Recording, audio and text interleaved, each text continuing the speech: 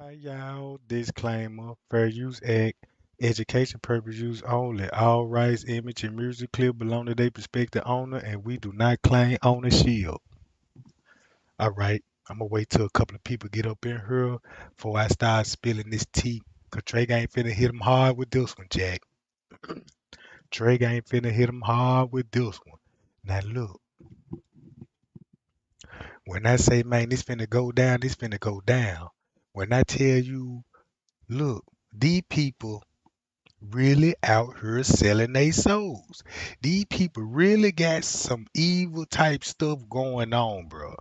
Chicago is on a whole demon time, bro. It's on a whole demon time. Cause look, I'm gonna show y'all this right quick. Look, watch this, y'all. Watch how crazy this is. Y'all remember when Trey Gang would look? Y'all remember when Trey Gang used to tell y'all? I'm like, man, look, I'm telling y'all, if y'all don't pay attention, these people on the news. I'ma sit back and I'ma just see will anybody catch on to this stuff. And I'm like, man, I don't see nobody. I don't think nobody actually see what I see. So let me show you what I see. Let's play this footage. And we all know who that is, right? Kenny Todd and them, right? Guess who in this circle right here? Know there's Kenny Martin right there, right? Everybody know there's Kenny Martin, Miss Teresa's nephew, aka her son, allegedly. Kenny Martin with the red jeans, with the dark coat on. This look, that his name is John. What's his name? Al Jontae, something like that. This him. Watch this. Boom. See that? Now if you saw the video when he said, "Oh, we ain't did nothing but lift her soul," and then he friends and cool with Kenny Martin, Miss Teresa, allegedly son, aka nephew. Then you got Jontae Adams over here. If y'all don't know who, if y'all don't know who he is, let me introduce y'all to who he is.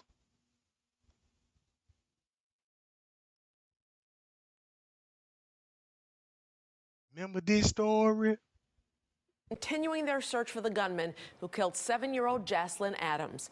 The little girl died after being shot 6 times last weekend while in a car with her father at a McDonald's drive-thru.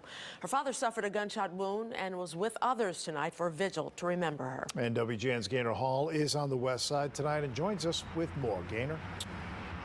West Yeah, Ray side. and Micah, it was an emotional vigil tonight. Her father joining with relatives Mm-hmm. calling for justice for Mm-hmm. Jaslyn. Daddy. Last words. Daddy. There Apology. he go. There he go. There he go, Jack. Hold on, look, watch this. Right? Check this out. Guess who on the side of him? Watch this. This finna be the most crazy shit. You got Kenny Martin right here. You got Jontae Adams right here. And you got, hold up, boom, watch this. Boom. And you got Kenny Todd. Right? Everybody know who Kenny Todd is, right? So you got Kenny Todd. People sending Miss Teresa the video talking about, yo, you heard what he said? She talking about take it to the police. But your son with him, aka your nephew. And look. Oh, wait. Everybody know who that is. Man, ain't this some crazy stuff?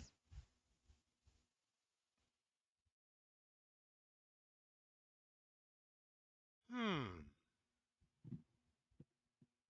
Hold up, gang. Uh, where that John at? Hold on, watch this. Hold up, watch this now. Hold up.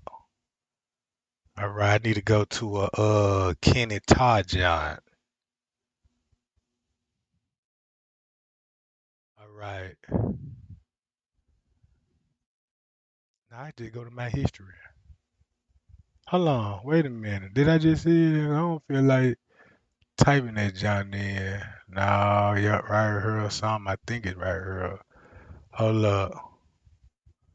Watch this. God damn. Hold on. Golly.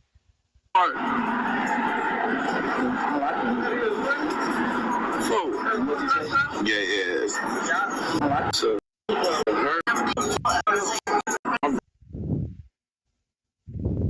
Uh-huh. Uh-huh.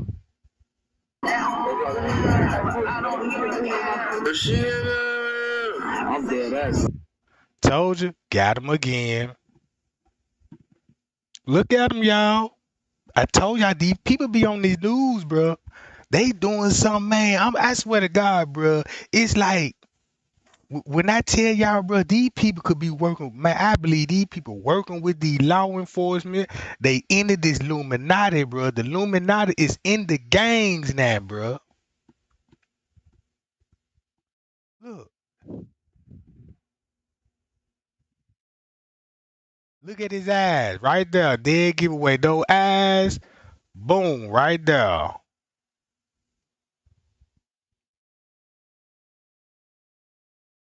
Hold up.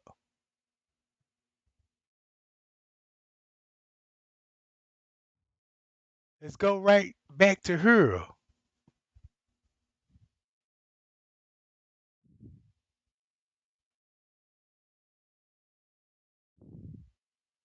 Boom. Don't it make sense now?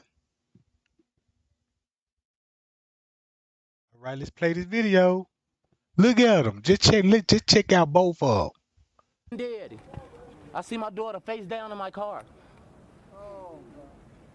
I will never forget those. I want my daughter's killers locked up. Jontae Adams was just released from the Look hospital at them. yesterday. Look at them. Little bit ass.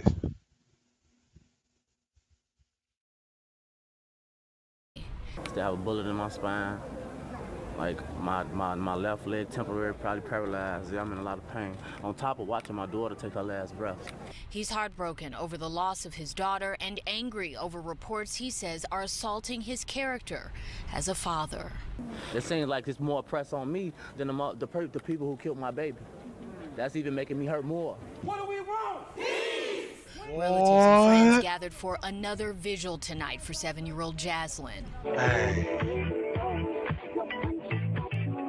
She loved to make TikTok videos. Her family called her Pinky. Someone needs to step up and talk. You know, that was a 7-year-old girl who did not deserve. And it make it so bad. It would make it so bad because, man, that little girl really died for nothing. It was like it was a setup or something. You know what I'm saying?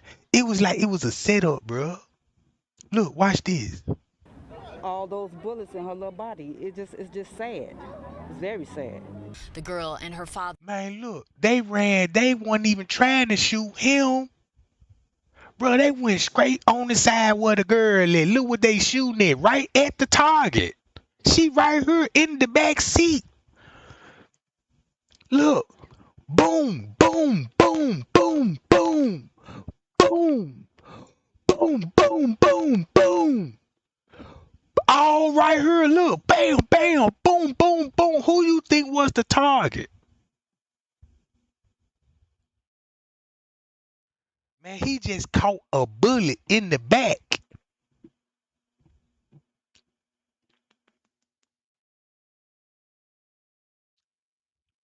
I want to see the bullet wound. You know what I'm saying? Man, look, they said two dudes jumped up out the car. Watch this. He wasn't even supposed to have the baby, though. He wasn't even supposed to have the baby. It was kind of strange and messed up how the child ended up in the car. You know what I'm saying? Watch this, y'all. Were in a McDonald's drive-through Sunday in Holman Square when the shooting Square. happened. Police have said he may have been the target. Let's focus on the killer. Let's get my grandbaby justice. Uh-oh. Let's get her the peace that she needs. Yes, they are. We're going to try to be like some activists after that one. You see how you see that similarity, you know what I'm saying, with things like this? Now they finna become like activism, you know what I'm talking about? Hold on, check this out right. Hold up. Then we'll worry about all that other stuff. Right now, that's not the problem. No. The problem is we got killers still running the street who killed a 7-year-old baby. Yeah, And your son at the hotel where Kenneka died at. That's the problem. And he was in room 926. Tonight, the community gathered to pray and grieve together and support the family. People want to judge and want to make assumptions of what it's going to take to stop the violence, but if we don't really look at the root causes of violence, we ain't even going to pick at it.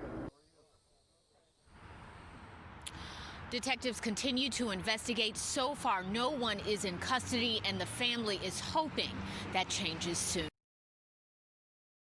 Is traditional foundation making you look worse? Traditional foundations are not great for lines in the face. It's sticky. A wild chase on the Eisenhower ends with gunfire and a wanted man. Right now, CBS News' Charlie DeMar is live in Lawndale with the escape that started it all. Charlie. In Lawndale? Brad and Erica, good evening. Since Sunday, the Chicago Police Department has actively been searching for whoever shot 7-year-old Jaslyn Adams. Tonight, we know that somebody connected to that shooting is in custody, recovering after being shot several times. By the police. Yep, by the police. They were following a homicide suspect, which eventually crashed and attempted to carjack another vehicle. The chase for the man suspected of shooting and killing 7-year-old Jaslyn Adams ended in a crash on the side of the Eisenhower near Mannheim Road. He was shot by police several times on a packed expressway. As I saw it all start. CPD's gang unit was surveilling the man wanted in connection with Jaslyn Adams' death in a western suburb. As police followed behind, they say he tried getting away. The chase whipped past Glenn Turner's car. The vehicle that we see down the road here went flying past me. Had to be doing 40, 50, 60 at a red light when everybody stopped. And then about 2 seconds later, Villa Park police were after us. The driver ended up crashing on the Ike. Once his vehicle crashed, he then attempted to carjack a family that was in traffic on the freeway. Super David Brown. Carjack a car with a family inside. That's when police shot him in the arm. 2 guns were found. Sources tell CBS 2 investigators an AK-47 was recovered. The weapons possibly linked to Jaslyn's murder. So they shot that junk with the K gang. They shot that junk with the K. Yeah, you remember that's where Gyro City finna, bruh, I'm so glad you mentioned Gyro City because all this finna play a role in this. All this finna play a role in there when it come to that Gyro City. Watch this stuff. Was shot several times. She was found in a car surrounded by at least 30. See, they went straight to that girl. Jaslyn was shot several times. Look, all on. They ain't even try to run up and shoot the passenger, the driver though. You know, they ain't. Won't you think you would want to run up on the driver's side? You know what I'm saying? Man, you just run up on the driver's side, shoot this, and you look. These bullets supposed to be on this side. You feel me? Not this side. That don't make any sense.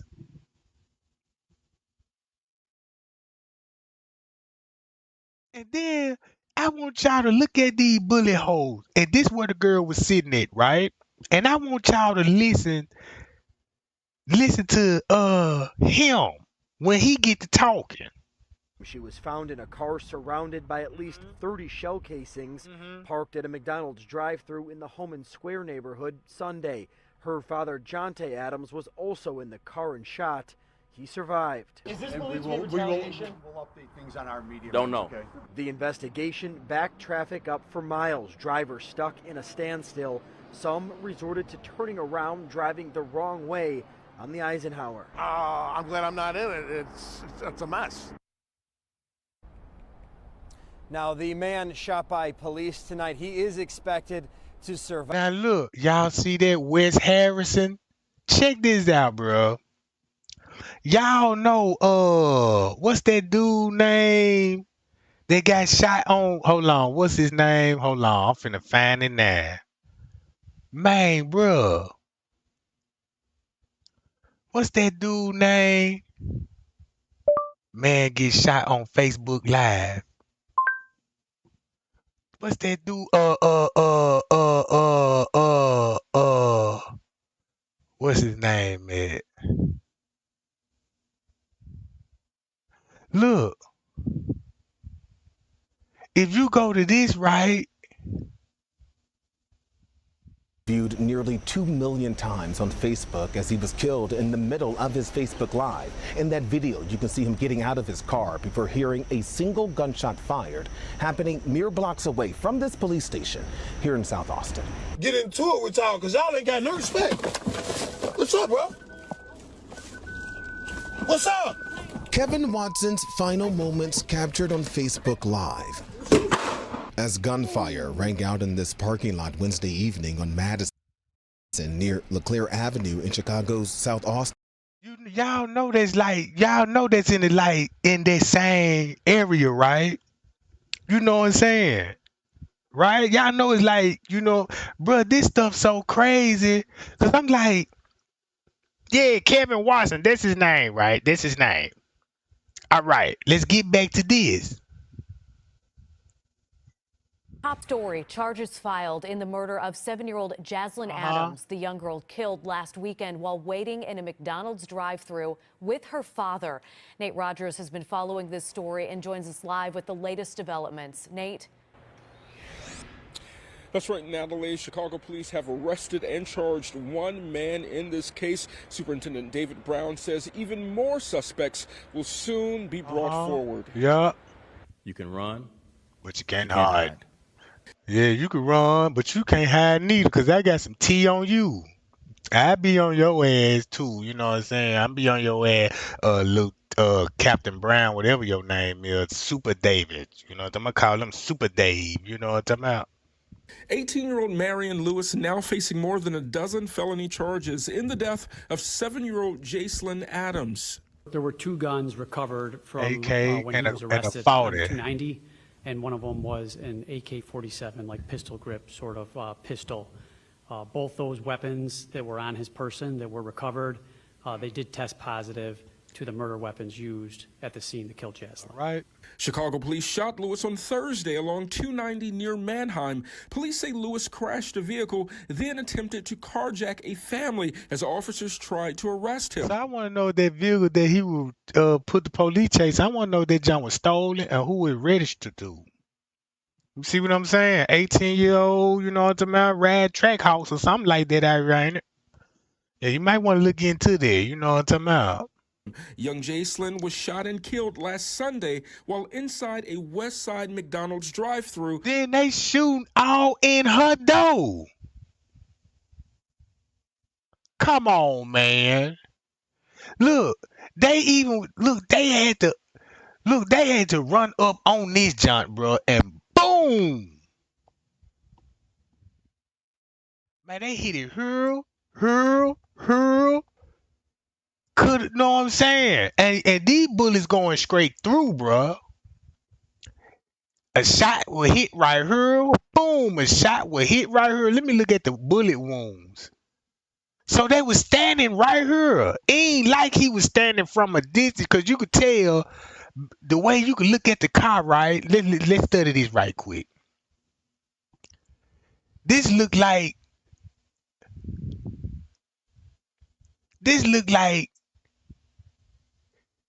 he was standing in front of the door. Boom, boom, boom. He had to. Because look, boom, I could see if the bullet would go in. Everybody know what a bullet hole should look like going into a car. It just ain't like it'll go straight through, boom. Or if you shoot it from the side, you know what I'm saying, it appears that you know what I'm talking about. All right. So look at all the bullet holes in the car from the backside though. Right? Okay. So boom, boom, boom, boom. They shooting right up because they're gonna make sure what they doing. If you got armor piercing bullets, right? You know what I'm talking about. This shit finna go through all this plastic. it's gonna penetrate her body. It may exit out her body and hit the dashboard. You know what I'm saying? Cause look, if you look, boom, boom, boom, they was running up, shooting at the car. So this showed me that they was running up on the car, and his main target was hitting that back seat. So when he was hitting that back seat, he didn't go on his side, cause you could just ran up on his side and boom and gun the man. But you choose to go on this side. Let me see, is in the bullet holes. I think there's a bullet hole right there. I don't see no bullet holes though. That look like a bullet hole came through. I see that's a bullet hole right there. But I don't see no other bullet holes.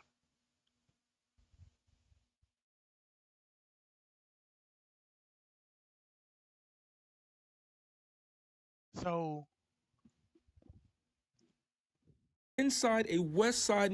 And then they had to come on this side, boom, boom. So they was just shooting at the back door. Man, look, I don't even see no bullet. I don't think I see no bullet holes in the front of the car. McDonald's drive-thru with her dad. We're limited in what we can say because we have other offenders to bring in on this horrific crime. We need to start respecting each other in the black community because nobody else is going to respect us until we respect us. A myriad of balloons now adorn the McDonald's where Jaslyn took her last breath, as police have yet to release a motive. One West Sider says this could have all been avoided. Hate cannot drive out hate. Only love can do that. So we need to start loving each other, finding peace, finding solutions to problems. Superintendent Brown saying there's so much more to the story, and those. Yeah, I know it is. I know it is. All right, check this out. There he go right there. That's him, bruh. Him. Now watch this. Listen to his side of the story. I just want y'all to listen to his side of the story. Back in April, a simple daddy-daughter trip to a Chicago McDonald's turned tragic when the car they were riding in was riddled by more than 50 bullets, claiming the life. I don't see no bullet holes in the door, but the front window. So why would the tent would be on the outside of the car? If it was getting shot up, don't you think it would have flapped on the inside?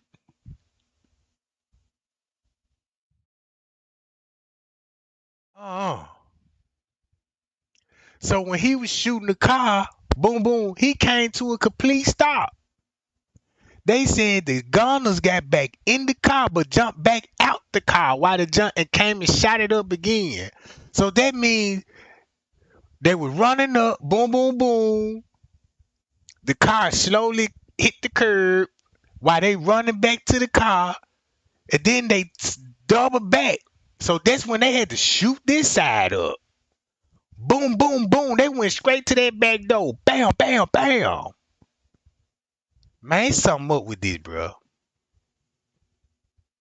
Watch this. Of 7-year-old Jaslyn Adams. Her death rocked the city of Chicago, with many on social media blaming her dad, Chicago rapper Jontae Adams, for her death. And here to share their story is Jontae Adams and his father, Johnny. Jontae, listen. Boy, this ain't a setup. Sorry for your loss. I mean, no parent wants to bury a child. I can't imagine this. Most people can't.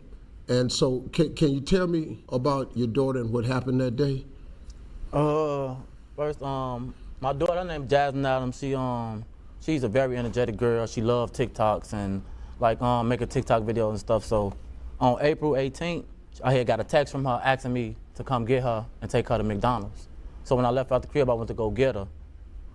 She was telling me everything that her cousins wanted, her brothers wanted. She gave me a whole list of stuff to get for them. Like, you know what I'm saying? This wasn't even in the plan. Like, she's like, man, my sister didn't want this. So I go to McDonald's, like, so by the time we pull in the McDonald's drive-thru, now we arguing about, well, we debating about the aux cord is music she want to listen to. Yeah. And she trying to play it off my phone, and I'm getting irritated, like, well, just plug your phone up, baby. Like, you know, you got a whole phone. Yeah. So in the midst of her putting the aux cord in and us pulling to the to order, the car head came in and started shooting. Like, you know, they shot her side, the passenger side up like 30 times. What? You see these, bruh? Come on, man.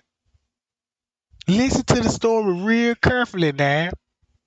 They got out, they got back in the car. They seen that I crashed. They got back out the car. Got back out. And they shot again. Like, which led to my baby passing. Like, she was hit 6 times.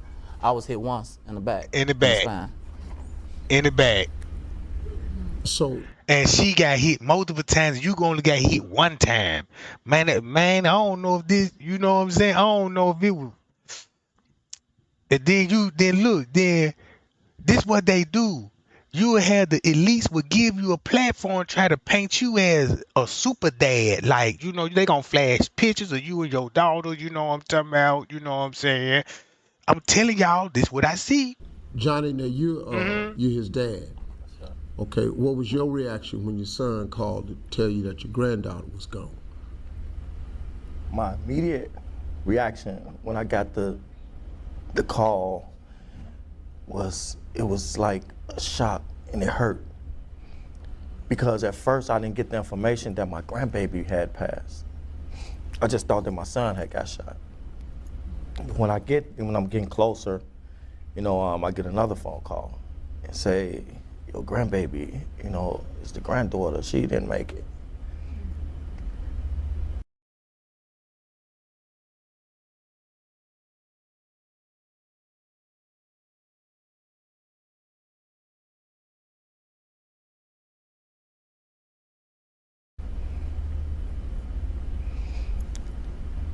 I remember he got the call.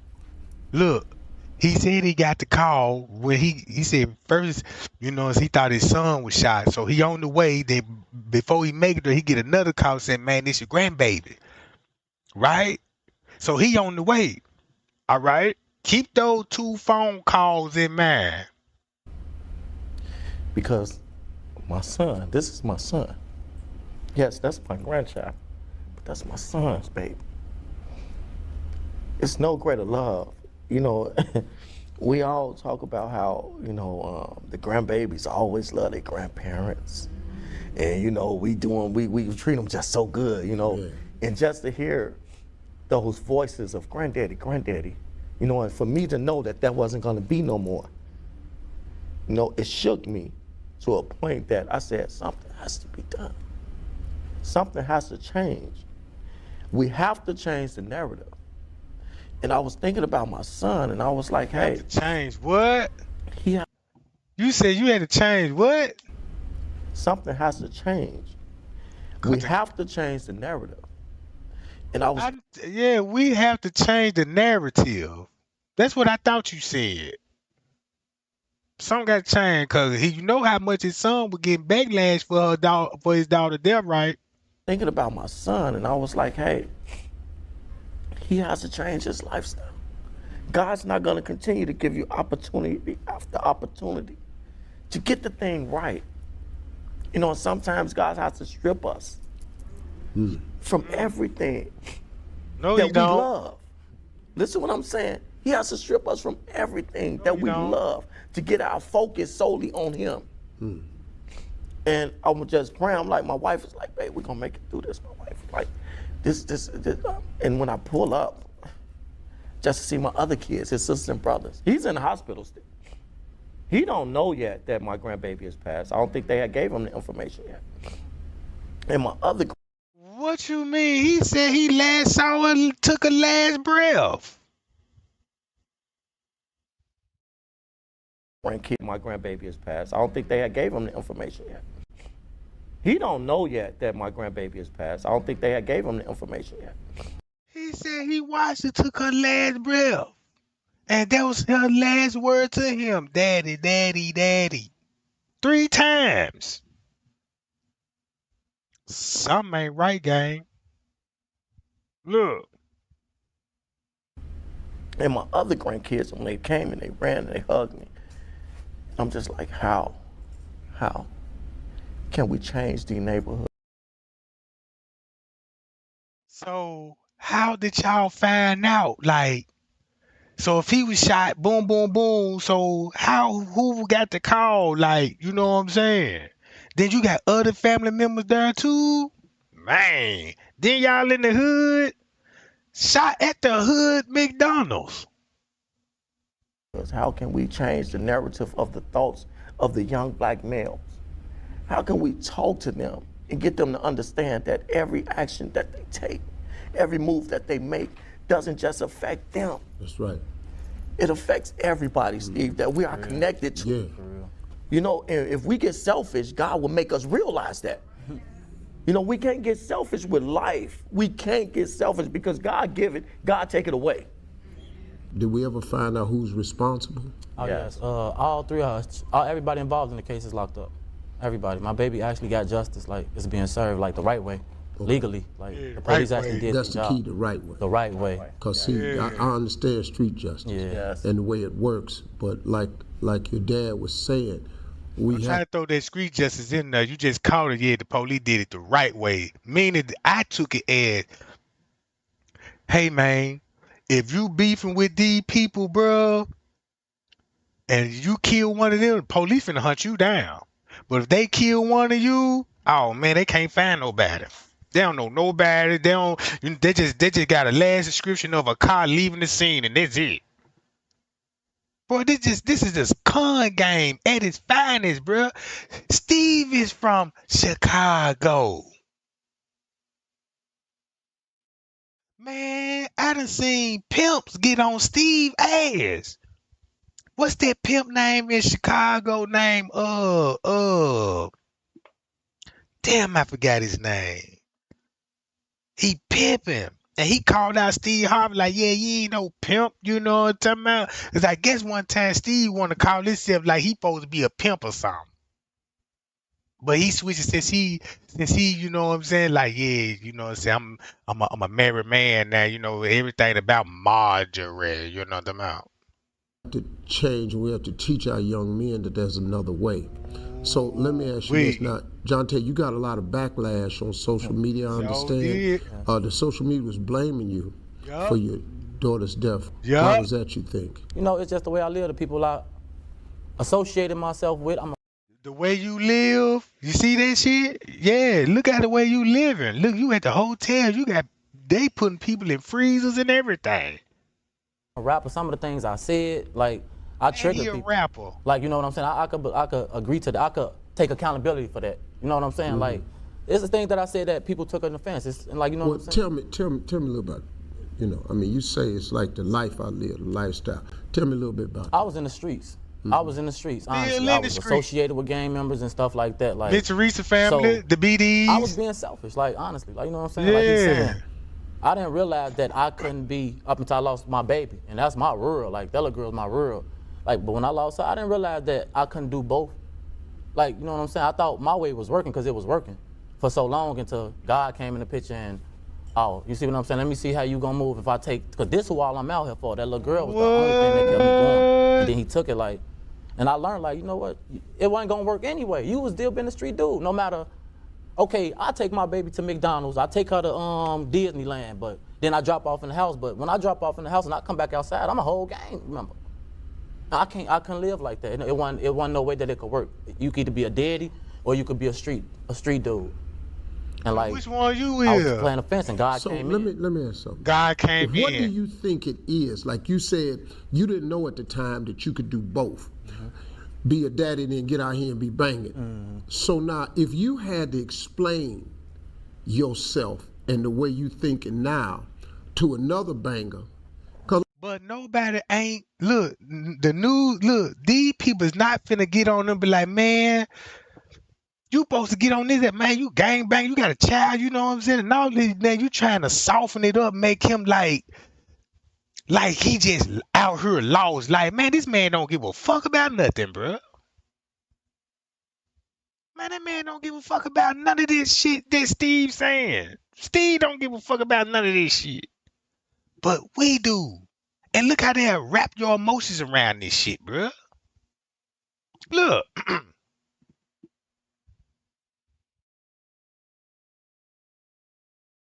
God damn it, let's explain this shit then.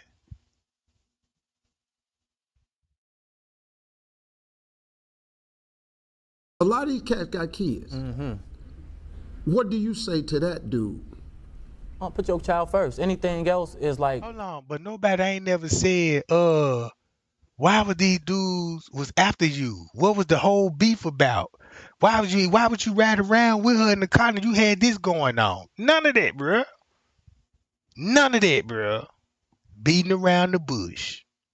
You being selfish. Like, if you're not out here living for your child, like he just said, like, everything we do don't just affect us, affect everybody around us. Like, so if you not thinking for your kid, like, I mean, put your child first. That's all I can tell you, like, honestly. Like, honest to God, like, if you got a child, like, put them first and, like, do your best to not put them in these type of situations that I put my child in or my family.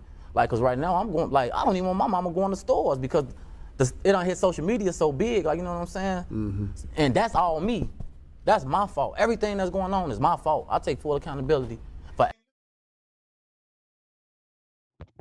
Come on now, then look, you at the hotel with Kenneka Jenkins and them. You in the room, your homeboy over here talking about they lifted her soul and they mobbing with her brother. You see what I'm saying? So the way I'm looking at it, Kenneka, they will be all her brother friends and gang members.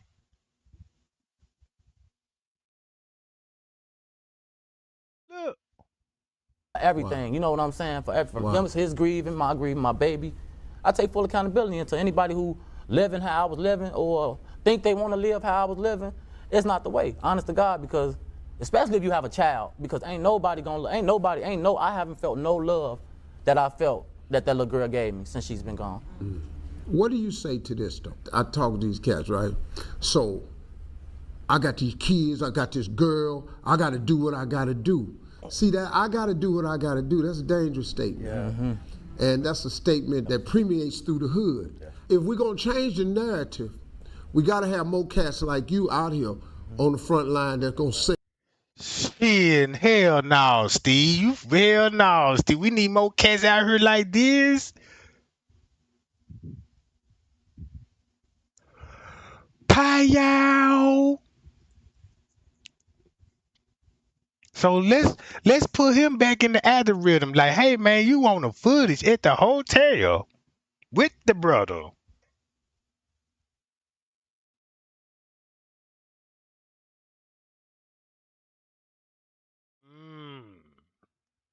I got this on the big screen. All this, everything, yeah. I told y'all, bro, y'all like it. Sure this, John. Ooh-wee. Steve said we need more guys. That's how you know they all connected, bro. They all connected, bro. Narrative, and that's a statement that permeates through the hood. If we're gonna change the narrative, we gotta have more cats like you out here on the front line that's gonna say the things you said. So what do we say to the cat that's out there talking about I gotta do what I gotta do?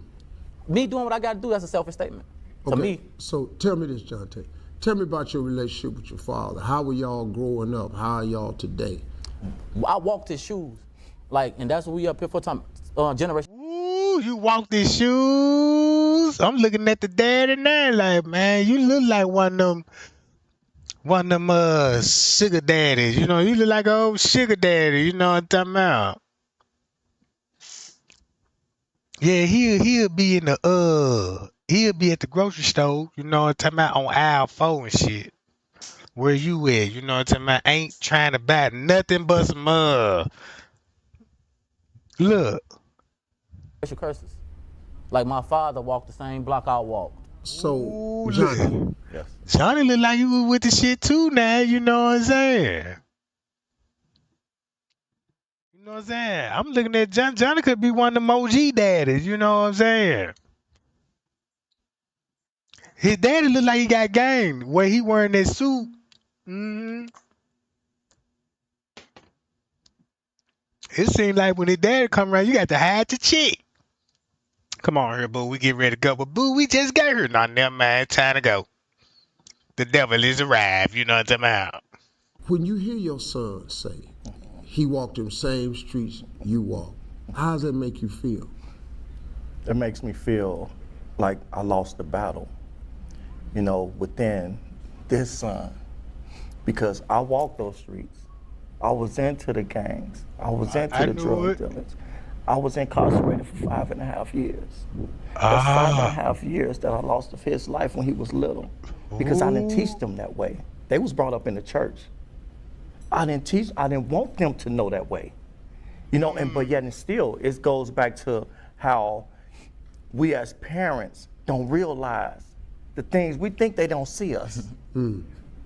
But they pay attention to every single thing we do. And when he told me in his hospital bed, when he got shot, he said, "Daddy, I watch you. I heard about this. Hurt me. This hurt me." Oh, shit. I wanted the respect that you had in these streets, not knowing the price. Straight up. I paid the price of being. Oh, boy, look, getting everybody emotional. You know what I'm talking about? Man, getting everybody emotional, man. Come on, man. Stop the boo-boo. Now, I know the girl lost her life, and I got sympathy for her. You know what I'm saying? All my prayers go to that girl. But I'm just seeing a whole lot of stuff surrounding this girl, bro. Because guess who else died in the same way? Don't y'all know Andrew Holmes had a grandchild, died to a gunfight too? Woo! In the same fashion, in the drive-by. Then his daughter got shot in a drive-by. Like how his child. Come on, bro. They do the same tactics. Man, if you go look at Andrew Holmes and look at his grandbaby and his daughter, I think it was his grandson, somebody like that, you know what I'm talking about? He had a daughter and he had a grandson, you know what I'm saying? And then I think he had a niece too. Then he on the news snitching on his brother. Listen to this shit, y'all. Being incarcerated. I didn't lose my kids. I didn't lose them because I never bring that to them. He didn't know the consequence of being in that street. The streets don't love you. Facts. The streets don't love you like your family love you. I lost track of that, and it cost me a grandbaby down the line. That's why we must take this generational approach. We have to break. Okay. Sometimes I want to think of these audience be paid off. You know what I'm saying? Sometimes I do. I want to know if these be paid audience people just coming there. So we just need to put on camera because we need emotionals at this time. You know what I'm talking about? We need to show some give me some more face expression, Ken. That's why we must. Yep. She probably got a little $100 chick for that little scene right there. Take this generational approach. We have to break it. Okay, Johnny, what we gonna do, man? Cause see, we gotta have a plan of action here. That's right. Steve, Mr. Harvey. You call me Steve. Me and you, we don't worry about that. Man, he can call me Mr. Harvey. Okay. Don't worry about Well, yeah, I'm a young guy. Yeah, see, he called me Steve. I'm gonna slide up on him. Steve, what we have to do, I'm talking about literally, we have to take back control of our houses. You know, we can't continue to leave these women out here to raise our kids. Okay. And our sons. You know what I'm saying? That's just a fact. We let the women raise their kids while we go out and play around. And that's where we losing at. We losing the battle, people. We losing the battle. We losing too many young people because the men refuse to stand up and take responsibility for their actions. It's all about taking responsibility. I take full responsibility for everything that I've done.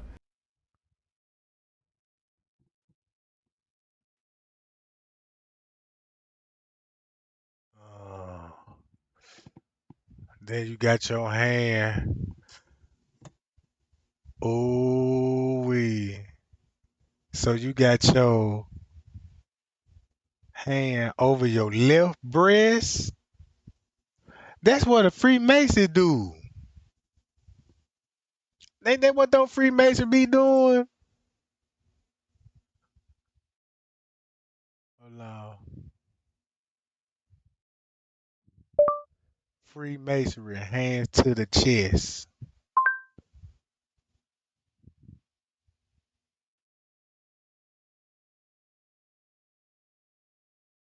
Look at his ring. Hold on. Then he got it. Boom, right there. That be right. You know what I'm saying? There's a Masonic ring. Hold on. What that just at? I need to find that John.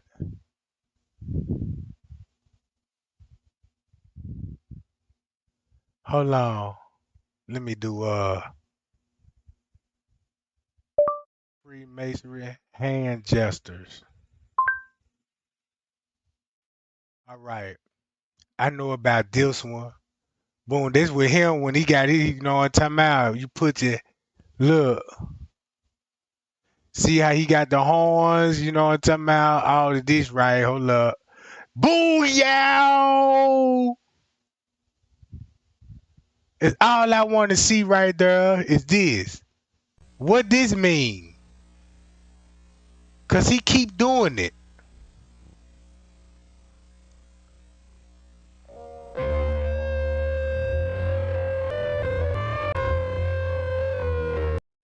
The signs and the signals. All right. Right there.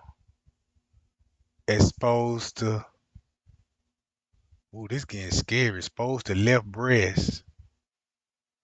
You know what I'm talking about? All right. The first degree entered the apprentices.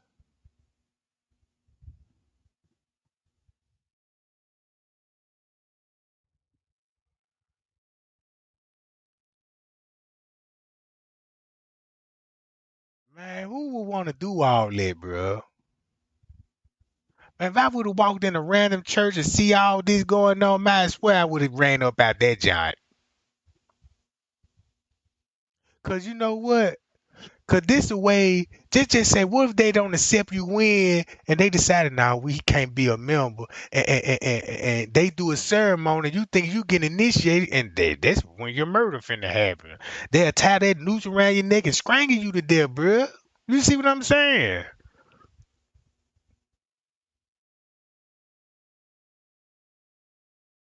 I know what that means. Now I know what the grip. Look,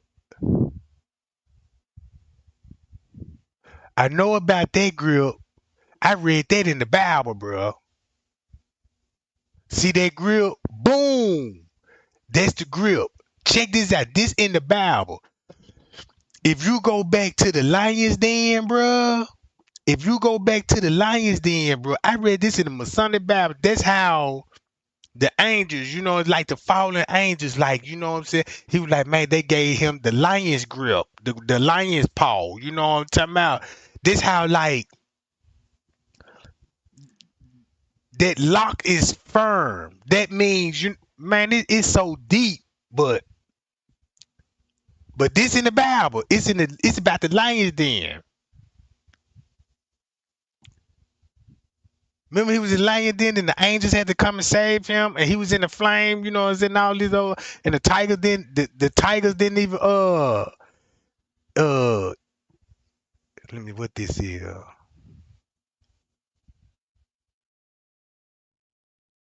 Do God of the fellow craftsman. I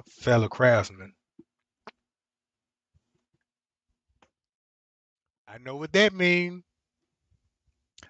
That's how you do when you put your hand on the Bible. Don't you know when you go to the courtroom, you know what I'm saying, when you raise your right hand and put your left hand on the Bible? See that? You doing the same gesture. Look, do it right in front of you right now. What he doing?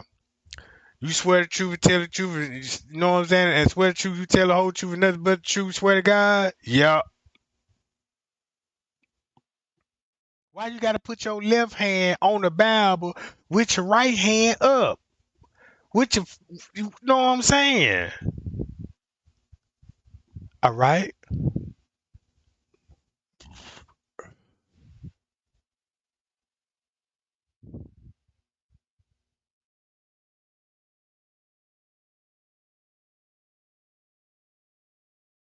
Here go the other grip, y'all. Look, here go the other grip. That's the other grip. Boom. That's when you touch the second knuckle.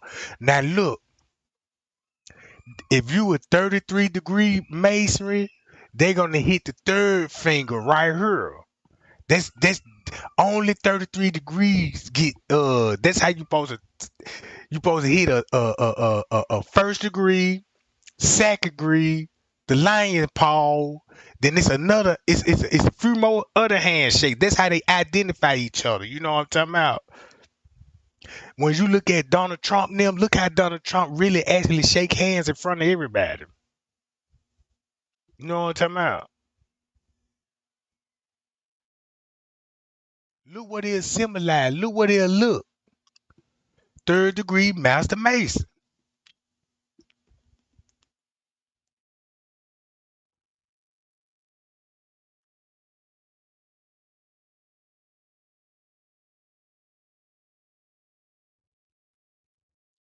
They talking about the God.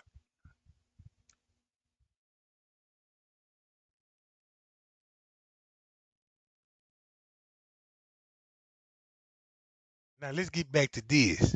I ask God for repentance. I ask him for forgiveness every single day. And he still remind me, Johnny, I forgave you of that. Stop beating yourself up for that. All you can do is keep on going forward and show them the way. Right. So I took his younger brothers, and they in the suburbs. But him and, you know what I'm saying, they still in the city part. So what I really want to do is try to get them out of that. You know, that's a stronghold, but you have to be willing. You have to be ready. It has to be in you. I can talk all day and night. Steve can talk all day and night. But if it's not in your heart to want to change, then you'll be forcing the God to make you change. Oh, yeah. Then the Bible teaches you don't want to fall in the hands of an angry God. Because you never know what may happen. Now you're shook, and we're at this shook moment. Yeah. So I teach my kids now, look, they hurt. They don't understand it. Because my younger kids wasn't raised in the city.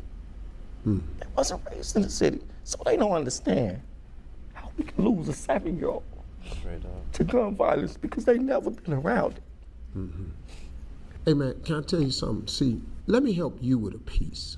Okay. You good. You just got to go forward.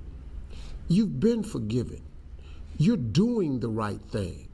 You can't keep beating yourself up about what you was. Man, Bishop Jakes had to sit me down and talk to me one day, man. He said, man, quit talking about all the mistakes you made. He said, man, I look on TV, Steve, you crying because you be reliving that moment over and over and over. Right. He said, man, God done forgave you. Quit worrying about these people. Yes. It's some people that'll never forgive you. Yes, sir. I don't care what you do. Yes, sir. Yes, sir. Yes, sir. For those that love you, no explanation necessary. Yes. For those that hate you, no explanation acceptable. I don't care what you tell a hater. Thank you, Lord. They just gonna hate, man. You, brother, took your kids and moved them away from the situation. What more can you do? Now, this exact replica of you is sitting here. Yes. First thing we got to do, we got to get out. That's right. Look, there are people who are in the hood that are foot soldiers that's doing great work, and we need them people there. I'm not saying that. But if we talking about you staying in the hood, that's one thing. We talking about your kids, we talking about something else now. That's right. You got to give them a different shot. And it's a lot of good in the hood, man. Yeah. Everything I love is in the hood. Yeah. But I, like most parents, wanted to give my children a better life than the one I had, as is the goal of most parents. There's nothing wrong with that. He said something telling. Women can't do no more. They've done all they can do. Yes, sir. Yes. They've been the head of families. They've been the mother and the father. You can't ask women to do no more. This our turn. Yes. Our boys is lost because of us. Yes. That's why mentoring is critical. Because a boy without a male role model is like an explorer without a map. You just don't know the way. Straight up. Don't know.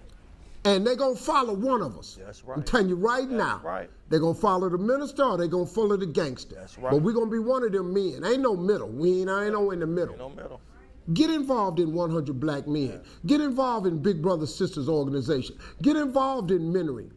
And you don't have to have money to mentor. That's right. Because mentoring ain't got nothing to do with a dollar. No. It's got something to do with a conversation. Yes. That's what mentoring is.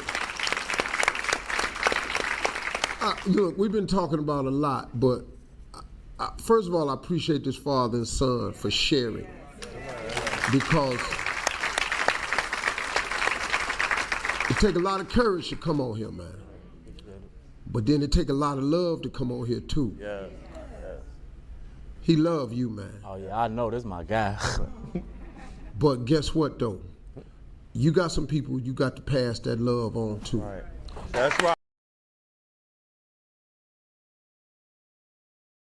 I'm trying to see why nobody ain't addressing the issue about why she died. Like, okay, what's up with the why was you into it with the guys? What leads up to that? Who was you beefing with? What we want to know more detail. Now you see how they control the questions and the answering, you know what I'm saying?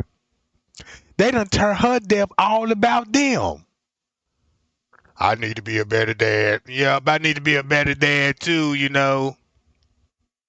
No, we need to start looking out for our Black men and all this old stuff. And yeah, Steve, I was like, yeah, man, we need more soldiers like you on the streets.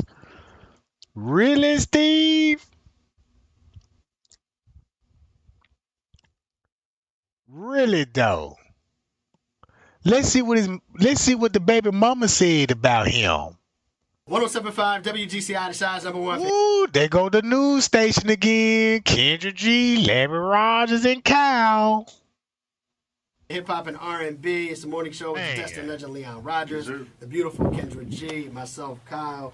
And listen, we have somebody in the studio right now who's been through so much Chicago, and we've all heard the story. And it took place this past April here in Chicago when we lost 7-year-old Jaslyn Adams at a McDonald's on the west side of Chicago.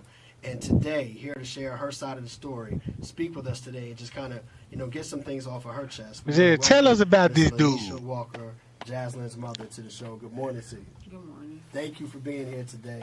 Thank you for having the strength and just the courage to come out and just be a part of this conversation. We know some time has passed. I guess we could start with, what was it that moved you to want to come and speak now? Well, it was really like all the interviews that I watched, for one. And then really what really moved me was the Steve Harvey show that him and his daddy went on. Like, that really made me feel like I had to be the voice for my daughter now because, like, he got on here and said that his daddy wasn't even in his life.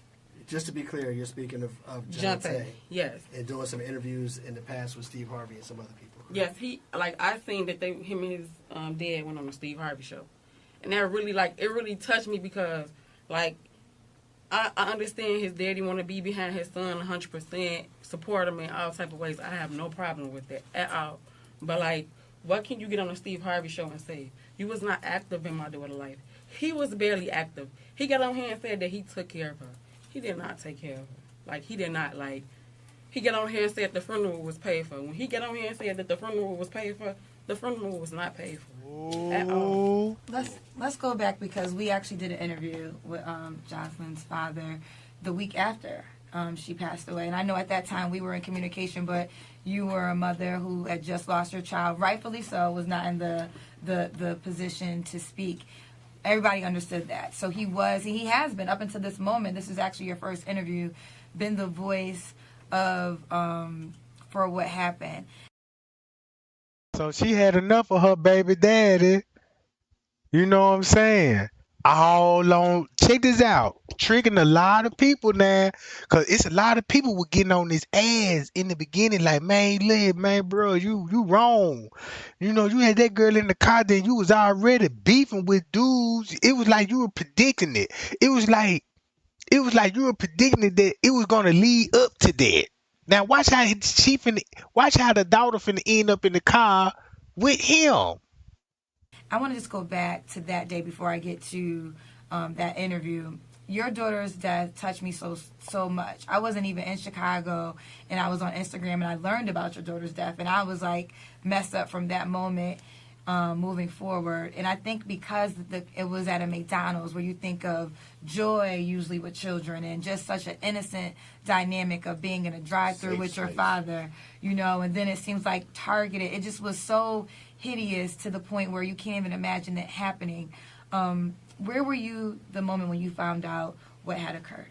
So basically, I'm still recovering. I was just recovering from a bad accident that I had in January. Like, I couldn't barely walk.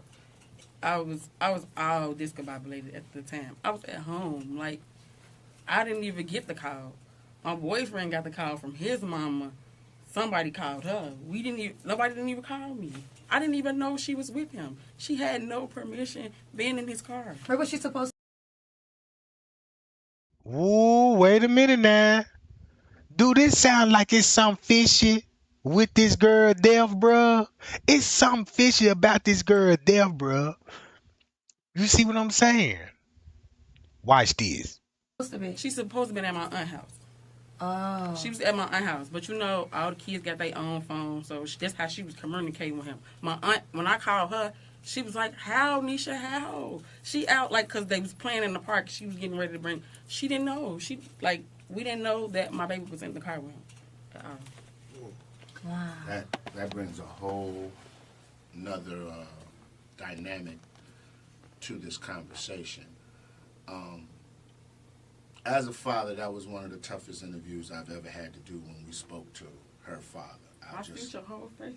It was tough because my daughter, my youngest daughter, would be the same age as your youngest daughter right now if she was still here. So as a father, our first goal is to protect.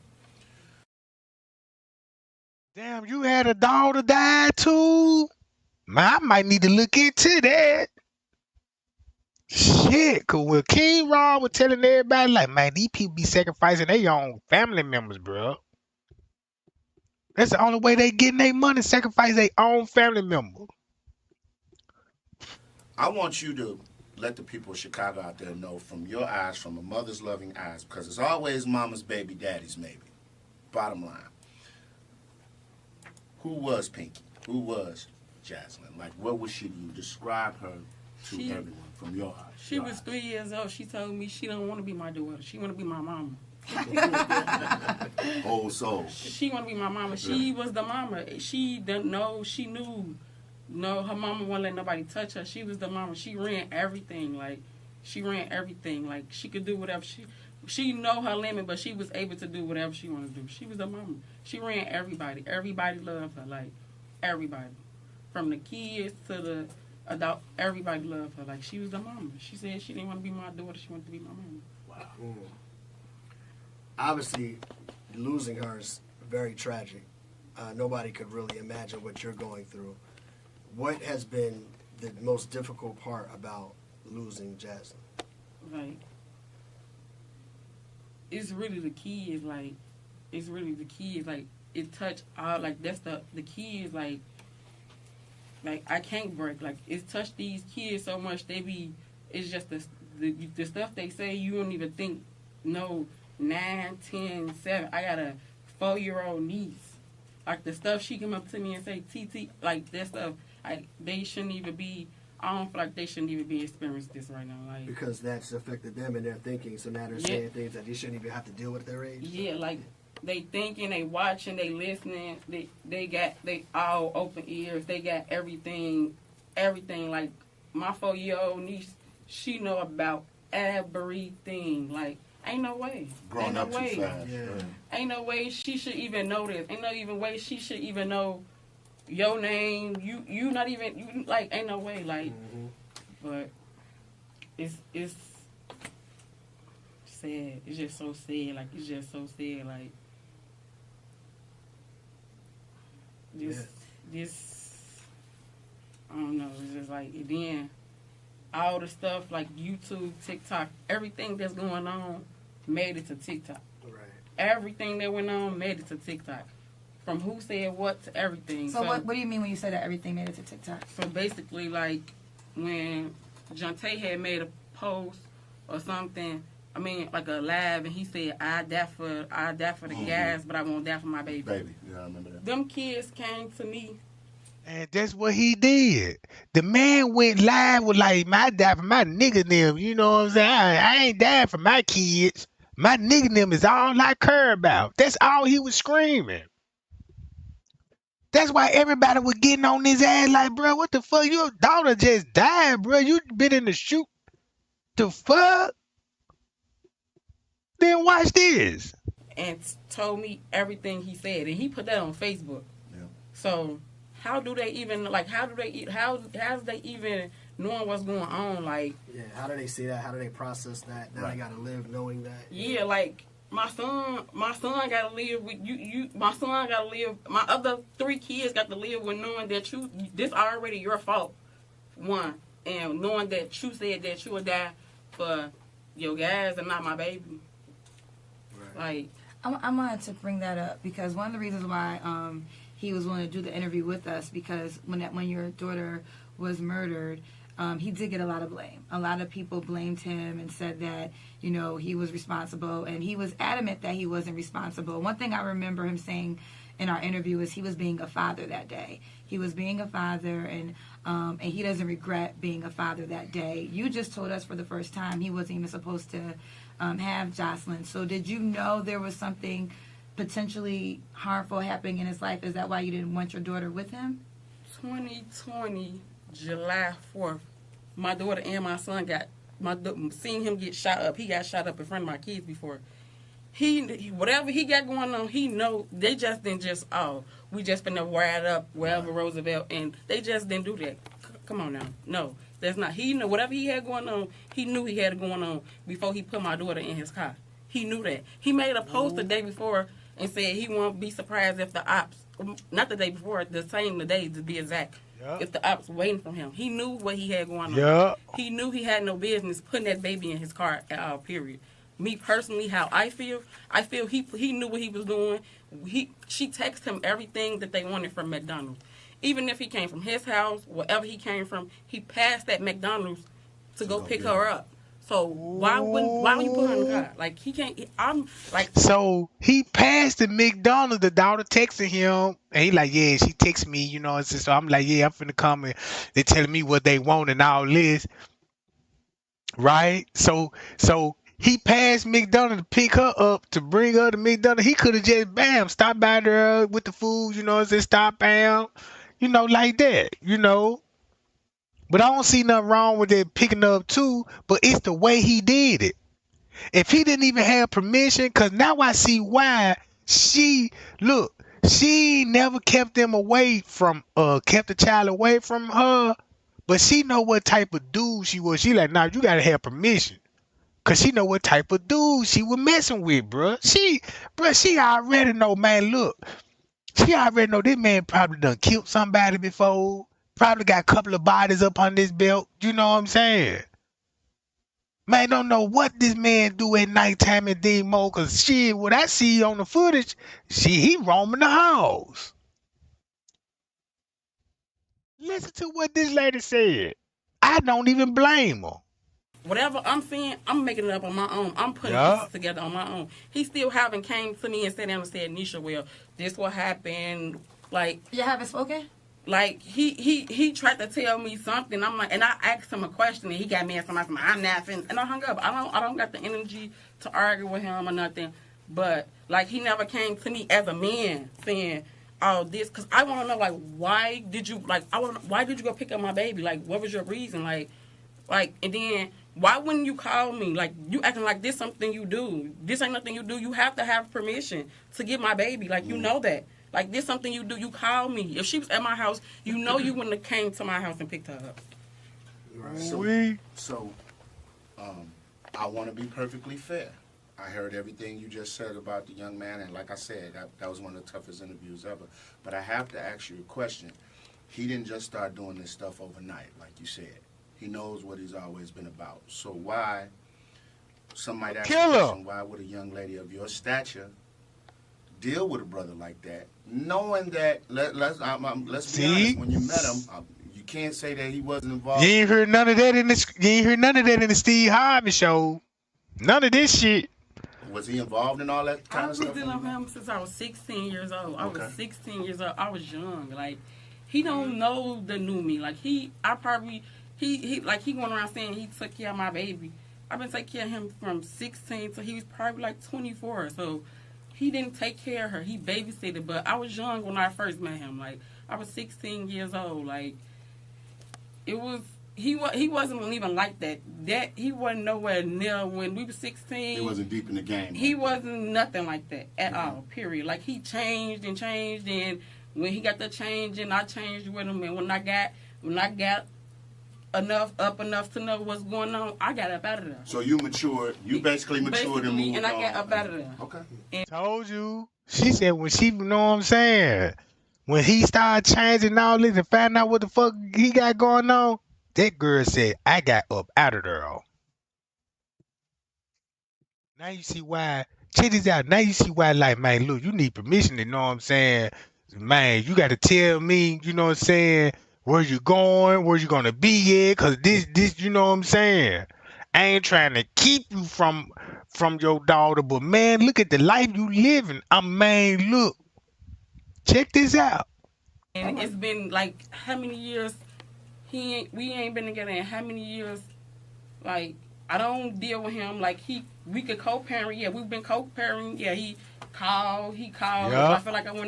If I feel like they can go with him, they can go with him. Now, I'm not saying that they never been in a car with him. They have. They've been in a car with him multiple times. Yeah. I'm not saying that, but he get permission. He has to get permission. I have to ask him, where you going, who you with, all told that. Like, you, he just don't come on, Pinky, get in the car with me. So you never kept them away from his children? No, ever. All right. That actually leads us to what I was going to ask you, because you spoke about how he wasn't supposed to be with your daughter that day, and he didn't ask permission that day. So my question is, what arrangements did y'all have? Like, how did y'all carry out those arrangements for him asking when he could come get your daughter? And is it like through... Cause if it was like that, if it would have went like that, I would have had to call my baby mom and be like, if I didn't even want to call her, I would have tell, you know, my daughter, be like, call your mom and tell your mama, you know what I'm saying, daddy finna take you to McDonald's and stuff. You know what I'm saying? We finna been a couple of blocks, you know what I'm saying? Cause check this out, a real dad is not just finna pop up and just be like, come on girl, and just ride out without even talking to no family members, you know what I'm saying? Man, you gonna have to toot, knock on the door. Hey, you know, she gonna tell whoever she with, like her auntie, my daddy finna come over, you know what I'm saying? But he said the daughter told him she wanted McDonald's, and all her little cousins that's with her, they placing their order too, all on this phone call, right? But nobody didn't know he was on the way. The auntie didn't know he was on the way. The baby mama didn't know he was on the way. Nobody didn't know he was on the way to come get her, bro. Through the court, or is it just amongst you all as individuals? It's just amongst us. Like, I don't like. We done, we over with. It ain't about us no more. It's about the kids. Right. It's been not about us no more. It's about the kids. So if he called, he got something going on, or whatever the case may be. Why not? Who you gonna like? He always actually has somebody else, like his brother or somebody else, come pick them up. Like prior to that day, what was the last day before that he had been with her? I can't even tell you because, like I said, they been staying at home. Like that was their first time at the house. They been staying at home a lot because I was in a bed car accident. You know, they been in the house, and like he trying to say how active he was. He active when he on house arrest. Like, he wasn't, like, just taking care of her. Like, he was in the streets, so he didn't even have time to be watching no kids. Like, that's not true. Like, all that he's saying is not true. Like, don't get me wrong. His family, his mama, they babysit, they'll do whatever they'll do whatever. But him, Family do they business. You know, look, like she said, the family, they gonna take care of the business with the child, right? Watch this. Hold on. But him, himself, Jontae, no, that's not true. Like, that's not true. Like, he did not take care of my baby. Like, he babysitted her. Yes, he did. He babysitted her a lot when he was on house arrest. Yes, he did. Because that's all he could do was babysit. yeah. But as far as taking care of her, no, that's not true. That's why he had all those pictures You of really him. wanted to talk after you heard his interview that he did with Steve Harvey. What did he say in that interview that? I don't know. It wasn't. It was just like they put the pictures and they was all out of town. Okay. Oh, so you just felt like he is. Do you feel like because he did mention he was a rapper to us? Do you feel like he's a rapper? He's a rapper. He's using the unfortunate death of your daughter, together in a way to further his brand, to become more famous? Basically, yeah, I really feel like he chasing the clout. Yes, he is. Man, that's what I've been trying to tell everybody, bro. They'll really sacrifice their loved one just to get famous, boost the whack ass rap music out, and it's a flop. Bruh, look, where his shit at?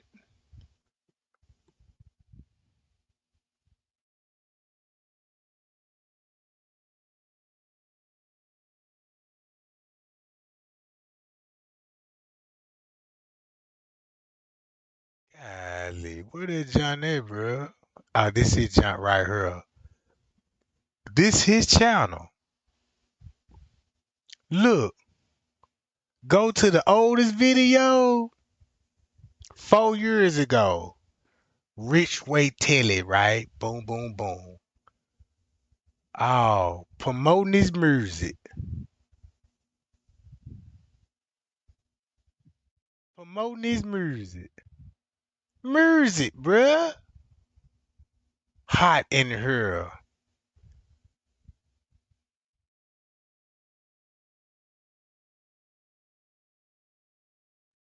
This crazy. Another look. Bruh. Come on, man. Bam. Let me play these while I'm showing y'all this stuff. Thank y'all for sharing this important story, man. All together, I mix them. You can't come to my camp because you a straight A student. I get that dude that ain't got nothing working because I can relate to that. So the reason I mix them is so that they can talk to one another and get an understanding of each one of them worlds. Because the little straight A student, the little dude, mama drop him off at the carpool line and all like that, he don't know what you talking about. So I gotta put them together so they can be some type of understanding development. Oh, no wonder they go to Q Dog. That's the same Q Dog Shaggy is, ain't it? Boy, that purple hitting hard. Look, all promote music off his daughter death.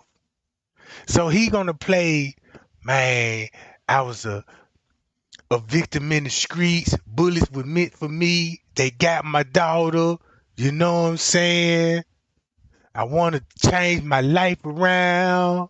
And boom, let me play some goddamn trap music to this shit. You know what I'm saying? Promote so everybody, cause you know that's why nobody knows that. That's why nobody ain't fucking with this shit, bro. Cause they like, damn, you know what I'm saying, bro. The way your daughter died, and everybody was seeing what you was doing.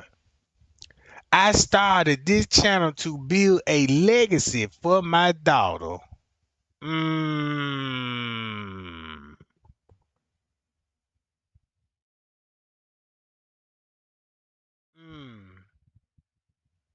NBA 226 running 2K. Oh, he on that basketball real heavy. I know about the Kenneka Jenkins on the basketball t-shirt. All right. Let's go to this again. Because he is like he been going around inboxing people like about me like like say something, like if he put something up about me and somebody say something, like he been inboxing people about me, seeing all type of things about me, like he chasing the clout. He really is, and I'm not giving him, like, he's blocked on everything. I'm not giving him the attention that he want right now in this situation, because if I be going back and forth and arguing with him, it'll be way more in the news than it is right now. But I'm not giving him the attention, and he don't know nothing, so he just seeing stuff from way back when we was 16 and 17 years old, which is, that don't even count. You don't even know me. You know of me. You touched on this a little bit earlier in the interview, but I really want to just ask the in-depth question. First of all, he spoke about him having mental issues and PTSD, and you know, after being shot up, I can see how that could happen. One, do you believe that's the case? Do you think that he has some issues going on? And two, do you, this is just a real question, do you honestly think he took your daughter that day knowing that he's into it with somebody and thinking that they won't move on him because she's with him? One, everybody got issues. Everybody have issues. If he really want to help, he could have got help. That was like, everybody have issues, and everybody have to deal with their issues. He's an adult, like he's 30 years old, so everybody have to deal with their own issues. Like, can't nobody keep. He's a grown man now. Can't nobody keep being there for him and you going back to the same thing. Like, can't nobody do that. Like, it's too much going on for somebody to try to help you, then you go right back to the streets. Like, everybody got problems, so he has to deal with his problems how he deal with his problems on his own. Like, he has to be a man. But yes, and again, yes, I feel like he knew what he had going on, and he picked my baby up, and he thought that they weren't going to touch him because my baby, I don't care what nobody say, I feel like he was getting followed. He knew he was getting followed. He was getting followed, for a fact. He was getting followed. And he thought that they wasn't going to touch him and put my baby in that car. Because she texted him everything that everybody wanted. So there was no reason to come get her. He could have just... He said that she was demanded to see him. If she was demanded to see you, you could have picked up everything, took it to them, and you could have spent time with her where she was at. Right, in a safe environment. Mm-hmm. What do you want to see happen from this point? Like, we know the guys have been arrested that committed the shooting. Unfortunately, we know that we can't have Jaslyn back here with us. But obviously, you're still grieving. Like, what would you like to see happen moving forward from this point? I just want to move around. Like, I just want to move around. I just don't even want to be around. Like, I don't even stay in my house. Like, me and my kids, like, we don't even spend the night in my house that much. Like, we move around because it's like every time something new about the case happens, either a news report or somebody coming up, is you Lanisha? Like, who are you? Like, who are you? Like, they just saying, is you Lanisha? Like, I don't feel safe. I see people that I've been doing my research. I see people that I ain't never seen. I was comfortable. I lived over there for 4 years, no problem. Kids go to the store by themselves, never had a problem. My kids can't even walk out the door. Like, no, I just want to move around. I want to send a message to these mothers, like, it don't matter what they say, how miserable they say you is, keep your kids close. I don't care, like, just keep them close. Like, it ain't even worth it. It's not. They say how miserable, how baby did say how miserable, just keep your kids close to you. Because this ain't nothing nobody want to feel. Nobody. And then it's like, I'm getting harassed. And I wasn't even there. I don't know nothing about it. It's like he harassing me. Like, he going around saying all type of stuff about me for nothing. Like, what you want to bash my name for? And I wasn't even there. I ain't did nothing to you. We wasn't into it before this. It's just, why you can't explain to me why you put my baby in that car? Like, why you can't explain to me that? But you want to go around bashing me. Like, you know, I wanted to talk to you about how are you I know we spent a lot of time talking about Jaslyn's father, Jontae Adams, but I want to just talk about you and this whole dynamic. You know, myself, Leon, Kyle, we all lost a parent. And one thing I remember, my mother died, it just changed me forever. And the pain was so excruciating. And I always remember thinking, like, I just think if I lost, like losing a child would probably be worse than this. And you actually are going through that. So how has it, I mean, it's just been April. You know, it hasn't really been that long. It's not a full year yet. So how have these last months changed you? And how are you holding up knowing that your daughter is gone forever? Like, I gotta hold up because like everybody around me, they be watching me. Like, they be watching me, and it's just like, it's just like, I haven't really grieved yet. Like, I really haven't. Like, because I can't break. Like, because it's just like, that's what they waiting. They looking for me. Like, they looking for me. They looking for me to do that. I just can't. It's just really the kids. The kids that they just was really holding me up. Really, like, really. One last thing, I got to bring this up. There is a video circulating of Jontae allegedly talking to one of the guys, the driver that was actually driving the car when they came up to the McDonald's and saying he's going to help him. I'm assuming you saw this video. I got the video. You have the video. So not everybody knows about this video. Can you elaborate what's in the video?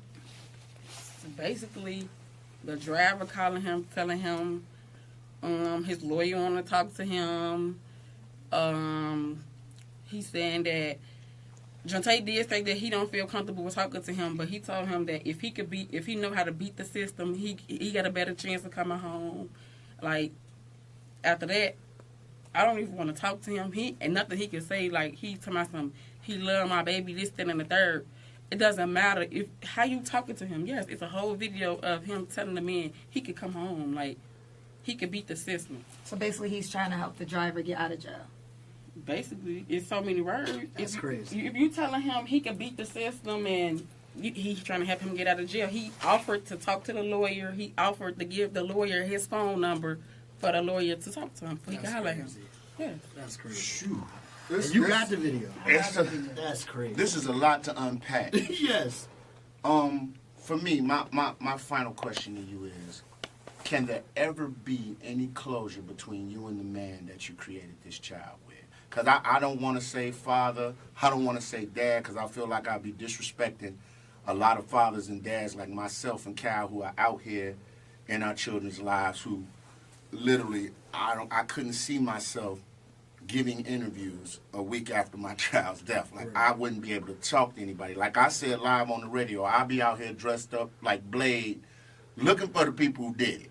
I'm probably going to go to jail before anything else, right? Is there anything he could ever come and say to you, beg for forgiveness, or talk to you where you can get some type of closure, or is that just going to be a stain? Did y'all just heard what I just said?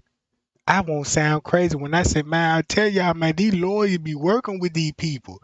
This man on the phone with this dude talking about, this how you will beat the system, you know what I'm saying? And boom, boom, boom, boom.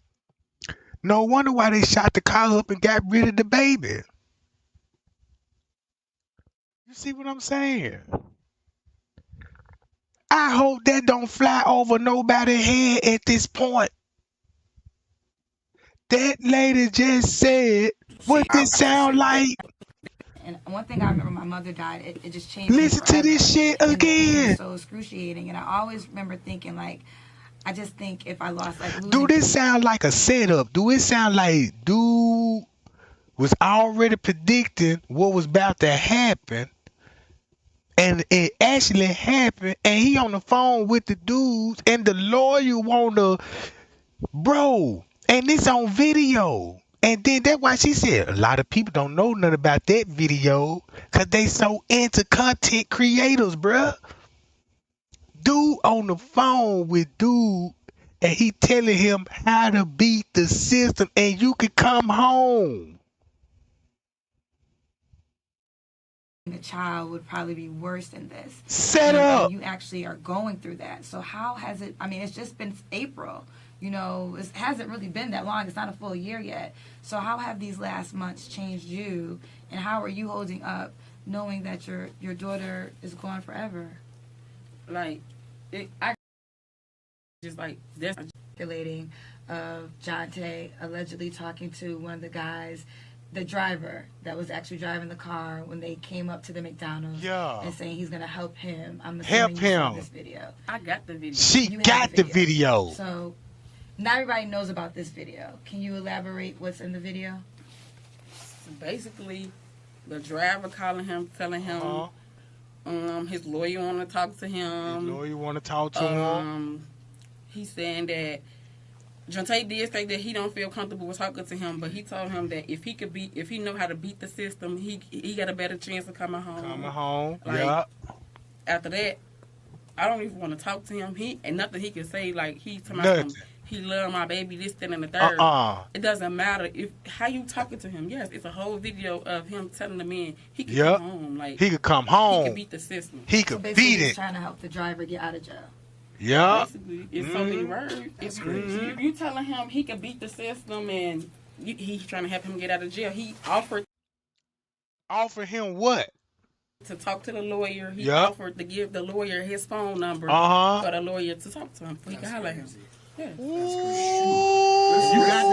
That's crazy. Boy, ain't this something? Hold on. This the crazy part about it, right? I want to show y'all. Y'all remember Kenneka, Jenkins, Low Soul Wave?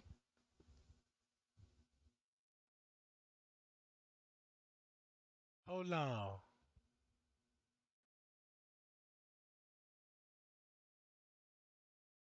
Look, the news gonna make it boost him up. My daughter was killed by bullets meant for me. Man story. In his own words, he told us, Patrick Smith, for the podcast motive. What? Tells a struggle of a guilt of putting his daughter. Right? I'm in therapy now. And this has helped me to understand how I grew up.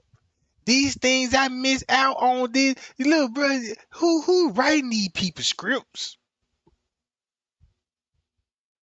You see what I'm saying? Hold on, Jack. Look, I'm telling y'all, bro. The news finna boost it up. They went to college for this. They in the same sororities. You know what I'm saying? They went to the same law firm and the same schools, and you know what I'm talking about. Boom, look. I was forced to pull back from the gang life.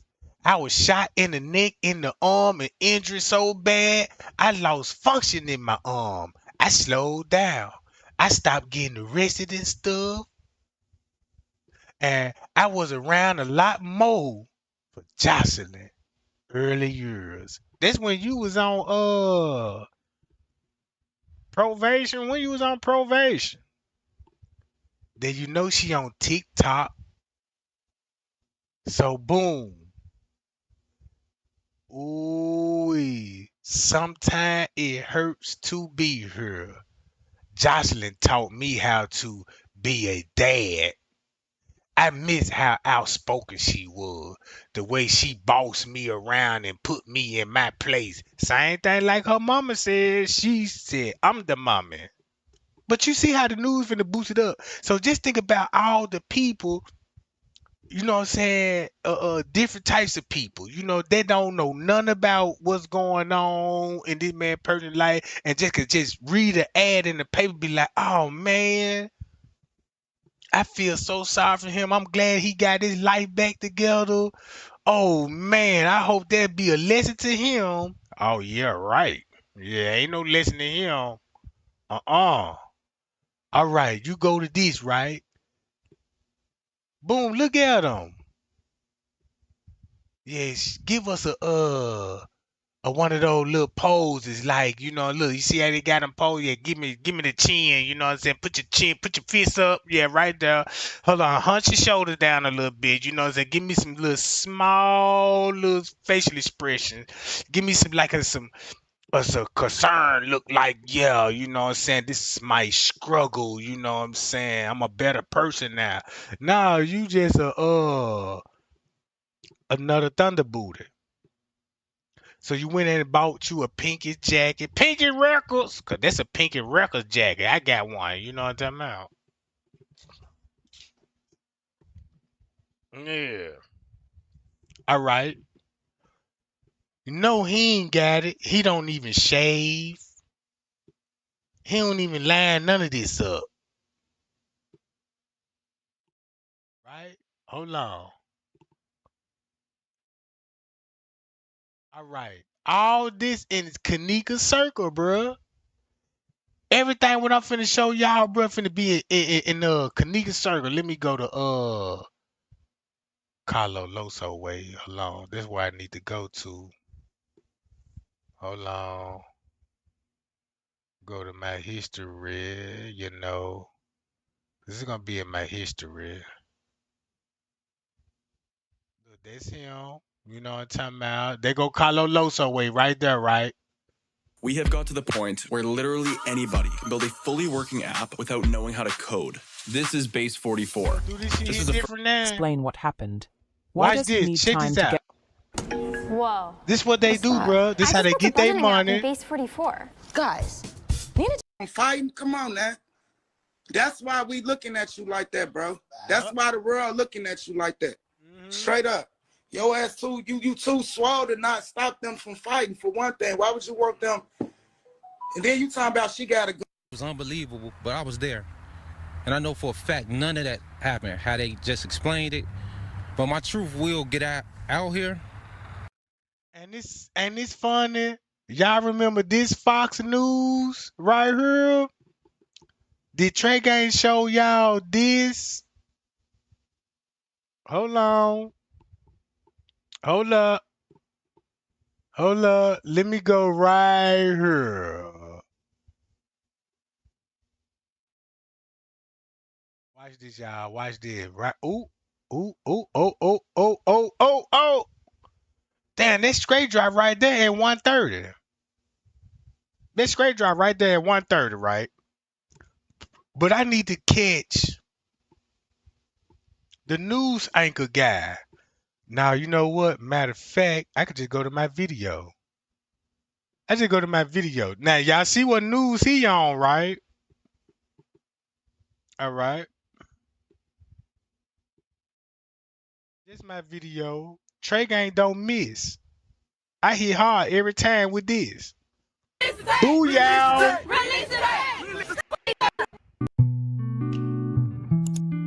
Right here. Look at this. Right here on the footage. That's him. Shut it down! Justice for Kenneka! Justice for Kenneka! Justice for Kenneka! Justice for Kenneka! Justice for Kenneka! Ain't that him? You betcha it is. Talking to Miss Teresa at the protest. Look. Justice for Kenneka! Justice for Kenneka! Justice for Kenneka! And he on the footage. Justice for Kenneka! Justice for Kenneka! Justice for Kenneka! Justice for Kenneka! Release the tape! Release the tape! Release the tape! Release the tape! Release the tape! Release the tape! Release the tape! Release the tape! Release the tape! Release the tape! Release the tape! Release the tape! Release the tape! Release the tape! Is that real tape? The real tape! The real tape! The real tape! The real tape! The real Real tape. The real tape! The real tape! The real tape! The Real tape. The real tape! Yeah, I want to see those real tapes. Real tape! Watch this, y'all. Look. That's him on the footage right there. Now you see why. Look. Look. There's Kenneka coming in allegedly at 1:13 on September the 9th. And guess who's gonna be shortly behind her when she come in? Him?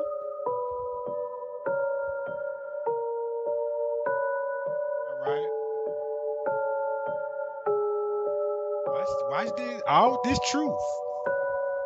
I paid attention to that footage, bro. And I ain't never watched no Chicago news in a day in my life. And once you do some research and be like, oh my God, this who that was on the footage? And that's why Loso Way would be on channel Fox 32.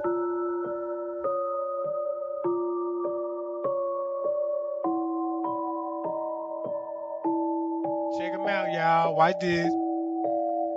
This finna expose the news.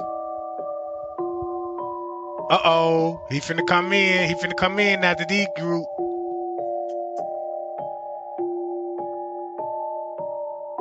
There you go. There he go. There he go.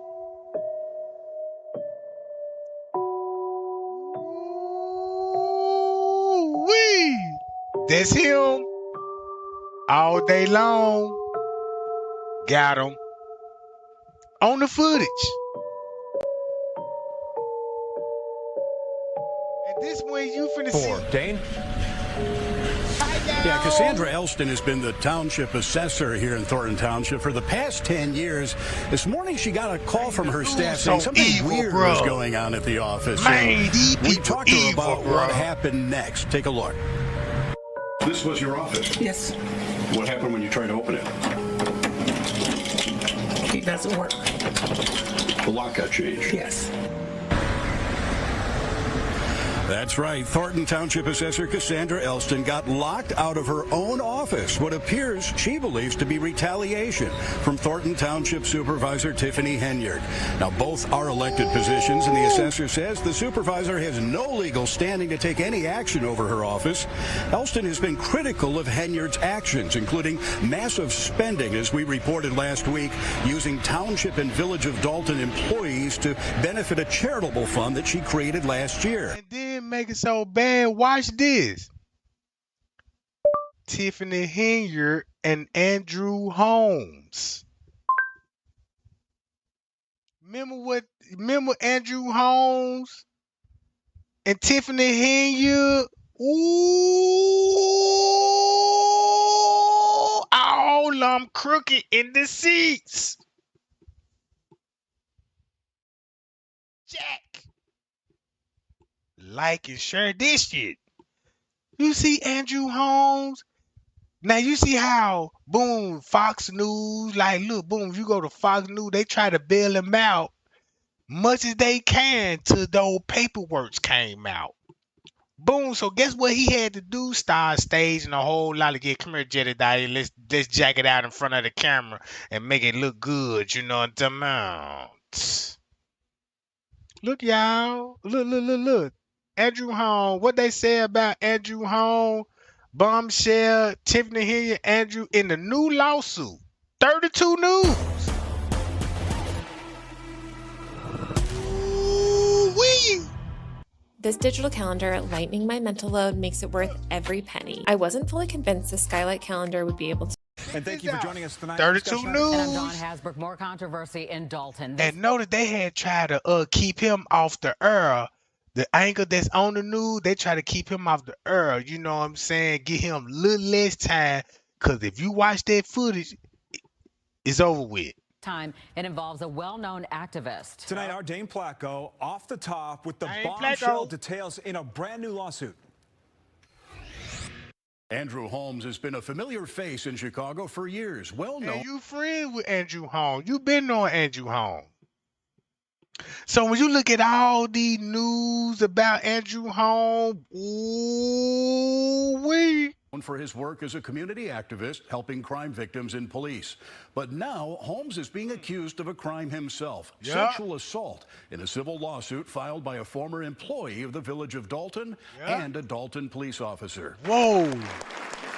In addition to his work as a community activist, Holmes serves as a trust. I told y'all, they come as community activists, talking about they fighting for you, and they really doing it to you, bro. Man, I don't even know. Look, this shit so crazy, bro. They gonna like. Why you think you got this? And I hope everybody understand. That's really it. I can't even say too much right now. Holly Johnson stood before a judge for the first time since the murder of Rebecca Meeks, and now the case is taking an unexpected turn. After 3 months of silence, Carlos Smith, the man at the center of this deadly love triangle, is finally speaking out publicly. With Holly Johnson facing first-degree murder charges and likely headed to prison, Carlos is confronting the brutal reality that he could lose both mothers of his children. One to death, one to a life sentence. And the internet isn't buying his story. Welcome back to True Homicide Crime. If you've been following the Rebecca Meeks case, you know this story has captivated millions, not just Sure because of the did. tragedy itself, but And to make it so bad, it's all in Kenneka Jenkins circle. Look, Loso Way, Kenneka Jenkins, Loso Way, goddammit. Boy, when that's Kenneka Jenkins, Loso Way. I ain't say nothing about Kenneka Jenkins no way. Loso Way, goddammit. That's what I said. I want Loso Way. Hold on. I gotta take that out. Bam, hit that Johnny now. Oh, now they don't want to pull up the Loso Way. You know what I'm talking about? Normally they'll have the Loso Way. Y'all see that? Now look, shit, we probably need to play this video then. That's why Andrew Holmes had to. I'm peeping the game now, like bam. No wonder. Another young activist got paid. Yeah, look at this shit. Lights out, and she panicking, and she got an assistant. I'm like, damn. Right. She suffering. Loso Way. Wait a minute. Right here. Can I get some of that? There you go. Hold on. I just synced that John. Right here. Here you go, Scoop Gang John. There go Loso Way right there. There go Loso Way. Yeah, Loso Way. I'm trying to get that thing. You in the way. There go Loso.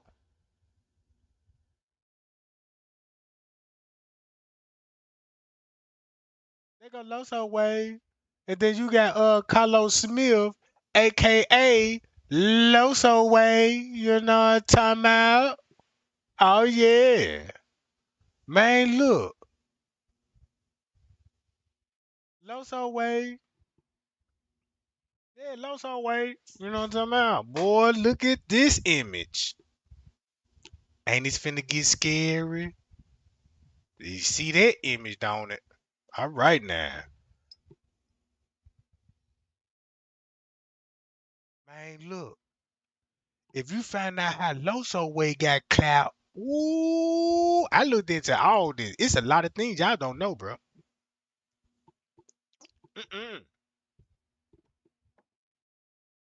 Look at this, Loso Way. 16. Look, we all out here. Look, everybody represent y'all. I see everybody quiet right now. See, there they go. Throw them L's up. Throw them up for Loso. Y'all do it. Y'all do it. Y'all do it. Loso. We out here 13. On 13 in Christiana. But now, the study growing. Go ahead, man. Represent. Y'all see him. Loso Way or no way. Loso Way or no way. Let them know. Why you looking like that? Let them know, y'all. See the big man right there. They go Big Dad. Check him out. Kato Crazy. We Kato Crazy, Crazy Crew. Don't represent. Crazy Crew in this bitch. Yeah, well. Yeah, we on Christiana. Y'all look, all the players out here, they represent. Don't look at everybody in that crowd. Nobody ain't looking at everybody in the crowd, though. This is how we doing in Chicago, right here. Home sweet home. Y'all see it? Look. They out here, they doing their thing. They don't see it, though. They don't see it. You know what? Look out. They out here. Everybody act like they can't talk right now. Oh, y'all see them people, huh? Well, look. Y'all in the area, come turn up. Loso Day, May 1st. Loso Day. That's really it. I can't even say too much right now. Man. Holly Johnson stood before a judge for the first time since the murder of Remorse Meeks, and now the case is taking an unexpected turn. After 3 months of silence, Carlos Smith, the man at the center of this deadly love triangle, is finally speaking out publicly. With Holly Johnson facing first-degree murder charges and likely headed to prison, Carlos is confronting the brutal reality that he could lose. And I'm going to tell y'all like this here. I'm going to show y'all the real Jigsaw man. This the cold part about it, what y'all didn't know. Watch this, y'all. Hold on, watch this. I'm going to go to his Facebook page. Both mothers of his children. One to death, one to a life sentence. And the internet isn't buying his story. Welcome back to True Homicide Crime. If you've been following the Remorse Meeks case, you know this story has captivated millions, not just because of the tragedy itself, but because of the questions that refuse to go away. Questions about what really happened that September morning. Questions about the man who was there when it all went down. Today, We're examining Carlos Smith's attempts to defend himself as public pressure mounts and the in internet September. demands answers he seems unwilling to give. Subscribe and stay with us because what Carlos says, and what he doesn't say, reveals more than he probably intended. When Holly Johnson appeared in court on December 3, 2025, shocking details emerged. Yep. Witnesses testified that Carlos had Remeka in a chokehold when Holly shot her. They described a fist bump between Carlos and Holly after the shooting. The judge called someone who would do such a thing unfit to walk the streets. But one voice had been conspicuously absent from the conversation. Ain't that's funny what witness said he had her in a chokehold and had the female, the shooter? I want to see an autopsy report. I want to see where the bullet entries in. I need to see all this. Because they're going to tell the truth. They're going to tell you what you know, if you was shot, you know, just say, man, if somebody got you in a chokehold, I don't care where you standing at, and this how you know there's gonna be a homicide, cause the positions you gonna get shot in, bro, it's gonna leave its stain in its mark. And you cannot. There's one thing you cannot beat: evidence, bro. Evidence gonna win every time. That's why you need a cover up. Look, you need a cover up. Don't she look like Kim Porter?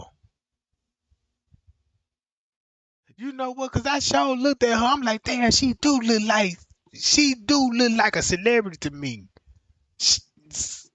Cause I was thinking, look,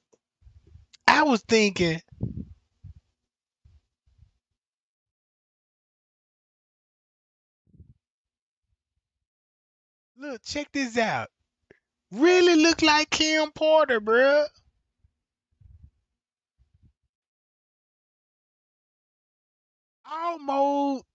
Almost a little Foxy Brown in there. You know what I'm talking about? Put a little Foxy Brown in there, just a little bit. But if you look at him, check this out. I could tell you what's going on in his mindset. He one of those niggas, you know what I'm saying, got some shit popping, you know what I'm saying, got some chicks jocking, you know what I'm saying, got some money popping, right? So he just one of those popping ass niggas. It ain't nothing for him, but like, yeah, boom, get her, got a baby, he got another baby mama, you know what I'm saying, Mal, and boom, the master could come to you, be like, hey, man, you know, we got a script for you. Yeah, what's the script today? Hey, man, we need to run this game on your gal, your baby, both of your baby mama, make them really get into it. You know what I'm saying? Make it a way that you want them to be into it. You know what I'm saying? It's all about over you, but you ain't gonna commit the crime. We're gonna let one do it. So whoever do who first. You see what I'm saying? I'm looking at this shit, bro. Man, I've been in the room with killers. I've been in jail with psychopath niggas, brother. And we sit down, we had conversations, we actually talk, and these people really, man, you ain't never been in the cell with a real killer, bro. Man, nigga in the cell, man, you know, shit, I ain't going nowhere, shit. I'm laying it down for life. Oh, yeah, life, yeah, man, I'm laying that motherfucker for life, bro. Yeah, man, I done went in that motherfucker and that look, man, I done went in there, I done choked me a nigga to death, right?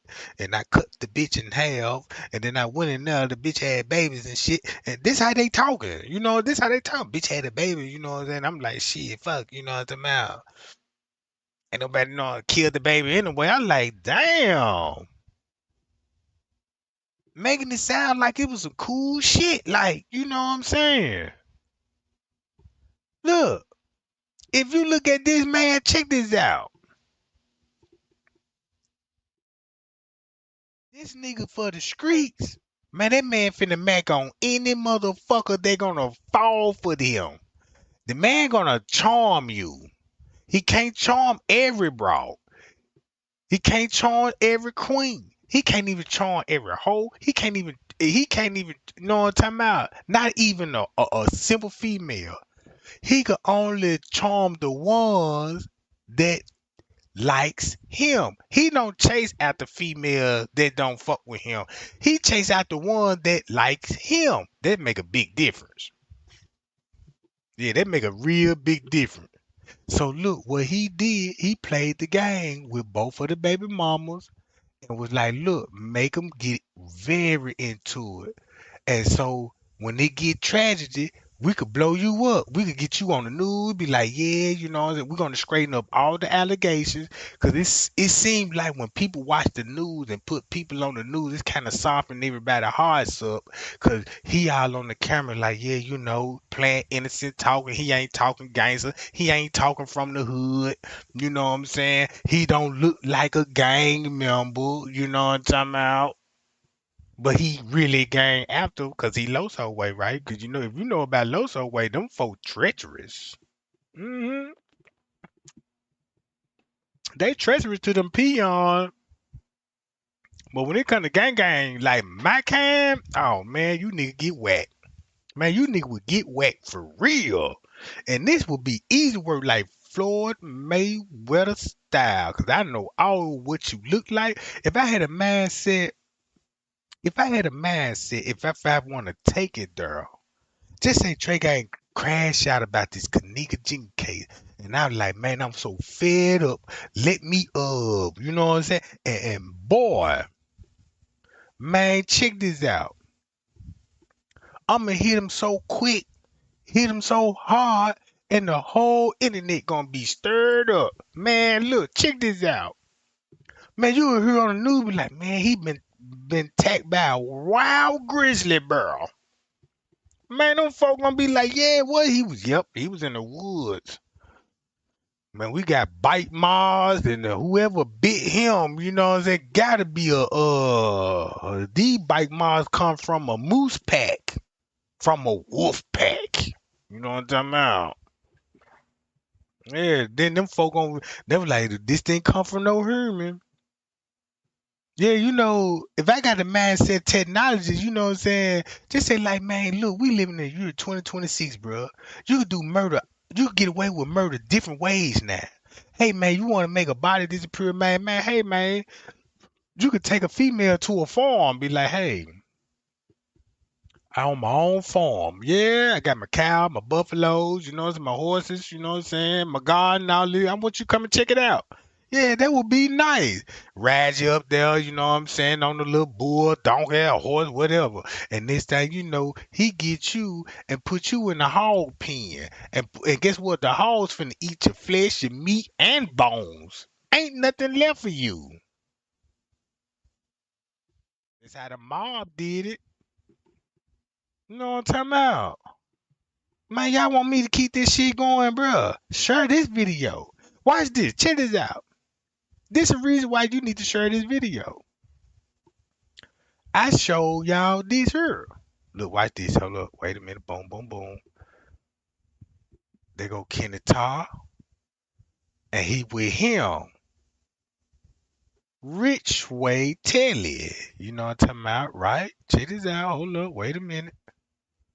Hold up. Wait a minute. Kenneka, I gotta go back.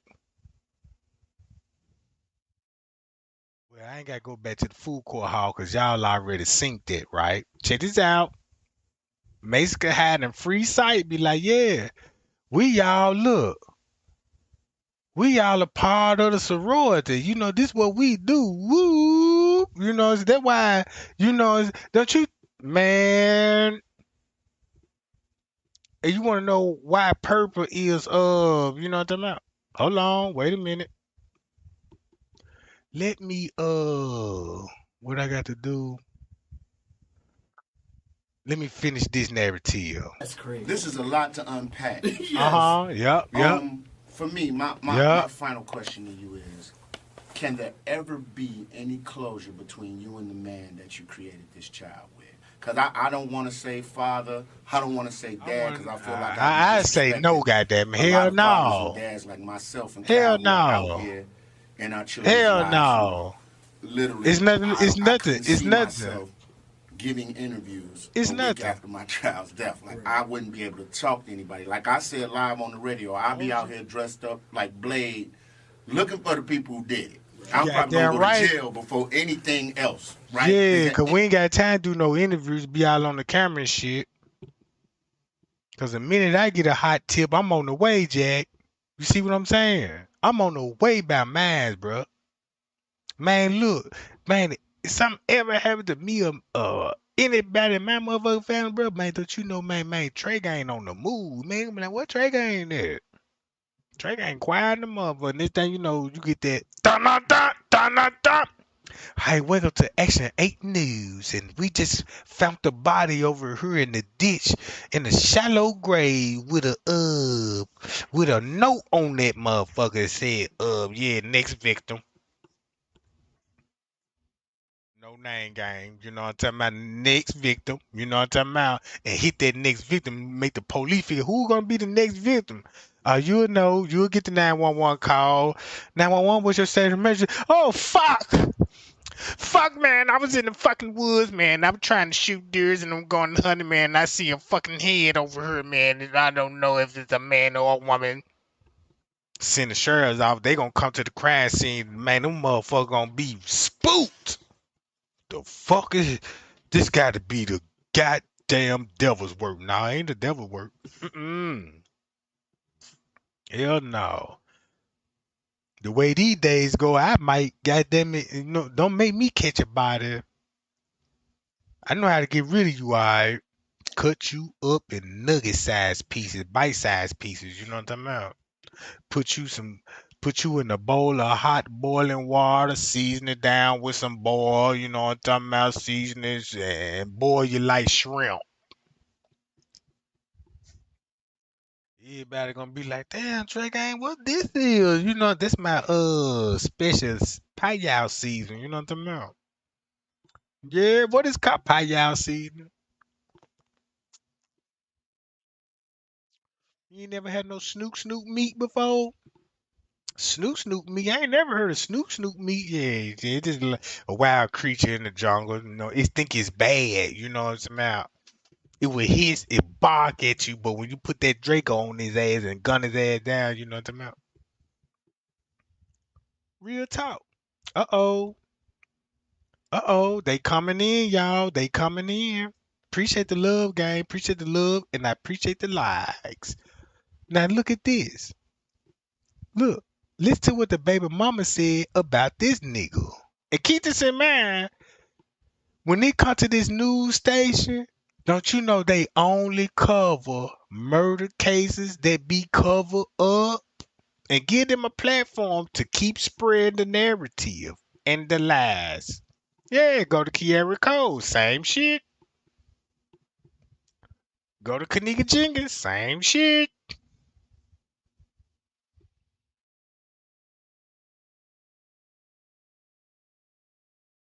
Jontae Adams, same shit. How many people they get caught in Chicago? They don't bring their family up because it ain't got nothing to do with these people. It got something every bit to do. Like, look, boom, I'm an Eastern Star. Me and my daughter, which is some boom, of the get them the platform, then boom, and stir that motherfucking narrative up. Damn, why Mr. Richard look so much like this motherfucker? Shit, cause it made me think like, damn, I want to know if Kenneka really her nephew too. You know what I'm saying? Where his mammy? I want to who his mammy is. That's what I want to know. Who is mammy and who is the daddy? Who is the pappy? Right? All right. Loso video. You got this sucker hurl on the footage. Kenneka Jenkins. Right? Hold on. Watch this shit.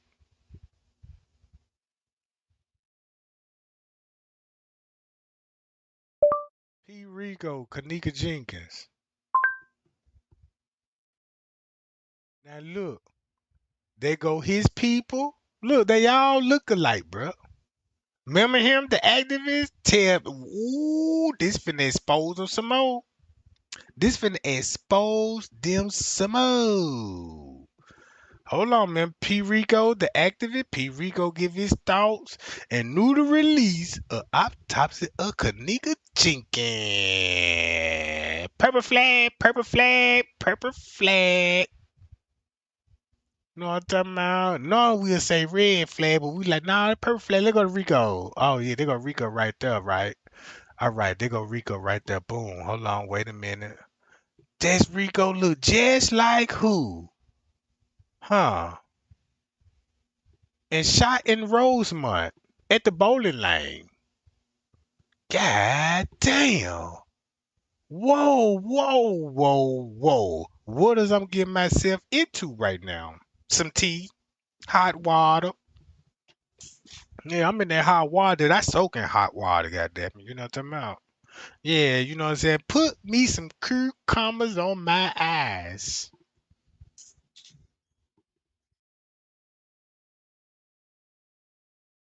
Look, I can't make none of this up. I can't make none of this up, bro. All right, look, look, look, look, look. Then you finna see why they. Damn, that man leg thin than a motherfucker. What the fuck? Man, I gotta tilt my motherfucking head like, man, what the fuck? Nah, you don't want no nigga with no pair of legs like this here. No, you can't smash Quick with no legs like this. Quick got a 100 pounds of thunder booty. Man, if you got a female man, how you like ain't no muscle in these joints? Like, damn, I need to get a hammer or something and hit you on the knee. You got reflection in these joints? Oh my God.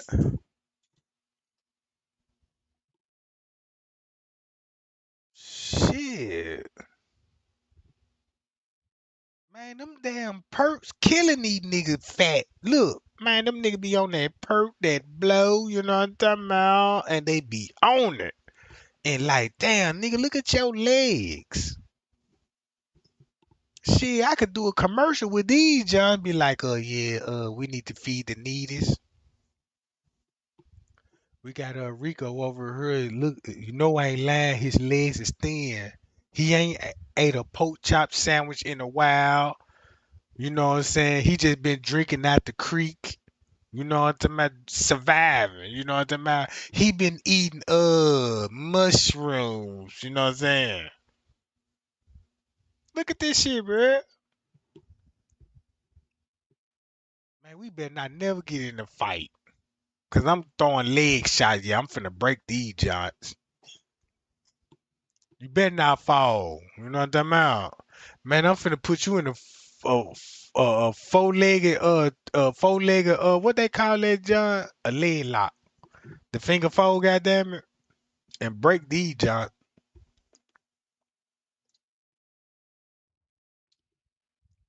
And look, watch this. Hold up.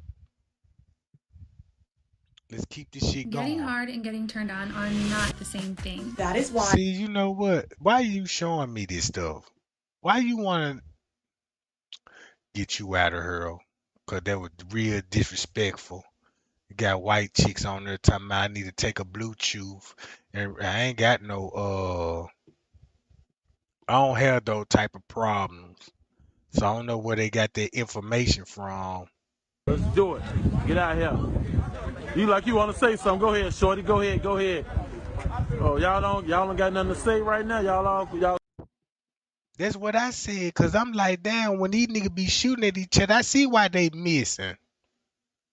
I see why that nigga so goddamn thin, you know what I'm saying? That nigga, man, I'ma hit my target, cause look, that nigga head big as hell. I'm going for the headshot. Yeah, I'm going for the headshot. That's the biggest thing on the body. Cause you try to hit this nigga somewhere, you finna miss when he turns sideways.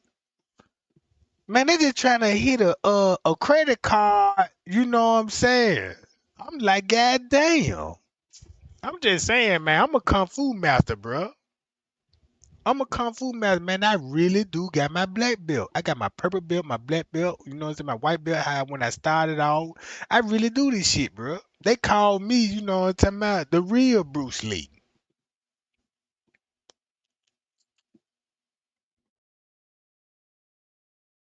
See, 'cause when I was in Bangkok, they called me. Let me stop. Let me go on stop. Let me go on stop. But look, watch this, y'all. Where I finna go to? They all give them platform. Watch this. Check this out. Miss Teresa line. Parts Cover what we up. did. As we went in there, I'm Yeah. looking at my daughter, you know, All and right. I looked in her face. She had a disgusted look on her face. On That's her an angry look, look. an angry like, look. Somebody agitating her. It was know, you. this type of look. So I'm looking. You And looking. then I asked them. I said, "Can I see the freezer?" Because I work in the cafeteria. So you can't tell me that she walked in this freezer and couldn't get out, you know, because of our freezers. And not only that, me working within the CPS, you know, cafeterias. You know, before every freezer has CPS a release button or school some type system? of handle, whereas you can't get locked in this freezer unless you've been locked on the outside. You know, you get locked in from the outside. Which would have taken, obviously, somebody else to do purposely. Right. Yes, That's exactly. what you're saying. Yes. There's no way she could lock herself in by herself. Exactly. So once somebody entering- tell me this. Do y'all see the pattern now? You got this new look. These people only bring up these people when it comes to a murder cover up. When we all suspect, be like, man, y'all sacrificing these people. Why come every time when it comes to Chicago, it's always a sacrifice hit? Like how your ups got something to do with it, then they working with the gang members, then you know what I'm saying? Can Mr. Reese explain why Kenny Martin is right here with him? That's on the news, and he the one said they lifted her soul. And the worst part, they should have never released a video when they was at the Marriott. Cause in the police report, they said they got Kenneka on footage at the Marriott, bruh. At the Marriott. That's in the paperwork. And I'm like, why would she be in the footage? Cause I'm like, cause the way they drew it up, I'm like, well, damn. They said she would be at the Marriott instead of the Crown Plaza Hotel. But they substituted it with the DoubleTree footage. Come on, man. Then look, you got this here, Kiara Cole. Guess who doing the interviews? They had a reenactment to walk her path, right? Just like Kenneka did. That ain't Kenneka. And then everybody like, that ain't Kiara Cole. You know what I'm saying? Kiara Cole.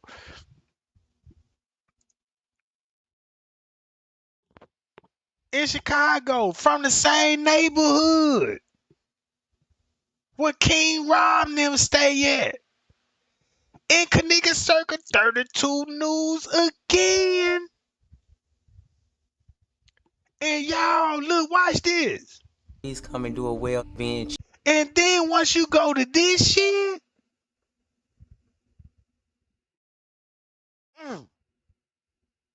get them. Get them. 54 keys.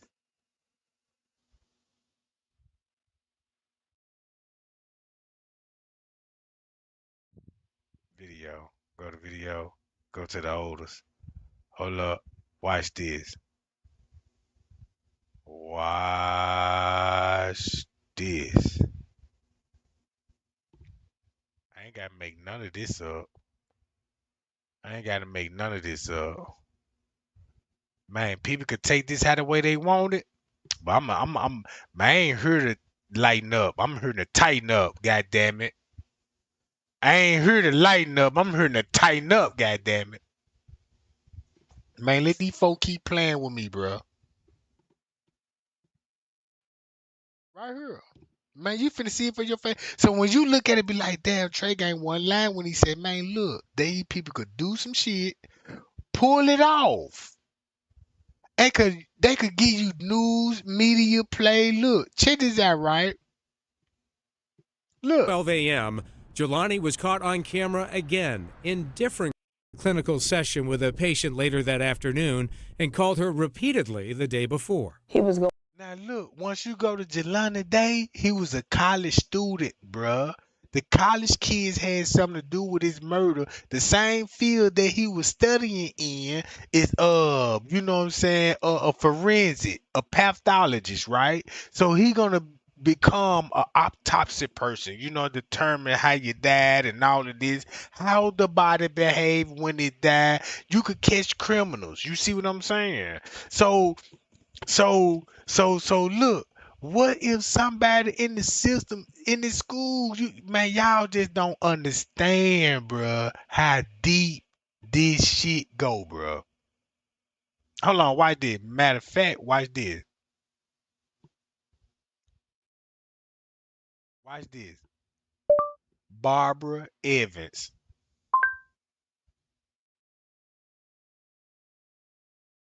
Watch this. Hold on. Barbara Evans. I want everyone to know that I really. Family. Ain't nobody paying attention to none of this shit.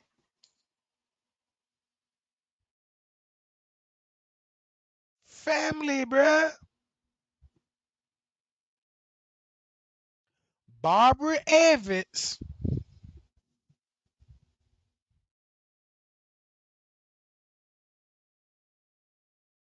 is related to who? Huh. And watch this. Check this out.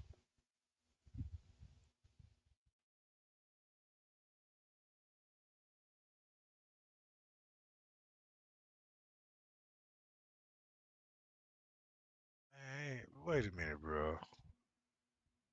T. Slay. That's what I put in. Why I ain't putting in this shit, bro? What the fuck? T. Slay. This what I want. Right here. Damn.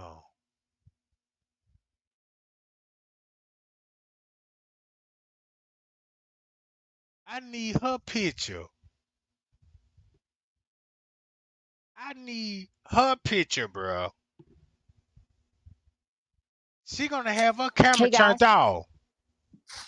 But I got her picture. And guess exactly who she looked like? Look. Wait for a few of y'all. Latasha Evans. Barbara Evans. What's 54 Keys' name? Ooh, wee. Man, 54, look. If you look up Antonio and Vet Evans, y'all remember when I told y'all Antonio and Vet Evans was fucking with Antonio and Vet Evans was fucking with Rodney Stanton. Right? Rodney Stanton, right? Hold on. Check this out. Let me go to it so you can understand where I'm finna come from for this. Barbara Evans, Antonio and Vet Evans. Hold on. Marco News.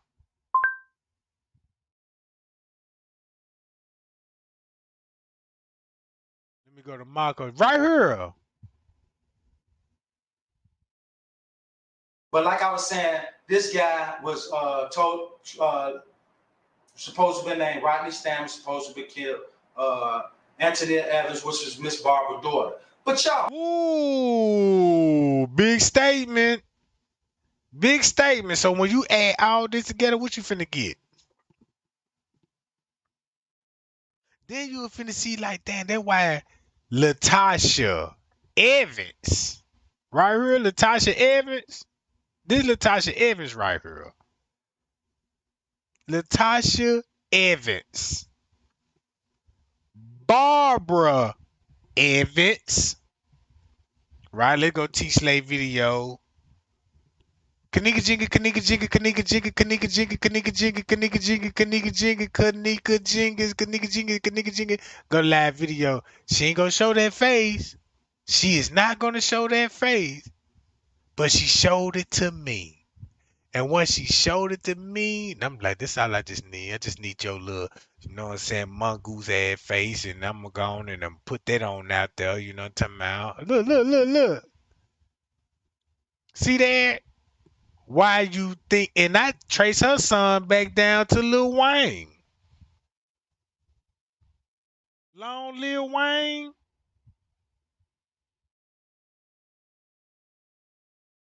Hold up. Boy, this some crazy shit, right? Hold on, watch this.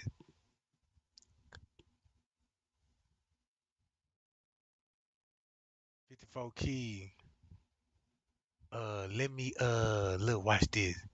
Go live, go to the oldest. Boom. John Crew. Let's do the round table. Boom. Getting everybody look, bam, look, check this out. Boom. Getting everybody lined up. Now y'all see how she deleted a lot of Kenneka Jenkins videos. The lady deleted a whole lot of Kenneka Jenkins videos. And then look, I can expose her on this video talking about the ice machine. I got the timestamp on that. Oh, then when you said, hey, this where I believe Monique from there right here in that kitchen. I know where that location at. Yep. Mm-hmm. Here go Kenneka there, right here. At the pool. Look. Jesus and Lucifer. Boom. Same outfit on. At the hotel. Still out here. September 9th. What time this is? 3:33. Ooh. At the hotel. Bam. With a sad face. And he with Rashad Mitchell.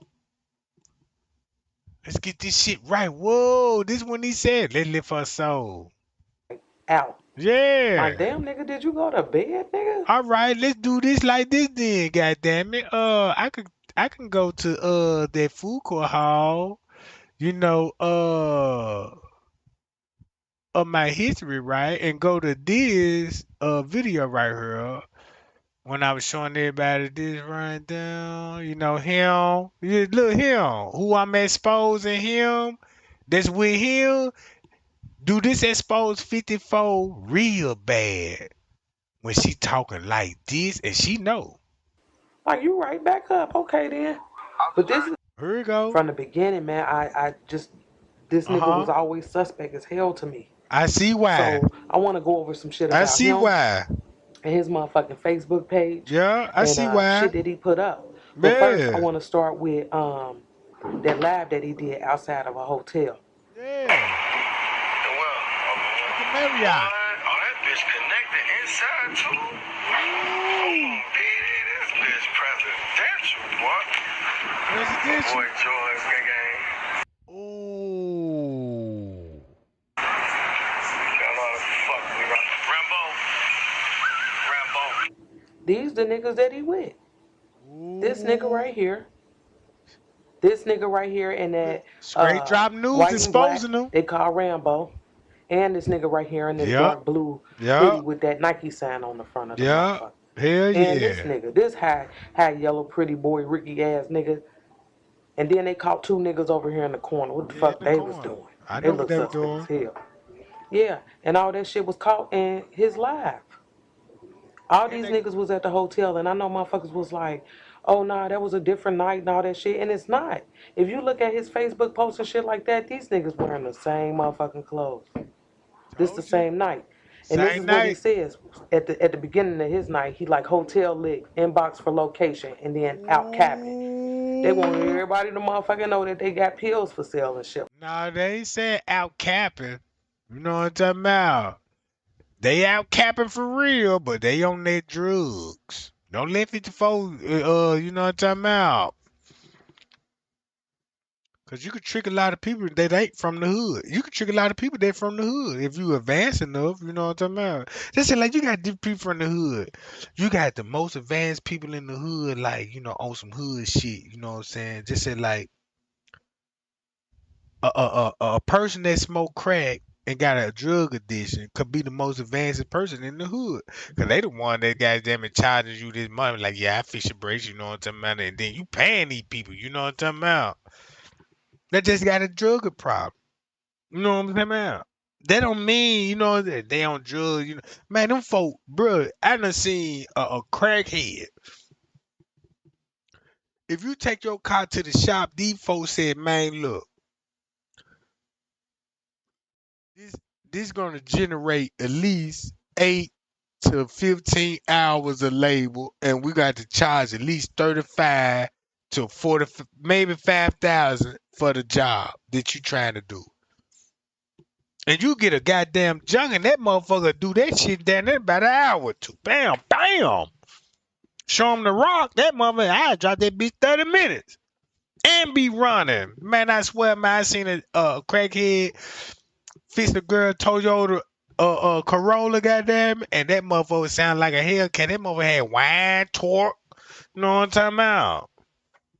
Only thing, the next problem she had, her tires kept going bald. I'm like, damn, maybe you need to slow down. You know what I'm talking about? Y'all female drive too fast. Y'all scare us men. And we on that passenger seat, we let you drive, you know what I'm talking about? And boom, you hitting traffic and shit like this NASCAR. Like, wait, baby, slow down a little bit. Shit. Man, I got imaginary brakes on this motherfucker. Man, I'm hitting the floorboard hard, no more. Like, slow down, bitch. You know what I mean? You about to crash. But look, watch how 54 finna expose herself by protecting these niggas, but exposing them at the same time. Like that. Mm-hmm. So look, September the 8th at about 10:12, he put up a picture, Jesus and Lucifer. Look where they at. That's him and Rayshawn Mitchell. This shit right here. And that's what these niggas got on in that live. Like Cornell Mitchell said, yeah, she should have been raped. On September the 9th at 3:30, this nigga like still out. Capping. Like what, nigga? Where you at? Because that's when Kenneka was supposed to been walking into a motherfucking freezer. And you posted shit talking about you still out? That shit just didn't sound right to me. It didn't. His snake ass. And then on September the 9th at about 11:20 in the morning, this nigga just like out. Like, damn, nigga, did you go to bed, nigga? Like, you right back up. Okay, then. But this is that video.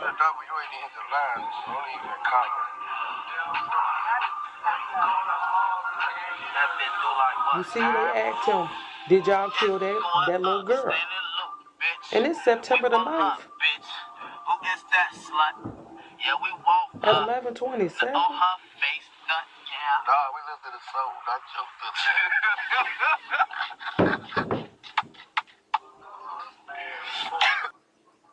And that was on September the 9th.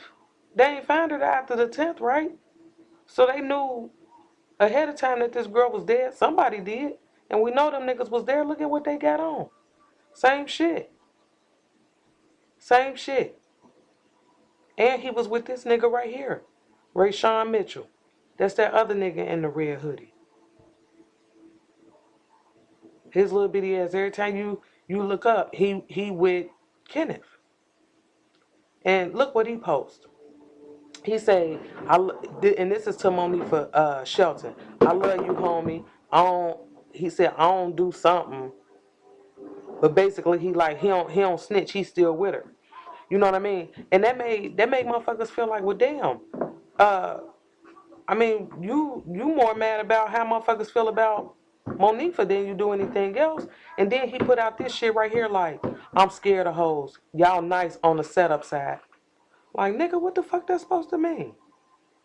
Nice on the setup side? What that sound like to me is like a motherfucker saying like, yeah, y'all cold with that shit. Like, y'all about to get away with that shit. Like, you cold as hell with that setup shit. So was that directed toward Monifa? But at some point, they took this nigga Facebook page down. And he posted about the shit. talking about they done took his book. And then that nigga come back, you know, talking about they gave it back to him type shit. You know, this nigga was suspect as hell. And I don't know what his relationship is with Monifa. You know, like I said, he seemed more concerned about, you know, how motherfuckers was throwing stones at Monifa. But wait a minute, y'all. Before I go any further, watch this white girl right here. This is important to me. Watch this white girl. Y'all see what the fuck she just did? She went from one room to the other from the balcony. And that's this shit right here. They want to kick it, but they're down. That fucked me up. And I'm gonna tell y'all why. Fucking goofy. That's really what he talking about. They think I'm a rapper for real. He posing as Lil Folk. No, I'm Lil Folks. He Lil Folks. Fuck homie. Bitch, you ain't dropping out a track. Get your silly ass out of here. Y'all see these niggas walking through this patio door? And if you notice, the bed is on the left. See that?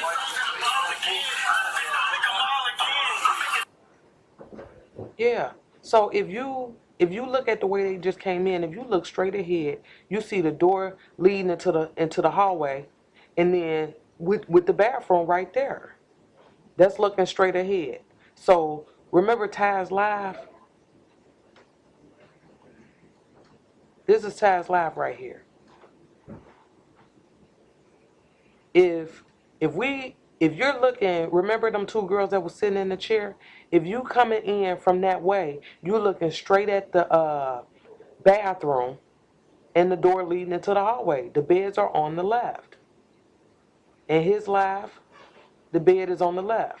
In Taz live, the bed is on the left. Now, in this other Taz live, the beds are on the right.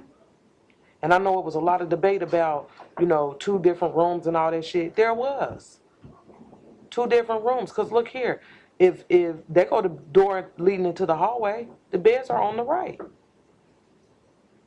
So again, if you're coming through this patio door right here, you're looking straight ahead at the bathroom where these girls are standing and the door leading into the hallway. Remember we thought somebody was standing in that glass? It probably was. Remember how that girl just changed balconies and patios and shit? Before we go any further, look at this shit about straight drop. Okay, that was. I had to throw that shit in there. Look, we caught a dread standing there in the elevator. Now y'all see how 54 Keys just got caught up trying to stir the narrative, she tried to match the Marriott footage with the Crown Plaza Hotel footage. And the reason why she doing that, because it was in the files. Why not expose that if these people put the video out? Kenneka put the video out. He should have never put that video out there like that. Now you got to get exposed on that. You see what I'm saying? That's crazy work to me, bruh.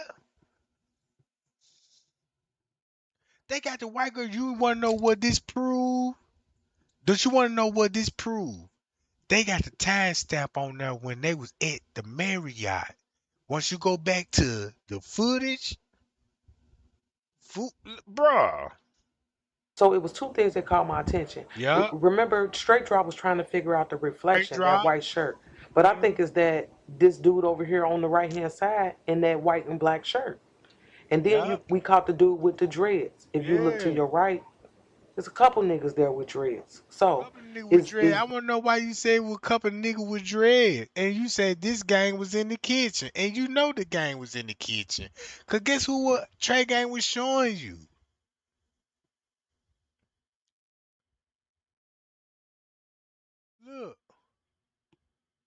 Look, I got to get back to him. I'm moving too goddamn fast. These the niggas that was in the kitchen?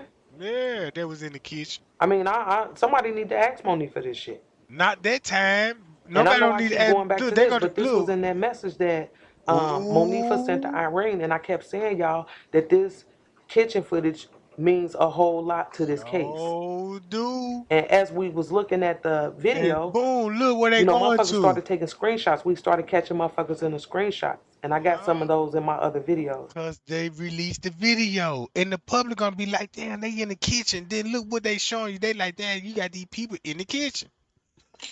Nobody don't know what part of this kitchen they showing, but I know what part of this is. This the crazy part, because you got to study the layout. You'll be like, this where they at. But remember this shit right here? Yeah. If you look straight ahead, don't that look like, to me, it looked like a nigga sitting on top of something. Ain't nobody sitting on top of nobody. You know what this area is. Check this out. If you take a picture of yourself and you just blur it, you'll know what you will see. You see what I'm saying? Nobody don't know what you see until you reveal it to them. Man, this got to be. I'm showing y'all this how social media work. They here to trick us. The news cannot trick us no more and give us a fake narrative. So they got to pay the creator content, TikTok and Instagrammers, all this to keep that narrative the way they want it to tell you. They could get the flash cut, the jump scares, and the best narrative of the world. Trey ain't told the world, I'm not a narrative, I'm not a YouTuber, I'm not no goddamn create content. I don't create nothing.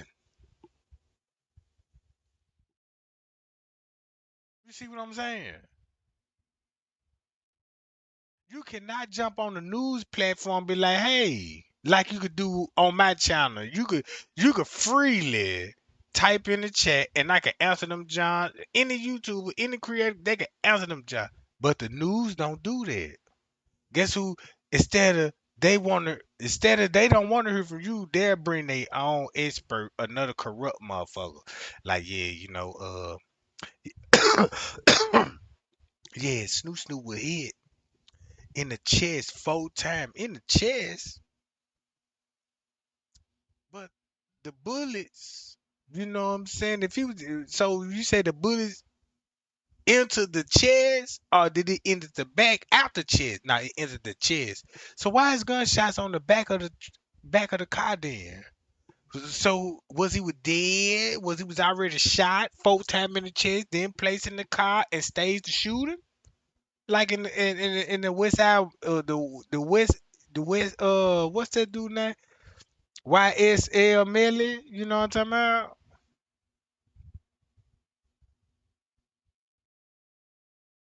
Look, y'all, I'm just showing you 54 is in on this shit. Cause when you go back to Barbara Evans fled to Cincinnati, Ohio.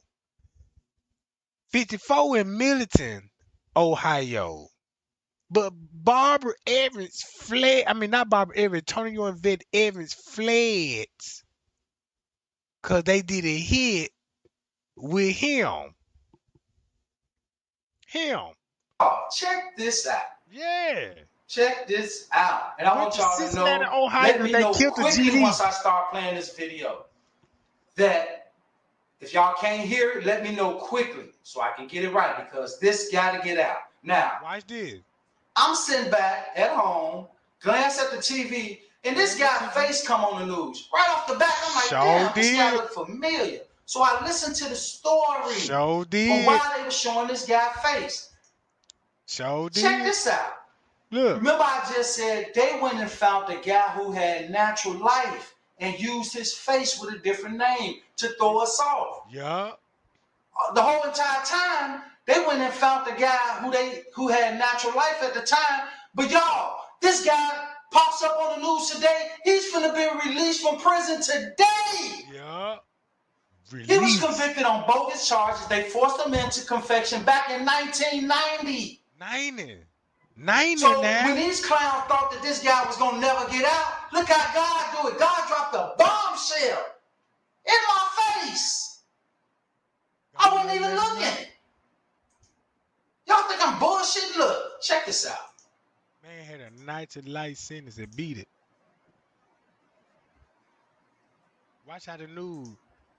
It's crazy that he even showing you. After decades behind bars, a man who says he was tortured into confessing to a murder he didn't commit will soon be free.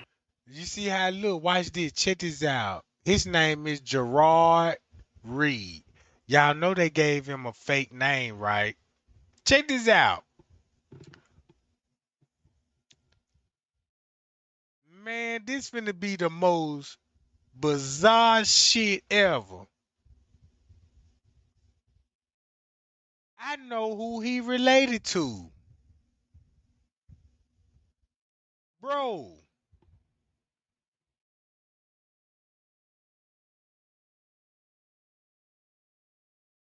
Watch this. I'm finna show y'all who he related to. This finna be the most crazy shit ever.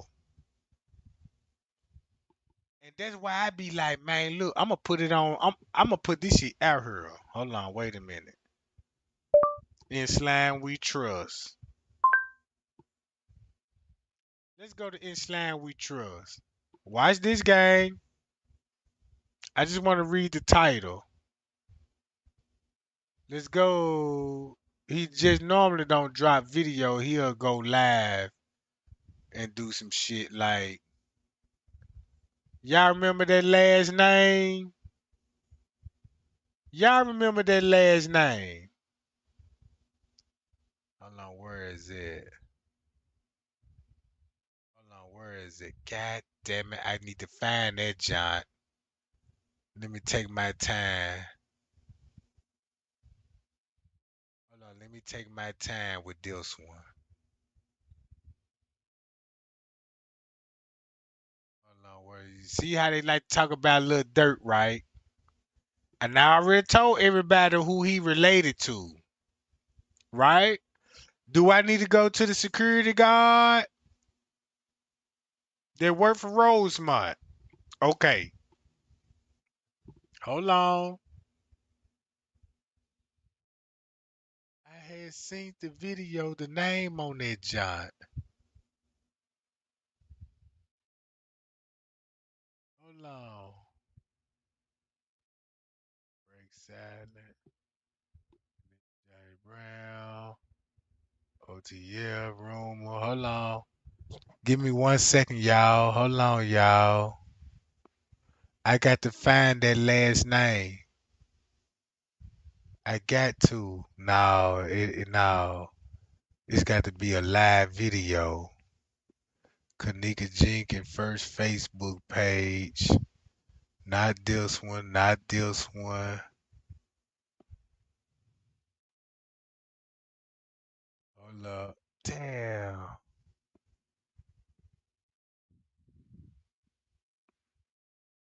Oh man, I got to go back to my last live and I got to show y'all that part.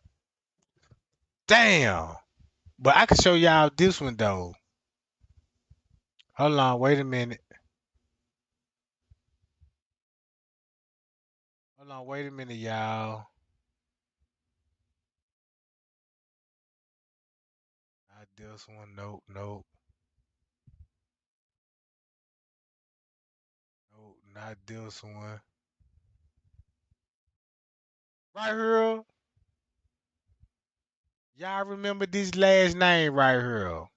Keep this in mind. Remember this last name right here. But they spelled it wrong. Right? They spelled it wrong. Look. Hold up.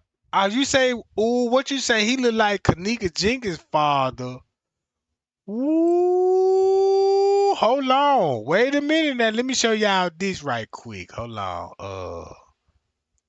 Check this out. Man, I don't want to do this shit, bro. Hold on.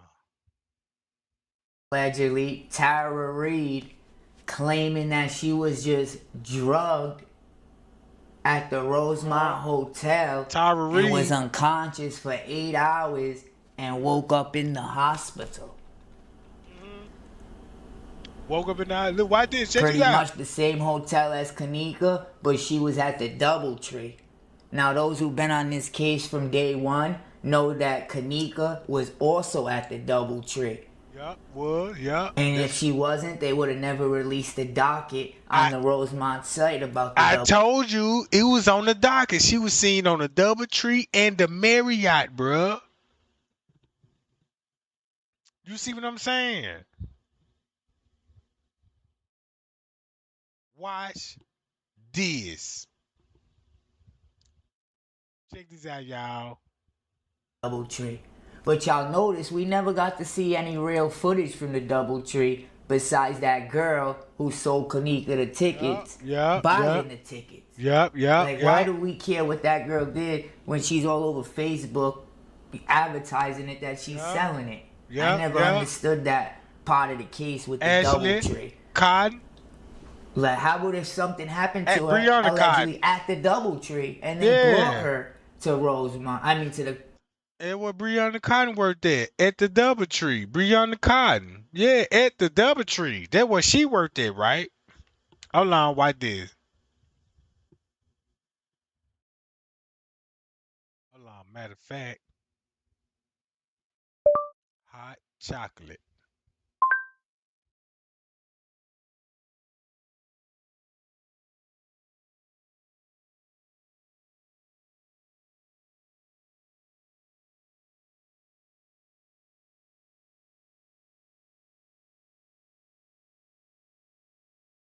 Watch this, y'all. I know her real name.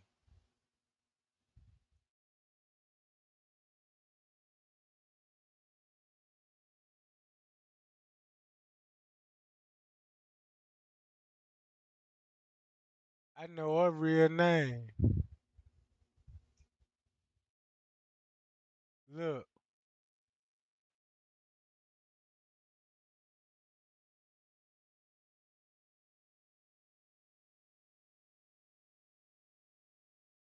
Guess what her name is? Look, see this?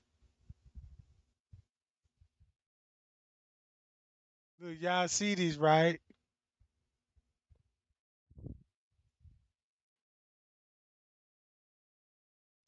Hi, y'all. I ain't got to say no more. I ain't got to say no more.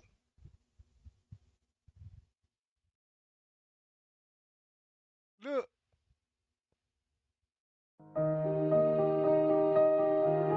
Told you. Look.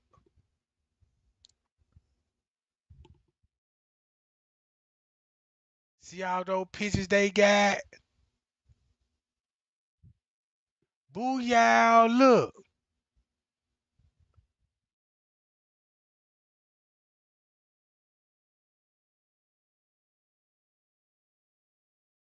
This the one that's a moderator of mine.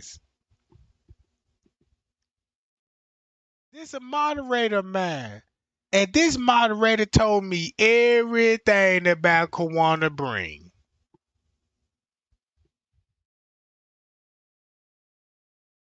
When I say, bruh, when I listen to everything what this lady here said, bruh, woo-wee.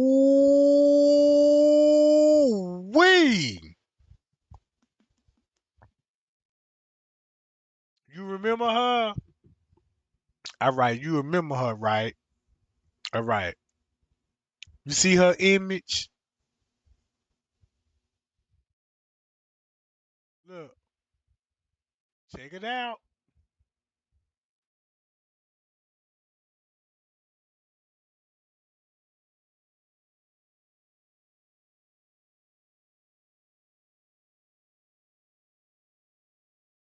Look, check it out. See this? Hmm.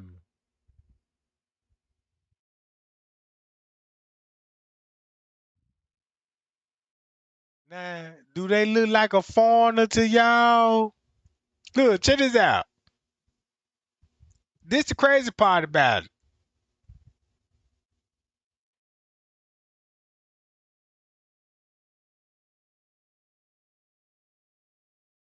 Oh, look, watch this. Keep watching.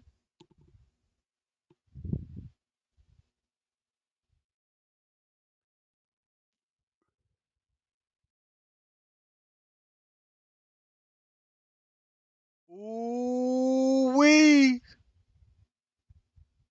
Oh shit. Uh-oh. Uh-oh.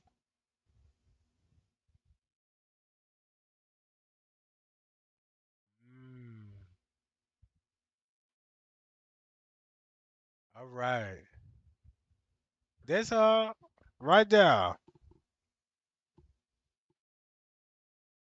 Uh-oh.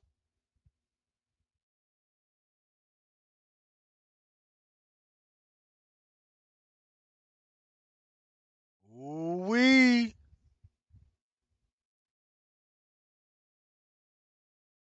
This who grow up with Miss Teresa. Man, this got to be this who grew up with Miss Teresa, bruh.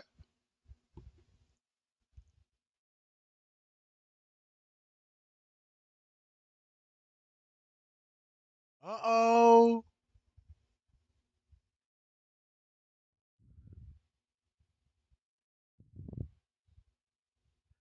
Uh-oh.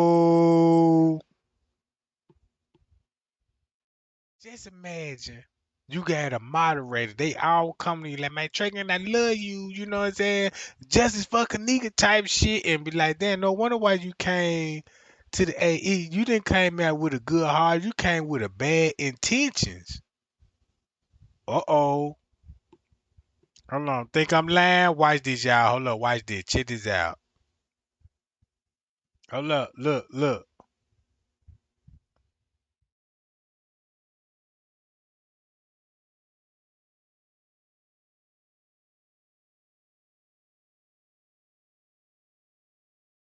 See?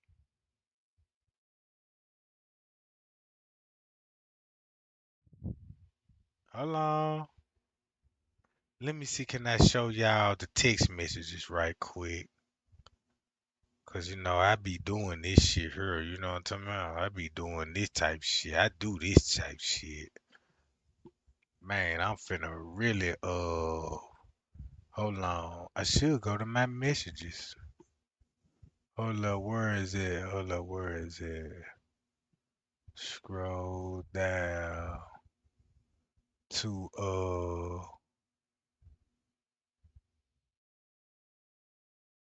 on, wait a minute, y'all. 1 second, hold on.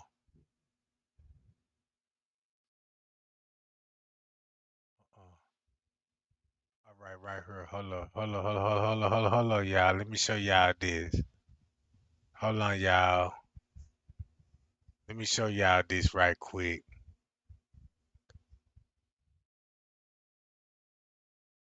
Here we go, right here. Look. This is the last message she sent me. Hello, how are you doing? I was wondering, can you give me an app that I can go live on all platforms at once? Same chick,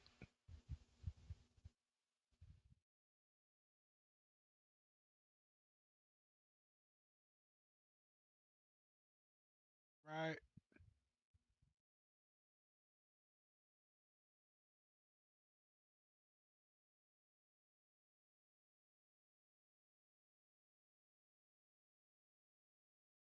Right? Just show y'all, right? Boom. Look.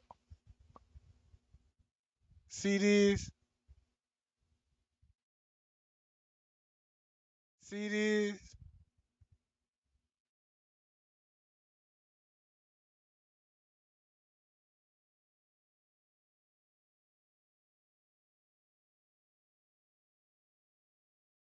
Hold up.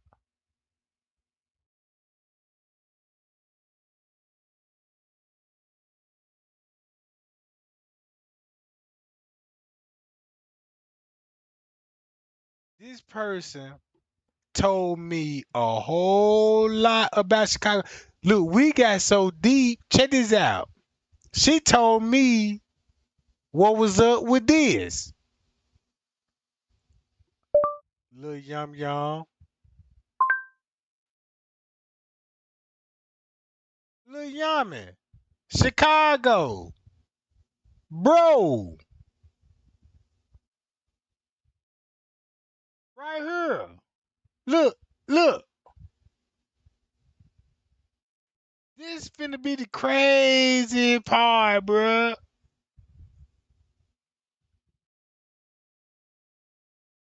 Always in September. When she got hit. In September. In September. She got hit in September. Kenneka got hit in September.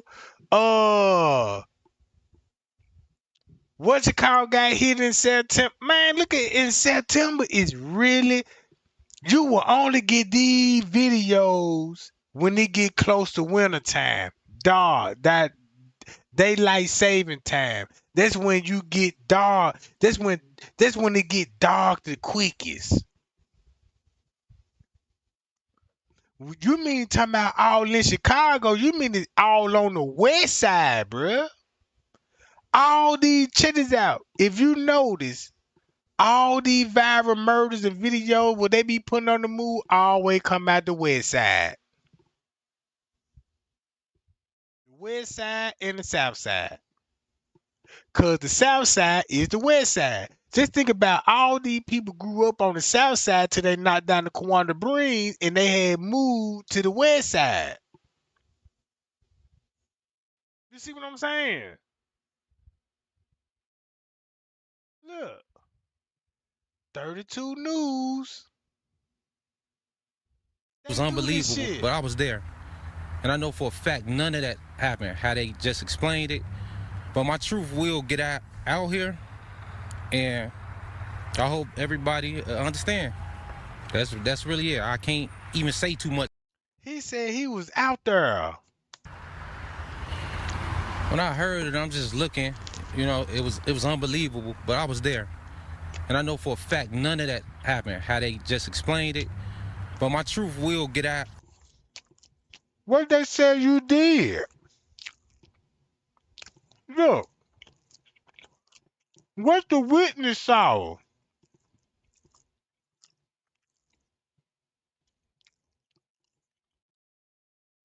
Where that John at?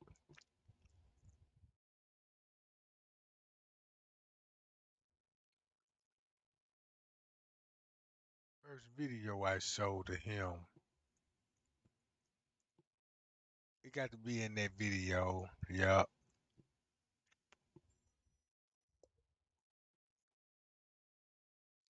I'll come back to that later.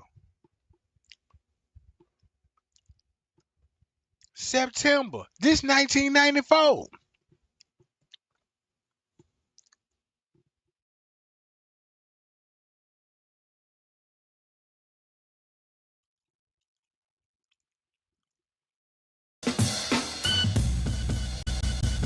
See, make documentary. This was sell. This was sell. You can make a lot of money off a dead body. Cause the news, you finna get everybody talking about it.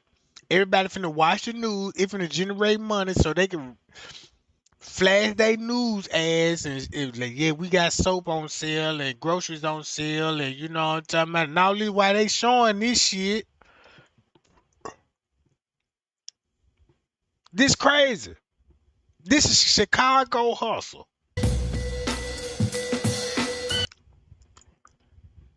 Look what hood they in, bro.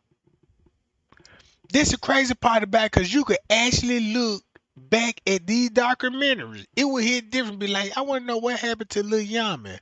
Oh, it was the Vice Lords. Check this out. This the crazy part about it. What's it? Jeff Ford, Vice Lord, linked to Israel. Y'all see that title?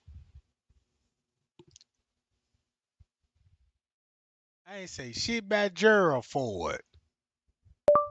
Jeff Ford, OG Vice Lord. All right. let's go to jail forward, right? I ain't say nothing about. Y'all see what they doing?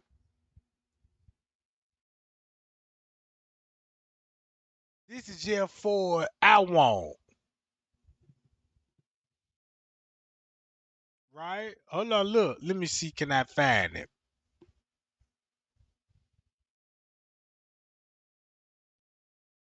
Hold on. Once you go to Willie Lloyd, ooh, look. Was Larry Hoover a black stone under jail for it? Check this out, bro. This real shit here. This shit so real. Look, watch this. Hold on. Let me show y'all this right quick. Don't need all that music and shit.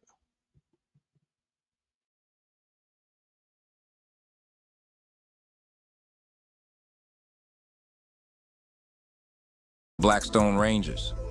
One of the key players behind that movement was a skinny kid out of Aberdeen, Mississippi. Didn't look like much, but don't let the looks fool you. That boy's name was Jeff Fort, but in the streets, they called him Angel.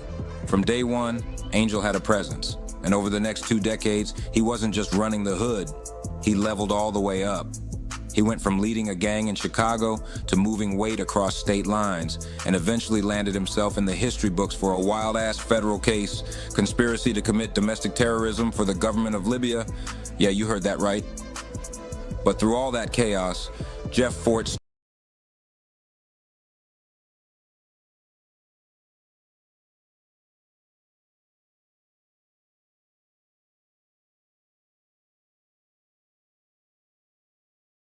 Dude, this shit hit different when you got Jeff Ford, Chicago gang leader, to religious leaders. Watch this. Jeff Fort, born in Aberdeen, Mississippi in 1947. Fort is the co-founder of the Black P Stones, also known as the Almighty Black P Stone Nation, one of the most powerful street gangs in Chicago history, established in the 1960s. As a teenager, Fort formed the Blackstone Rangers with his peer Eugene Hairston. By the mid-1960s, their gang had swelled to an estimated... Now y'all see they got the Mexican hats on? Now, this the crazy part about it. This finna be real educational right here. Cause when you go back, when I told y'all, go back to Selena Gomez. Go back to Miguel Gomez in the Selena Jenkins case, bruh. This crazy to me that nobody refused. Everybody refusing to look into this shit. Miguel Gomez. Look.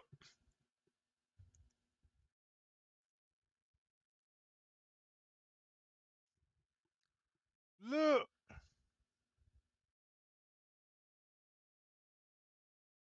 I got to pull it up on my video.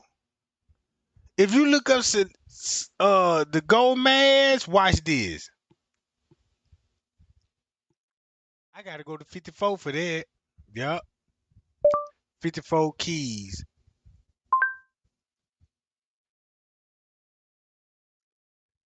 Now you finna see why she brought this up. Why would you bring up Miguel Gomez? Watch this. Hold up. Let me find it. People think I'm finna really trip, bruh.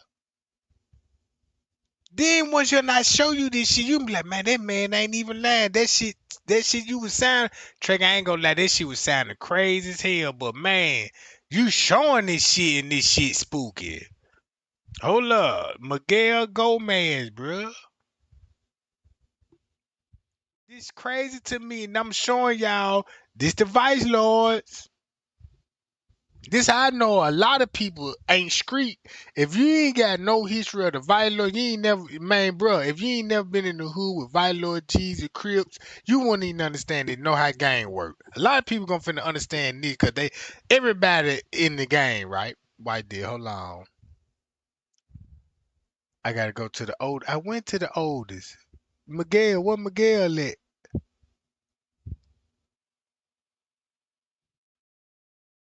Hold on.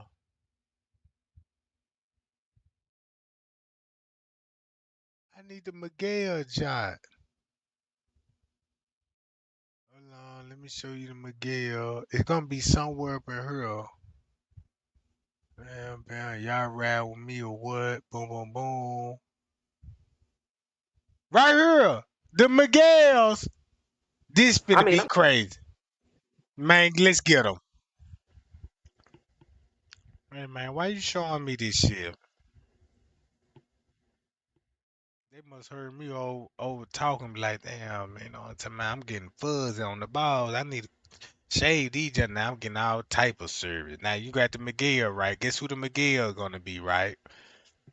When you go to jail for it, right? Y'all see though? Ain't this a Mexican hat? Ain't this a Mexican hat, right? Right? This supposed to be with the vice lords, right? And this is a documentary about the vice lords, you know what I'm talking about? Jeff Fort, born in Aberdeen, Right? Mississippi in 1947. In Mississippi. Fort is the co-founder of the Black Pea Stones, also known And as the know why Almighty Black Pea Stone. And that's why you got the pyramids on this shit. Ooh, almighty black stones. Man, that Illuminati will give you history. Man, that Illuminati will give you so much power and knowledge, you'll be like, man, I want to join. I just want to seek the truth. You will sell your soul for this information. Yeah, that's why it's so secret. Look, why did the Miguel family Nation, one of the most powerful street gangs in Chicago history, established in the 1960s. Ooh, you see that Mexican hat? That ain't no Mexican hat, but this like one of those, not the Mexican hat, but look, watch this, check it out. Look at their hair. Look at all they nose. Look at their facial features. Look, boom, look at all this shit, right? As a teenager, Ford formed the Black Stone Rangers with his peer Eugene Hairston. By the mid-1960s, their gang had swelled This a Mexican hat. to an estimated 5,000 members, reflecting their magnetic leadership. Despite his gang being engaged in robberies, extortion, and murder, Fort was a staunch advocate for community empowerment, evident by how the Black Pea Stone Nation functioned as a racial justice advocacy group. Fort was a key figure in the infamous 1985 court case in which he and several of his gang members were convicted for conspiring with Libya to perform acts of domestic terrorism in the United States for $2.5 million.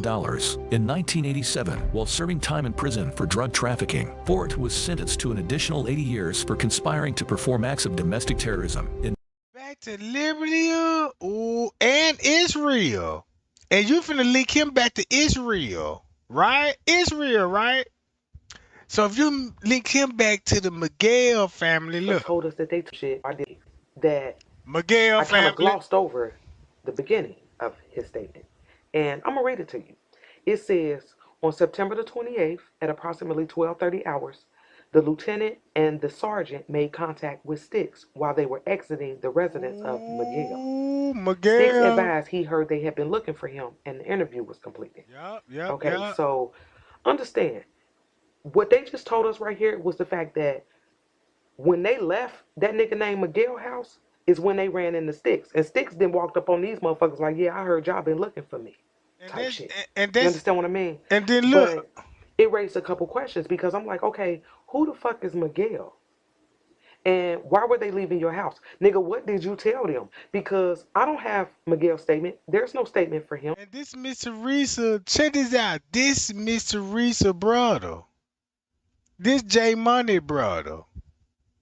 This Mr. Risa brother. This Kenneka aunt. This is Smacks. AKA Uncle John. And guess what? You finna see him on the footage. Watch this. Let's keep it going. And this family, hold up, God, Libra. Man, I just wish that everybody could be like, man, Trey Gang, I'm finna do my research. I'm finna find out for myself. I don't want to hear nobody explaining this to me. You know what I'm saying? Man, I want to do this on my own, brother. You see what I'm saying? Look, they go, man, look, check this out, white this, check this out, guess who finna come in?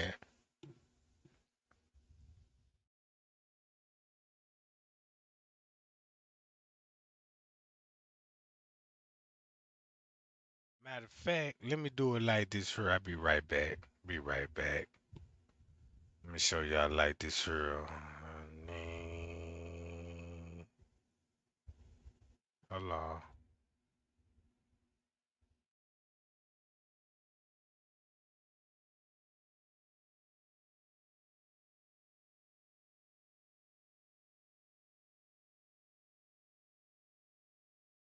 Man, what the fuck, bro?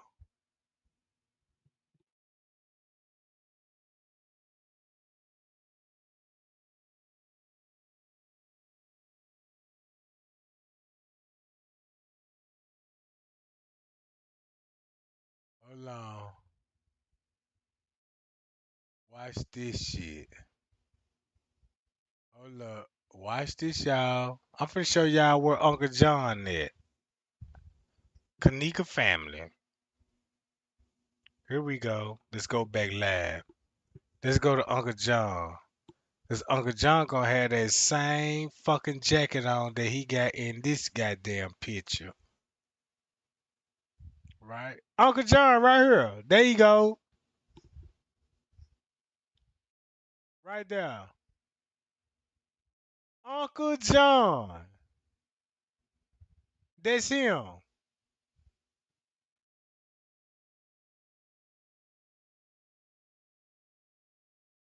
He with Hollywood Smacks, Kobe Baker, Love. You know what I'm talking about? Look. This Kenneka uncle right here. So once you go back to the paperwork and be like, damn, they text message Uncle John.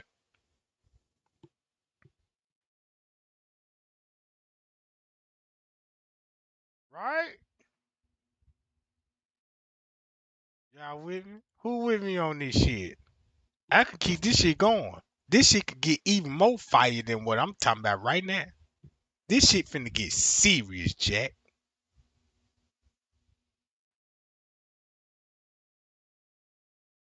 Look,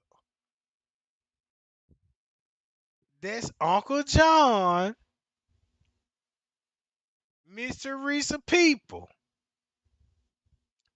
He is a baby daddy in the family.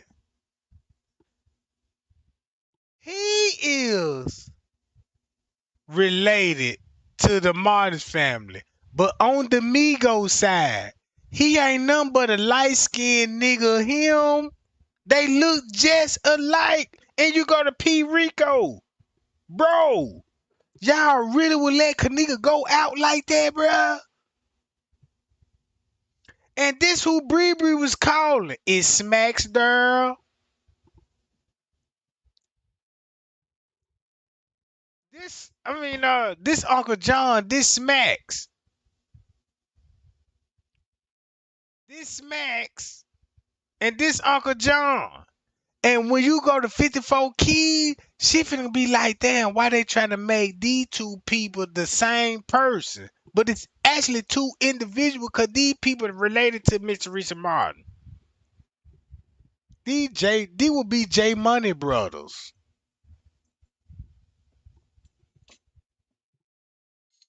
Or Mr. Risa sister sons. You know what I'm talking about? Y'all see what I'm saying?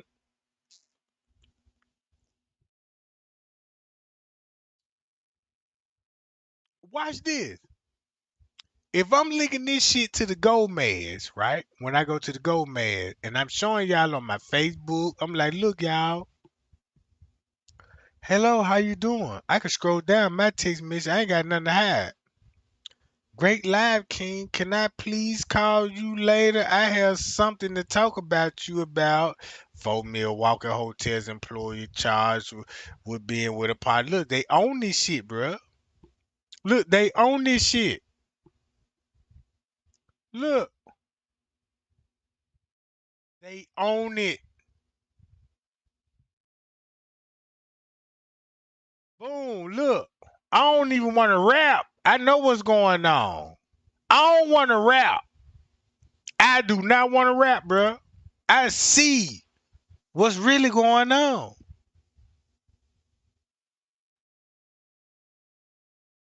Check this out. Oh, Eugenia Walker. Look, look, look, look, look, look, look, look, look, look. Look, look, look, look, look, look.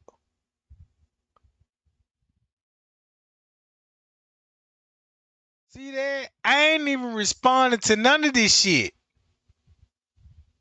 You see what I'm saying? I ain't responding no more. Why would I respond? I was all over her on the west side of Chicago and I was trying to show you something. Hey, you woke? Hey, what are you doing today? Hey, I just found out the pics you just showed with the caption according to this is this Bree. Boom, look. Look, check this out. Look. Showing the picture I shot, like, yeah, god damn it. Hold up.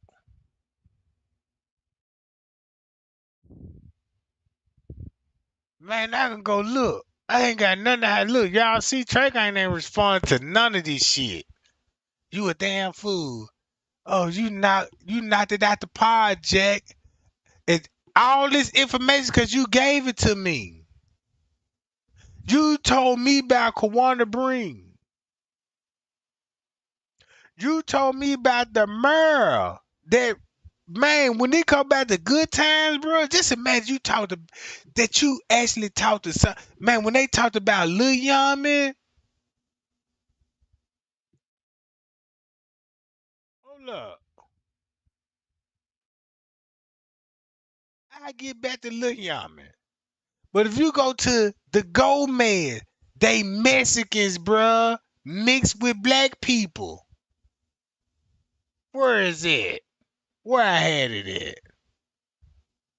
Damn, did I just lost it that fast?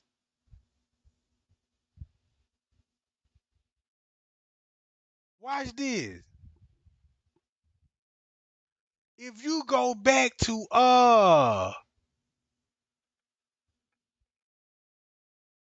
man, let me just play the video. If y'all got it, and shit, This send it to shit me, cause I crazy. ain't got it. But who the fuck is Miguel? And so yeah, I went searching for this nigga, and I reached out to a couple YouTubers who supplied me with a lot of information. Some of it made sense, some of it didn't. You know, but yeah, let me introduce y'all to that nigga. Yeah, this is Miguel. Okay, I don't know his real name, but this is what they call him. And on Facebook, he goes by Miguel Gomez. And understand this, they was leaving this nigga house when they ran in the sticks. So I wanted to know who the fuck is he? Like, what did y'all talk about? Where's your statement? Because I haven't seen your statement. Now, one of our family members pointed out the fact that, that, okay, so she sent me all the narratives, and she pointed out the fact that there were two narratives missing. And I took that to mean that there's two witness statements unaccounted for, okay? And first off, I want to know why. Why the fuck we ain't got the statements?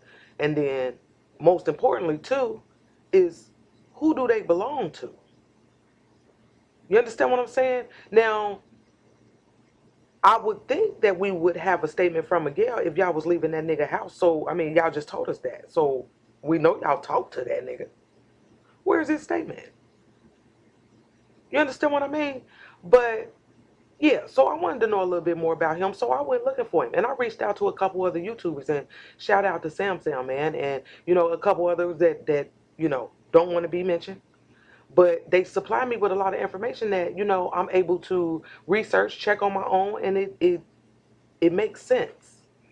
And like I said, I went and searched for this nigga, and I was all through his motherfucking Facebook page, all through that on some nosy shit, right? And I found a couple pictures, and I found pictures with him connected to Smacks and his crew. Yeah, that's that nigga right there. The third one from the left in all black. That's him. That's Miguel. Then I found pictures of him with Peas and Killer. Okay? Yeah. And then I was also sent some pictures that included this one right here with him and Mike. Okay? Yeah. So yeah, he fucks with them. You understand what I mean? And not only that, I found a picture of him with Bree with that shit over her face. Look at her, looking all scary and shit. How? Bree. Yeah. So he knows these niggas. And this right here, I wanted to put this up here because I want y'all to pay attention to the fact that he took a photo of this tattoo, which is his mother. Krista is her name. That's his mother. Like I said, I was all through his motherfucking Facebook page. Okay? And he got a couple brothers. And I think one of them died. But yeah. And then I think he got like 2 or 3 sisters. Okay?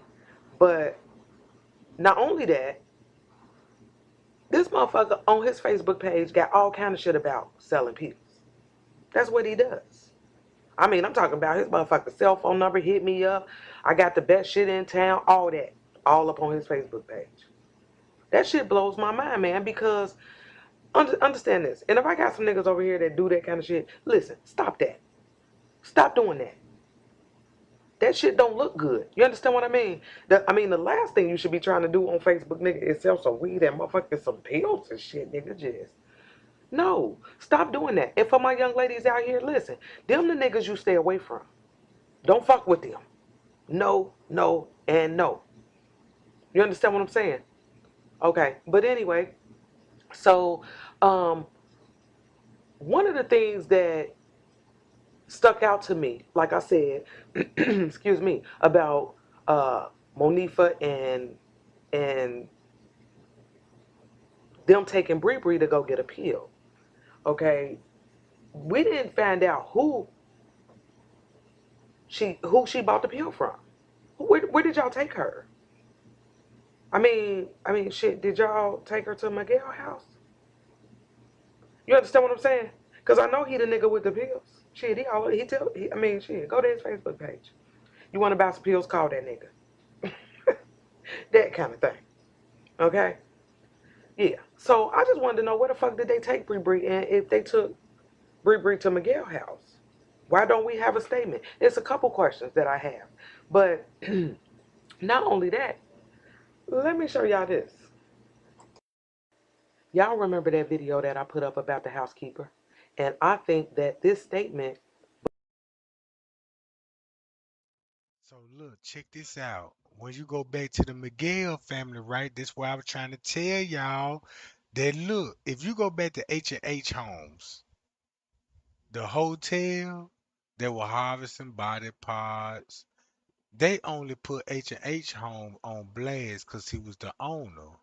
But they didn't put the employee, they kept the employees out of it. That man didn't run no goddamn 300 goddamn rooms all by himself. That means you a man. Come on, bro.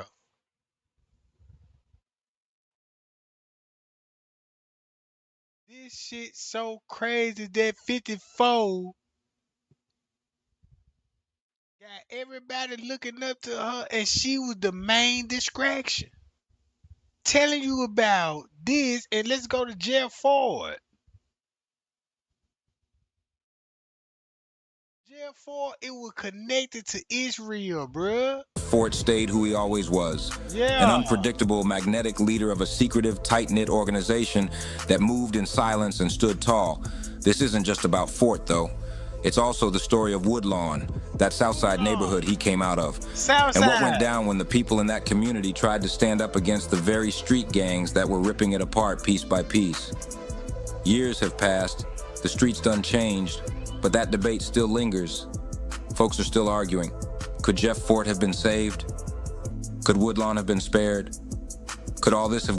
All this this because they had that man travel to Africa. See, he got the pyramid head. They had that man travel to Africa and Israel. And once he came back, he the leader of the Vice Lords. Vice Lord gang symbols. Now look at the symbols. Let's look at the symbols of the Vice Lord gang symbols, right? This shit crazy. Look, bruh. Somebody know they got Mexican heritage in them. In your face. In your face. Look who they look like. Look, you see what they look like? Look at these 3 images.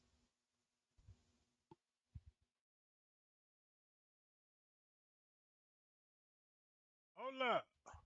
And you want to know why the Mexican plug?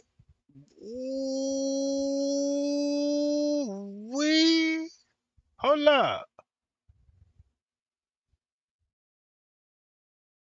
I need to go to I gotta show y'all this image again. Right here. Hold on, where I was at? Right there, right here, right here. Watch this, right here. You see what they look like? You see what they look like, right? Look what they look like with Mexican bloodline in them. Watch this. Don't they go back to this?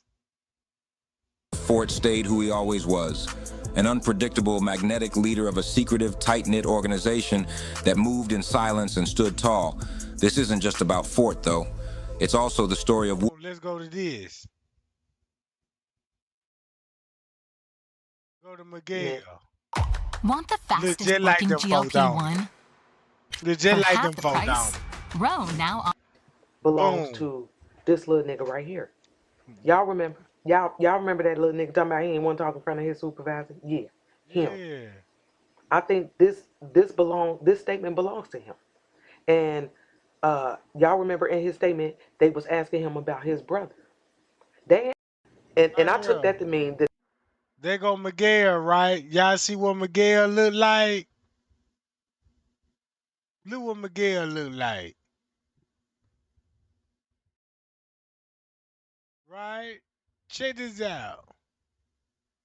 History.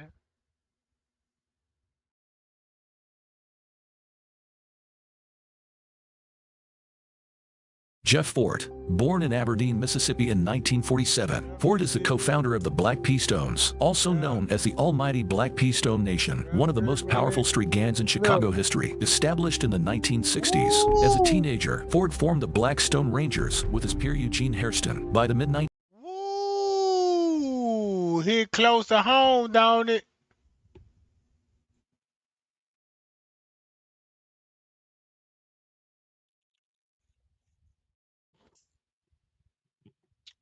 Look.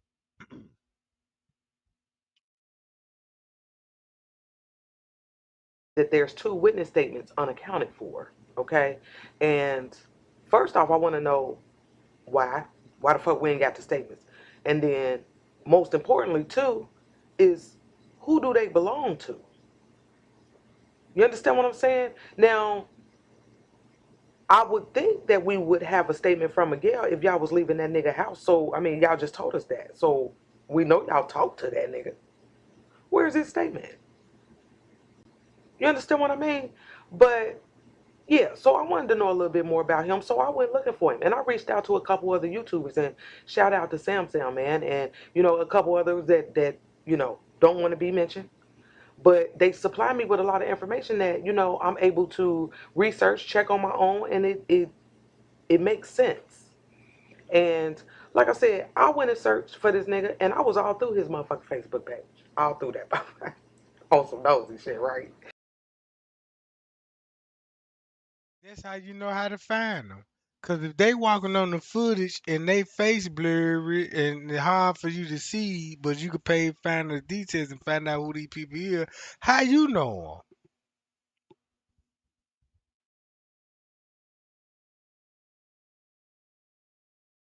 them? You found them on Facebook or you was already friends with them? That's crazy to me. This shit so crazy to me that look. I showed y'all her, a subscriber of mine. Told me everything about Kawana Breen. Check this out. I forgot that white lady name. Let's go to a documentary.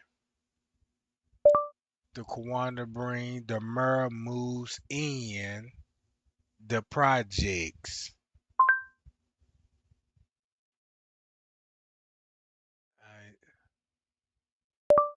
Cabrini Green, the Mur moves in the projects. This lady right here, James Byrne, right here, she told me about all Mayor this Byrne shit. lives on Chicago's Gold Coast in an area called the Magnificent Mile. Oh, the Gold Coast? Hey, that's where LBG Doug got killed at? What LBG got killed at, right? Hold on, wait a minute. They said what now? Mayor Byrne lives on Chicago's Gold Coast in an area called the Magnificent Mile. It's next to Lake Michigan in one of the wealthiest parts of the city. She's going. Oh yeah, look, all right, check this out. Let's go to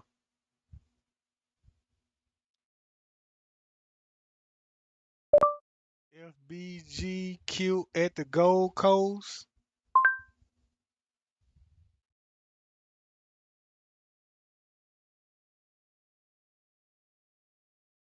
At the Gold Coast. Look, at the Gold Coast, right? You see it for yourself. Gold Coast.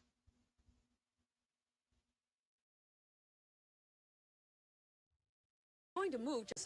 Mayor Byrne lives on Chicago's Gold Coast in an area called the Magnificent Mile. Yep. It's next to Lake Michigan in one of the wealthiest parts of the city. Yep. She's going to move just 10 blocks west to one of the most overcrowded, violent housing projects in the nation. 10 It's blocks. called Cabrini Green.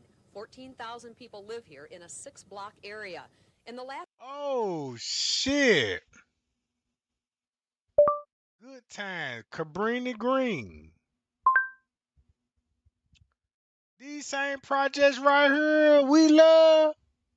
Oh yeah, this finna get very good now. Trey Gang get on. Weeks, 10 have been killed and 35 wounded, most as a result of gangs shooting it out for control of the drug trade and prostitution. But some are innocent victims. Larry Potts was one of these. He'd been practicing on the drums behind a covered window. Someone fired blindly through that window. Potts was killed. One shooting victim talked about how these things happen. People just probably getting new guns and want to test them out on somebody. Byrne says she and her husband will move in next month. She's been criticized for failing to live up to a campaign pledge to clean up the neighborhoods, but Byrne says the move to Cabrini is not political. I'm really not afraid over there at all. And I think what you have to prove is that you don't have to be afraid. And I'd like to stimulate that with the people that live there. And she told me, look, this lady told me, she said, when that lady moved into Cabrini Green, she never slept there. What she did, when she moved in, she knocked, just say like on the just say like you might be on the 9th floor or something. She knocked down the walls of all the apartments on her floor, and it was like a mansion, like, you know what I'm talking about? So she basically told me, yeah, when she moved in that junk, she didn't stay there. It was a political move. Like, look, yeah, a white woman could come in the projects and feel safe. You know what I'm talking about? Just to win votes. Right? Keep this in mind. This is 81. You get good times in 74. Right? Good times in 74. Earned in 74. So when you look at Good Time, look how we were groomed from Chicago from the start, rushing home to get to school. Just to hear this shit.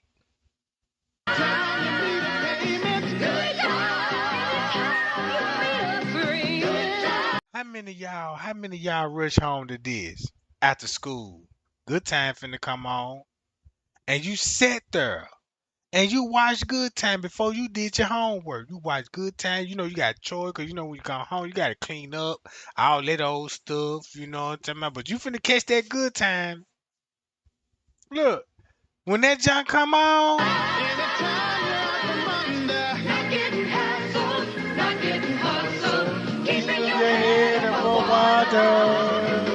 Look, see that? Watch this.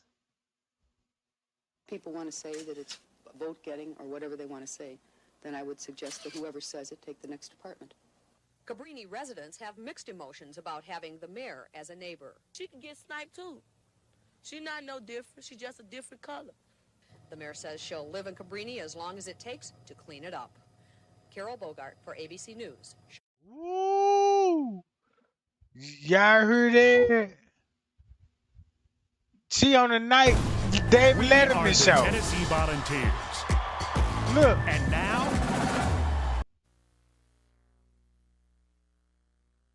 on the David Letterman show, a mayor in Chicago. Name how many mayors that you seen on the David Letterman show. Ask you about. I'm glad you arranged all this smoke and everything. It's a little foggy in here because we did some demolition earlier. I was watching. 82%. Explain to me, is that about the best anybody's ever done when running for? That's the highest vote that was ever totaled in Chicago. You'll be running again when? Probably next February. Do you anticipate that same sort of popularity? No, I don't think so, Dave. I don't think that incumbents today basically are getting that kind of a vote. I think most pollsters would tell you that most incumbents, due to conditions and I suppose Reaganomics and the rest, are down about 30%. And I think there's no doubt about that. Now explain to me how it was, other than you must be a wonderful candidate, that you were able to get 82% of the folks who went to the polls. Well, I think that the city of Chicago is very demanding, its constituency, in the type of mayor that it has. And whereas in New York, I think it's the Big Apple, and you have many, many things going. And in Chicago, people are demanding of the services. And I think there was slippage for a little while there. I had been a commissioner for 10 years prior to leaving government before I decided to run. And we ran a very tight ship during those periods. And that made me want to investigate your career because I'm finna expose all the scams and this finna expose how a politician works. Don't they all need your black votes? Man, if you vote for these people, get caught up in that shit, you know what I'm saying, man, you need to be crucified. I swear to God, you elect another president, you go out and vote, you need to be crucified. You need to be crucified. Man, if Jesus were here right now, the shit that I know and the shit that y'all do know, this make it so bad. Y'all know this shit, bro.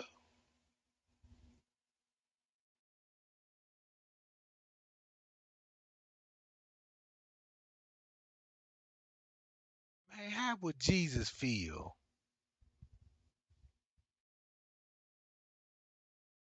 And you try to walk up and shake that man's hand like, yeah, man, nice to meet you. You think he gonna be nice to meet you? He came here to say souls. He ain't come here to say you. Cause if you let Satan rule over your mind and fall for all this entertainment, bro, if you go out and vote for another president, because don't you know after Donald Trump, the next president finna be worse than him. Hold up. Let's get this clear. So you mean tell me the next president getting election, this war finna be, this what we going through right now? Just imagine the next president. The war finna be way more goddamn crucial than what Donald Trump talking about bombing. And the next president, he might be talking about nuking some shit. The next president, he might follow up with that nuke. And then once he nuke, guess what? All politicians, all senators, rich people got nuclear bunkers. They gonna be up on the ground while they bombing, and we gonna be right in target sight. Boom!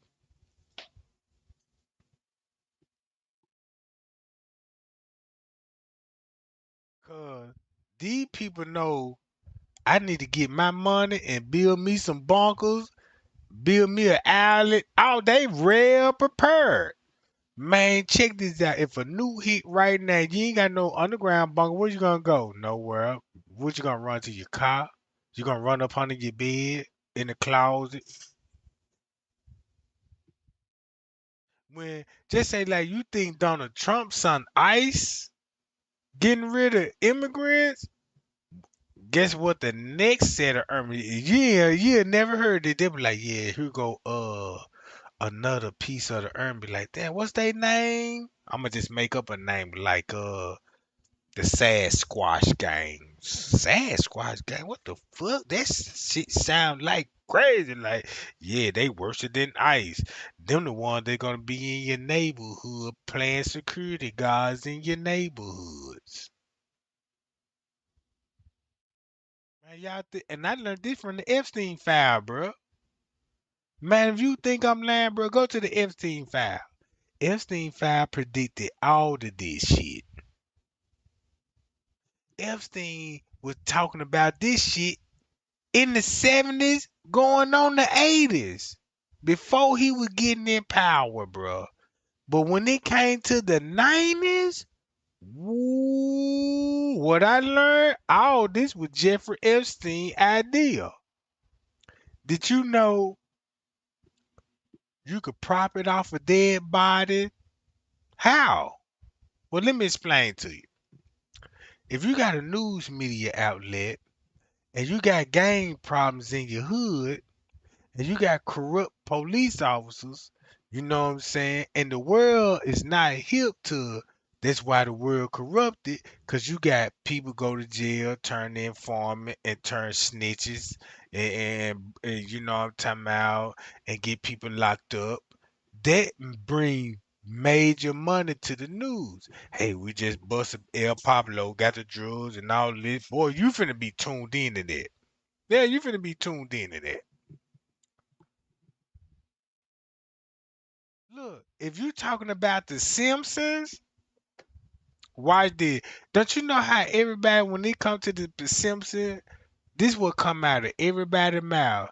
Did you watch this Simpson episode? You know they predicted it, and everybody be like, "Yep, they predicted it." The same people that wrote the script on the Simpsons is friends with Jeffrey Epstein. And that's why they could be able to tell you what's going on. It's not a prediction. It's they telling you if I got a plan to murder you, I'm a put it out there like, yeah, this the plan, I'm gonna murder you. They be like, yep, it's finna be a murder. He said it was gonna be a murder, it's gonna be a murder. He said it's gonna happen this way, and it actually happened that way. They go back to the Simpsons. If they say, yeah, they're gonna let Donald Trump president way before he was elected. You don't think they sat down at the round table and had a meeting like, yeah, we already know Donald Trump. You know what I'm saying? Just say like in the 90s. Never thought Donald Trump be a president. They asked him about it. He was like, nah, I don't want to be no president. He was like, well, he said he don't want to be no president. But you got the Simpsons back in the early 2000s tell you Donald Trump gonna be president. And this thing, he became president. They don't spook y'all. They don't spook y'all. Mm. This don't spook y'all. If you go to Good Time, I had a subscriber, and I'm gonna tell you something. Like this here, I will respect this lady right here, all because She gave me valuable information, bro. I don't know if it was good. I don't know if it was bad. Only thing I know, the information that she gave me was solid. Cause, cause I talked to this lady every night. I ain't even got to bash this lady. That lady ain't even got to bash me, bro. She could be a op or she could be on the real side. Only thing I'm telling you is this here.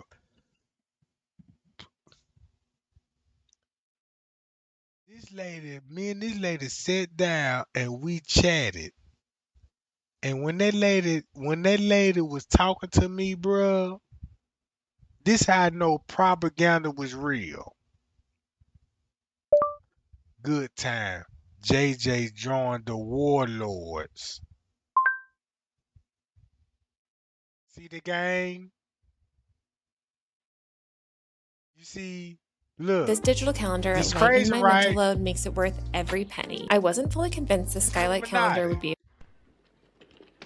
This what I didn't even know as a child, as I know about skulls and bones, Illuminati, spiritual, Satan, you know what I'm talking about, the mark of the beast, all this shit, right? Watch this.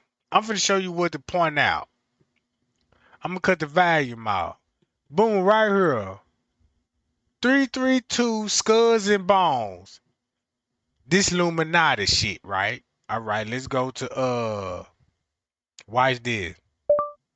332 skulls and bones. See that? You see that logo? Ain't that the same logo?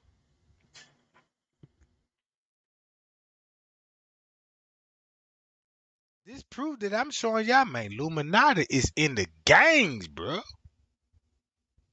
Boy, this shit in the gangs. Look. I mean 322. My bad, y'all. It's 322. And this is the same thing. Watch this. Check this out. Watch this. Hold up. Self-perception right from the start. Its members rise to the very pinnacles of power, like George Walker Bush, for example. Yeah. When Bush contested the presidency with Democrat John Kerry, it was a battle between two bonesmen. You both were members of Skull and Bones, a secret society at Yale. What does that tell us? Not much, because it's a secret. Secret, You were both in Skull and Bones, the secret society. It's so secret we can't talk about it. Whoa! Only rarely do bizarre aspects of the society become public knowledge. Inside the tomb, members are said to have their own standard time, which differs from ours by 5 minutes. It's believed that cutlery, which once belonged to Adolf Hitler, is preserved here. Preserved here? Whoa! Skull and Bones has cultivated this self-perception right from the start. Right from the start. Measly $6. Oh wow, man! At that rate, we gotta snatch him on 31st to earn the minute. Damn, y'all want to know who he look like? T.Y. Rowland, Kenneka Jenkins.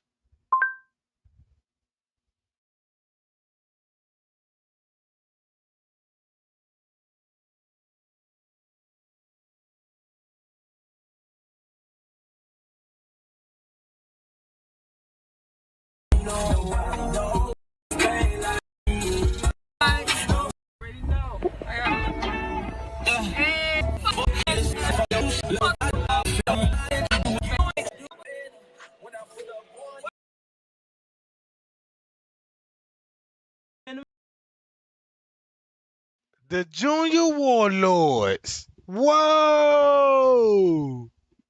The Junior Warlords are the Junior Vice Lords. Man, this some cold shit here, gang. Man, y'all support the channel and like and share this shit. You see what I'm saying? Look, that's why we wearing skinny jeans. Look at how tight that nigga jeans is. Man, I swear to God, if I walking down the goddamn aisle 4 at the grocery store and and catch this frame at the fruit department, I'ma swear this Quick. I'ma creep up on the back. Look, I'ma creep with the ass like this. I'ma creep up on that back. You know, I'm like, yeah, this gotta be a natural hero. And then, you know, be like, hey now, how you doing, sugar? And that motherfucker turn around, look like Bullwinkle. Boy, it's finna go down. I'm finna up a Draco. You know what I'm talking about? Cause, Cause I know I got to go on and do him in. Cause I'm like, man, look, I don't mean no harm, but your ass cheeks were kind of plump than these Johns, and I thought you was a bitch. Set tripping like a motherfucker, you know what I'm talking about? Cause I read the back of that jacket, you know what I'm talking about? So I'm itching for a gunfight right now, you know what I'm talking about? Payow! I ain't get that name for nothing. Payow! Cause that what that nigga told the detective. What happened? Start from the beginning. All I just know, somebody ran up on me with a ski mask and the mask, and I remember those eyes. And he came up on me, and I remember that voice. And he said, and he told me, nigga, this shit over with, nigga, in this pinky voice. And all I heard was, Payow! And I was shot in the ass, doc. Look, then they got doctor. Look. I ain't gonna shoot to kill you. I'm gonna give you a real ass flesh wound. Cause when you go to that hospital, I want you to be so embarrassed. You ain't got a conversation for the nurses. You can have a fine ass nurse in that motherfucker look like Nicki Minaj with the big booty implant. Coming that motherfucker like, yeah, you been shot in Snoop. Yeah, I've been shot in the ass. And they got police there, you handcuffed to the bed, and she got to come in there with a flag like, yeah, damn, how he shot you in the ass? You can't talk about no gangster shit. You can't even lie about it. And you can't even say, yeah, I fell on the ground when I was trying to get back up. He shot me in the ass. When I'm looking at the bullet direction they're going in these cheekbones here, you know what I'm talking about? Shit. You must be trying to haul ass or something. Let me see that nigga's shoes. Then they go to the shoe game and be like, yup. Look at the bottom, them motherfucker. He is a walker. You know what I'm about? Cause you can have some J's on, and you look at the bottom. If you wanna know the mileage on a nigga's shoe, look at the bottom of the motherfucker. They don't even leave a trail no more. You know what I'm about? They don't even say Nike. They say Ikes. You know what I'm about? Walking in the sand and shit. Real talk. Man, I remember one time a job called me and was like, yeah, you fill out an application with our company and we want to schedule an interview. And they were like, and they gave me the date and the time I went there. And this thing, they were like, yeah, you got some steel toe? I'm like, yeah, I got some steel toe boots.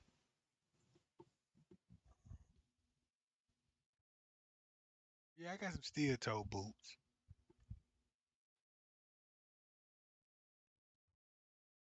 Them hoes was so worn down, goddamn it. The female was like, hold on. Goddamn it, them steel toes, them hoes. What's the expiration date on them, John? Like, shit, them hoes beat up, ain't it? Look at the nigga bottom of the shoes. They ain't got no more thread. Them like ball ties. You know what I'm talking about? This is like, you know what I'm saying? Like, damn, man, hey, ball, your tie ball, you know what I'm saying? You might want to go and get that replaced. Like,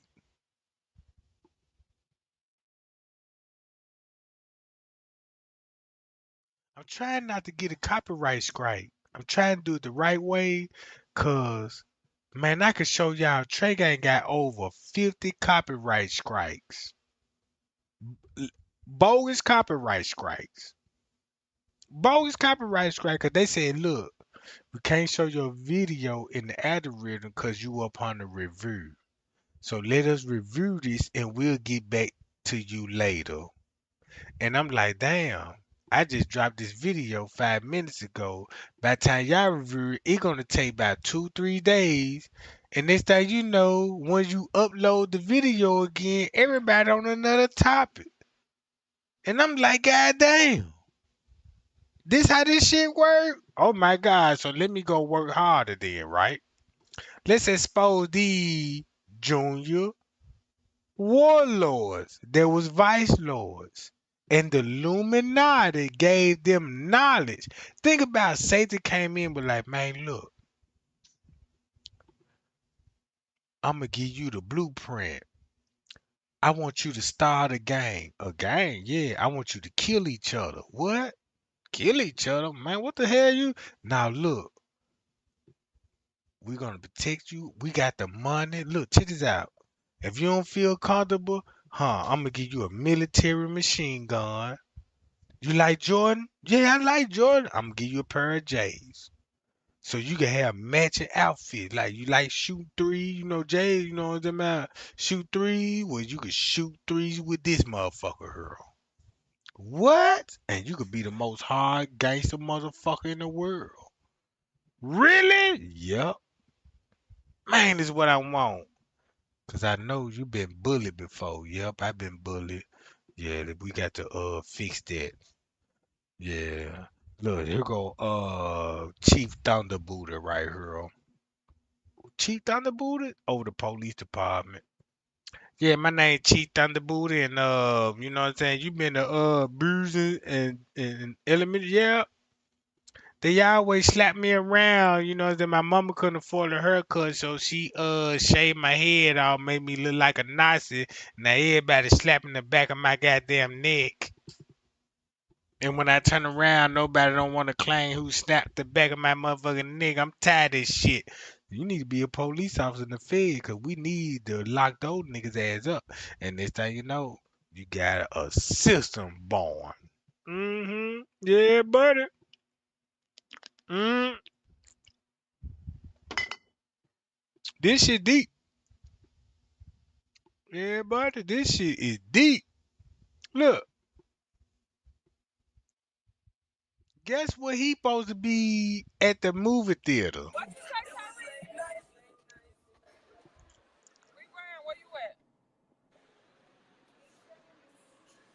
I'm finna leave, for that shit sold out. I'm with my girl, folks. You heard me? No. You with your girl? You with your girl? Who is your girl, T.Y.? Man, look. Man, I might need to go and get on up about this, John. Know what I'm talking about? Nah, I might keep it going. What y'all think? Should I keep it going? Cause I'm already finna be 4 hours deep into this shit. Should I cut it off right now or go back live?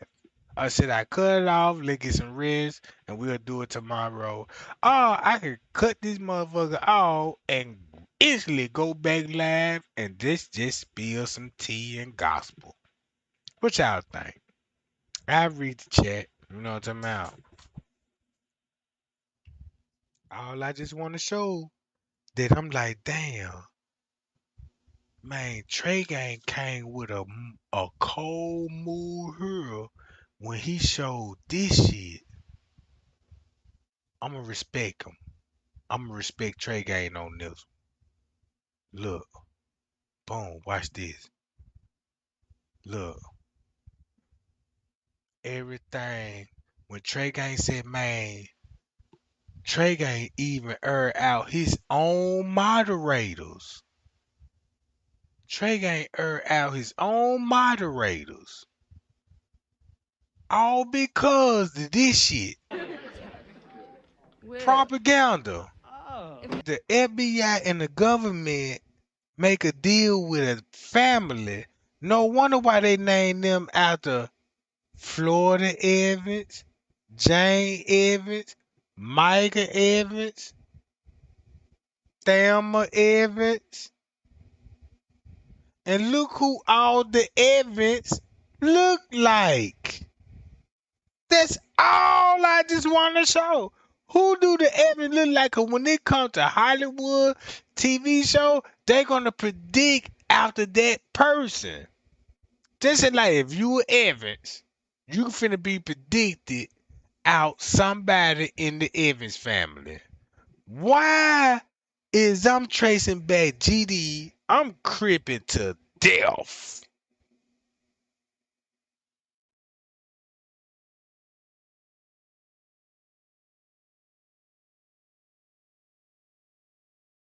Bruh,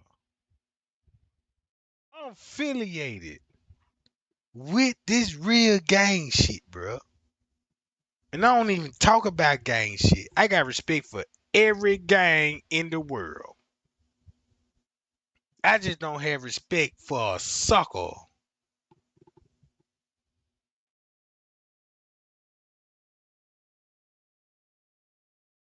Anybody could join the gang in the year 2026, but in the year 90, 80s baby, or 90s baby, oh no, it ain't work that like that. No, it ain't work like that. You say what now? Yeah, I want to be gangster. You want to be gangster? Fuck you want to be gangster for? I like the way y'all do. What you think? What we do? Man, I heard y'all be bang, man. We don't do none of this shit. I don't know what the fuck you talking about, man. Get the fuck out of here. You finna get your ass broke off. Come to my set. Hey, Trey, I want to be crippin'. I see how you be crippin'. Oh, you watching me? You crippin'? You see how I be crippin'? Yeah, man. I see how you crippin'. You want to be down? Yeah, I want to be down. All right, check this out. I got a lick. You fuck around with the robber, right? Yeah, I fuck around. Hey, I want you to go and rob this nigga without a gun. Matter of fact, I'm gonna give you a brown paper bag and I got a wooden stick right here. I want you to hold that wooden stick in that brown bag. And if you can run up on your nigga with that brown bag with a stick and convince him you got a gun and make him drop it off, you will be recruited. But if you fail the missions, we'll see you on the news. Yeah, we got one suspect, you know what I'm saying, try to rob motherfucking anything, you know what I'm talking about. Boom! Suspect dead, mission failed. I'm on that gang shit, bro. When I say, man, I'm on that gang shit, bro, when I was locked up, bro, I was locked up with the best in the world. That school that Trey Gang was like, man, Trey Gang, look, check this out, man. I fuck with you. Cause man, these niggas want you in the gang, bro. You know what I'm saying? You show these niggas like, man, I don't need no gang to fuck with you niggas. You know what I'm saying? I don't need no gang to be a friend. You know what I'm saying? I'm a friend of yours. You know, if you ask me to be this and I'm like, man, nah, I don't want to be that, bro. You know what I'm saying? Cause I always was like, yeah, man, I'm a one man army. You know what I'm talking about? I don't need no gang of niggas. You know what I'm saying? If I got a problem, I'm gonna handle it myself. You know what I'm saying? I learned that shit, bro. I'm gonna handle that shit myself. I don't need to call no nigga. You know what I'm saying? Solve my motherfucking problem. Nah, I don't give a fuck how many you niggas is. You know what I'm talking about? Hey, if I got a problem with a nigga, hey, I'm finna escalate that. I'm finna make that problem even more worse. I'm gonna make that problem even more worse when I'ma beg you, like, hey, man, brother, please, I don't want to be with you. Hey, you mad at me? All right. How can I fix that? You know what I'm saying? I want to fix it right now. Yeah, fuck that nigga. You want to fix that shit? Yeah, you a whole ass nigga. You know what I'm saying? Okay, I'll be that. You know what I'm talking about? And he gonna keep going. Yeah, bitch ass nigga. He gonna think he won. And I'm like, all right now. I told you I be there right now. You know what I'm talking about? I be there. You know what I'm talking about? But when you scratch that motherfucking nerve, man, Trey ain't gonna come like a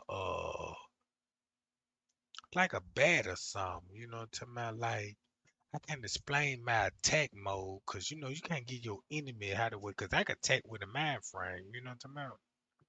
Hey man, I could attack, you know, because I had an evil ass female that I was in a relationship with, all because She's a scribble.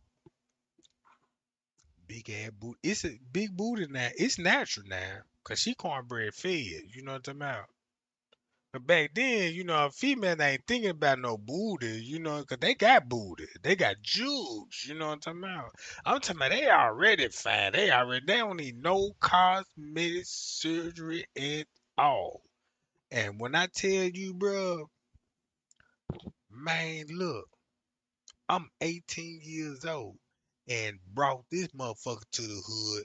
And I swear the whole hood treated me like a king just to get to her. Like, yeah, Trey got me. Ooh, Trey, you got you one. I'm like, what? I got what? Why you saying what? I got what? You act like I'm fishing or something, nigga. You know what I'm talking about? See that boo? She's like, yeah, I see how thirsty them niggas is. She already here.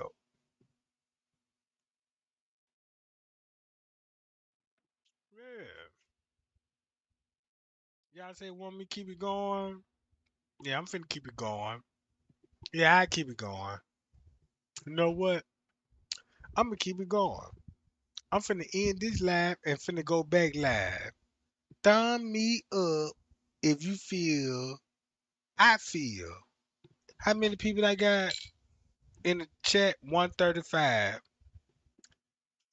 So if I got 135 right now and I want everybody, I will cut this live out and go back live. I just need the 135 likes, cause you know what I'm talking about. I'm gonna give it to you. I'm gonna give it to you. I'm gonna give you the truth and nothing but the truth. And Trey Gang live finna hit different in a couple of days. Cause I got some video. I got some shit going on right now that I've been doing. And y'all finna appreciate Trey Gang, bro. Man, y'all finna appreciate Trey Gang, bro. Cause all my life, one thing y'all can say is like, man, yeah, I fought with Trey Gang. I watched all his videos. He got the letter. He breaks shit down. He had the footage. He was doing this shit. You know what I'm saying? But sometimes she get a little stale, you know what I'm talking about? Then you got other YouTubers that were hot on other cases and they were like, yeah, and, and let's talk about the Kenneka Jenkins case. And since they hot on the other case and they bring up the Kenneka Jenkins case, they will draw more crap like, oh shit, you know what I'm talking about? Yeah, he hot on this case. Yeah, he gonna be hot on the Kenneka Jenkins case. And Trey Gang like, look, I love y'all so much. This how much I love everybody that's hearing my voice right now. I love you so much that I'm telling you, be careful when it comes to social media. Cause 9 times out of 10, those documentaries that you love the most, if you look at data, this what make white people rich, Jews rich, Somalians rich. You know what I'm talking about? Off African people. Cause they can be like, hey, you love conspiracy? Man, I love conspiracy movie. What's your favorite show? Your favorite movie when it comes to conspiracy movie? Well, I like First 48 because it's real. It's a murder and it's been solved. Yep, I like that. I also like movies, like Charlie Manson, you know what I'm saying, and Sharon Tate. And it was a bizarre case, like, you know what I'm saying. Back then in the 60s and the 70s, they were talking about it was a ritual. You know what I'm talking about? A ritual. Yep, it was a ritual. You know what I'm talking about? In the 70s? Yep, ritual. Now, I know I was born after the 70s, and they was already talking about rituals then. How can I say, and I'm born, and I'm this year, and I'm like, yeah, about ritual. I don't know shit about rituals, bro. This shit was her. A old school would tell you just like I'm, bruh. Like I can tell you right now, if you know Trey Gang the hitter, bro. This ain't no stranger. The police know it. These niggas know it, and these females know it. I'm a hitter. What's is a hitter? You think I'm talking about shooting people? No, no. No, I don't mean that when I'm talking about I'm a hero. No, no, no, no, no. I ain't talking about killing people. When I'm saying I'm a hero, this what I mean when I say I'm a hero. Man, you can meet Trey Gang and be like, we could meet like on the platform, like, hey, how you doing? You know, say, hey, how you doing? You know what I'm talking about? Hey, excuse me, ma'am. I just want to say, you know what I'm saying, you look very, very nice in your outfit. You know what I'm saying? You look the colors, I mean the colors and the way that you fit in all your spot. I don't see not one air bubble in this junk. Baby, you plastic wrap. You know what I'm talking about?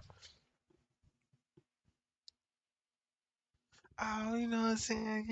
Yeah, I appreciate the compliment. Yeah, I just, you know what I'm saying? I just want because you might have heard this from your husband or your boyfriend. I don't know what's your relationship status. If you woke up this morning, if nobody didn't tell you, man, you look amazing. You ain't got no man. They let me know you woke up with nobody. And once you walk on that street and the man could give you a compliment and you would get mad at him. Hey, excuse me, ma'am. Get away from me, bum. You know what I'm saying? And the man just probably want to give you a compliment like, damn, Miss Lady, I ain't even gonna lie. My eyes, your body blessed my eyes for the day. You the beautiful thing I done ever saw. I just want to tell you, I don't know your relationship status or whatever you got going on, but as me as a man, you stole the show. You blessed my eyes. You done blessed my eyes with chocolate and honey, cause you that goddamn sweet. You look like Debbie cake. Shit, goddamn, that's why I had to pull over. You know the skirt, skirt. That's why you heard the time mark. Like shit. Oh my god, and I had to be respectful. Like damn, this shit. You see how beautiful that lady is? I just want to get that lady comment. I don't even want this lady to be my girl because I don't want to, you know what I'm saying? I'm still playing around myself. Hey, man, I'm just want to give a female compliment, be like, hey, now, damn, baby, did you know? Because those words might strike one be like, damn, I was going through it with my baby daddy, you know what I'm saying, man? This nigga playing with me, talking about he want to take care of me and shit, and he got money, and every time when he give me some money, we go out on dates, and when he get what he want, that's when he pay bread, and but when I don't give him none, he make it hard on me. You know what I'm saying? And that nigga Trey gang be like, damn, you know, you look good, Miss Lady. You know what I'm saying? Man, keep that up. I like to see women like, you know what I'm saying? And this thing, you know, a female heartbroken than a motherfucker. Can't tell me what I don't know. Man, I look like a beast over here. If I show my picture right now, the motherfucker gonna look at me like, damn, fuck Trey Gang, what the fuck? I was thinking you look like Ricky Fabio, nigga. You look like goddamn Morgan Freeman in this motherfucker. But when you see that swag though, like yeah, I want a nigga like that. Yeah, yeah. I feel more secure. Yeah, yeah, yeah, yeah. I don't want no hot ass young nigga with Dracos around and fearing for his life. You don't want to ride no car with no nigga, right? Nigga constantly, you know, whiplash and shit with Dracos. You talking about, I'm gonna take you out on a date. You want to ride like that? Yeah, you want to ride like that, goddamn it. Check this out. You want a nigga end up like Mike? You know what I'm talking about? Look at Mike right quick. You know what I'm talking about? Michael Evans, right? Check this out. This your boo. This your nigga right here. And this your nigga like, yeah. And he talked all that shit like, yeah, bitch, you know what I'm talking about? I'm in this gang life. And this thing, you know, this why he said he in that gang life, cause he getting extorted the whole fucking time. I'm familiar with this shit. Yeah, I'm familiar with this shit. That's why they stopped need to letting these square ass niggas join gangs.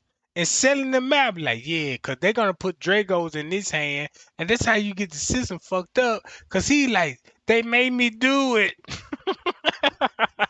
That's their favorite line. They made me do it. Like, damn, you with Snoop Snoop? Yup.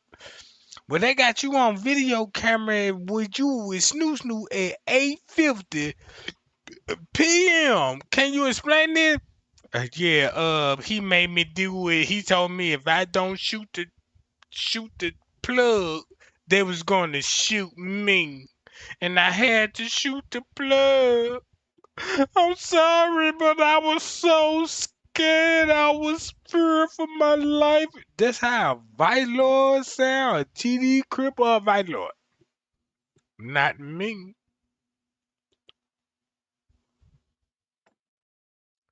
If you would have asked me that, Trey Gang, why you shoot? Man, that nigga flinch. Scared the hell out of me. I got a Draco. You got to have the biggest balls in the world when I got a Draco and you flinch like you finna sucker punch me? Man, that motherfucker Draco went pow, pow, pow, you know, and all the neighbors heard this shit. This thing you know what I'm saying? Look, check this out, y'all. Man, Trey Gang never get caught where I know how this shit works. Oh, no, I am never. But I'm not with this shit, bro. If I, back in the 90s, in my mindset, oh, yeah. I'm finna twerk. Man, I had everybody mind fucked up. Look, check this out. Check this out.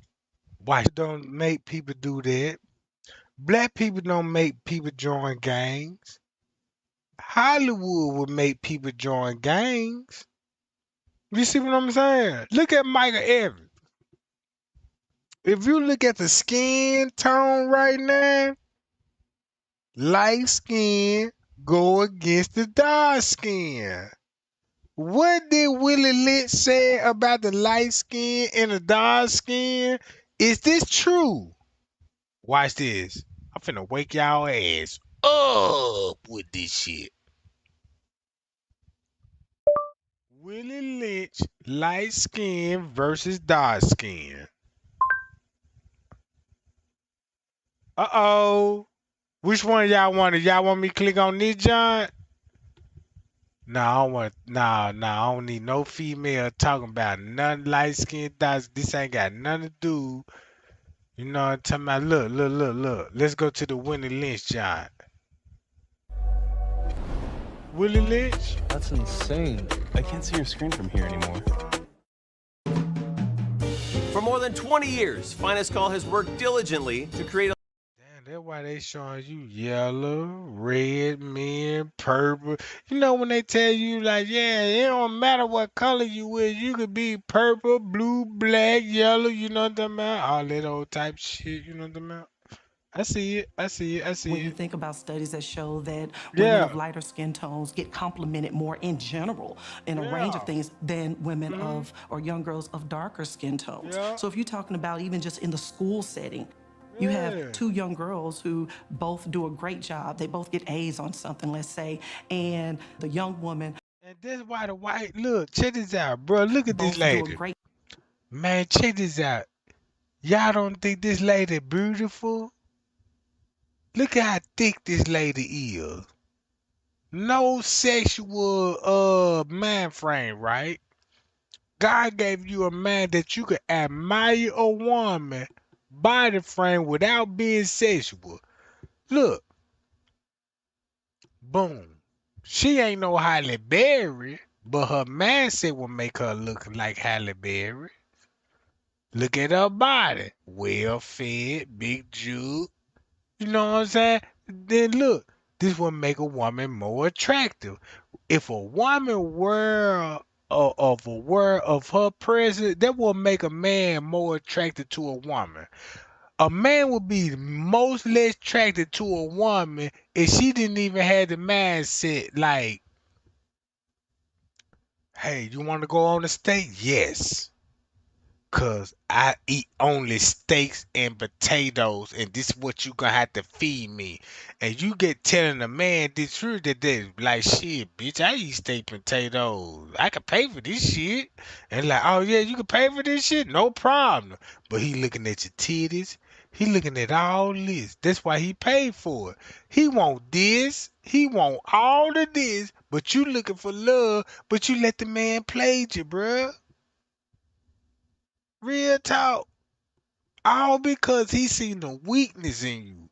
And if you knew how much your body is worth and value, it don't even take no motherfucking money. Cause you could break a nigga in this mindset. Man, look, a man could sit up there and be like, damn, I want this woman, and I want this, and I want that, and I don't want nothing else. Man, you can have a female, you know what I'm saying, have the same body as your wife or your girlfriend, and one of you see this shit and be like, nah, you know what I'm talking about, this my gal. Cause this the first thing you gonna think about, like, nope, nah, I'm straight. Why would I need to cheat? You know, and have fun, you know what I'm saying? That's what my teen years for. I'm growing old, I'm getting educated there. You can't play with women no more. I'm getting old.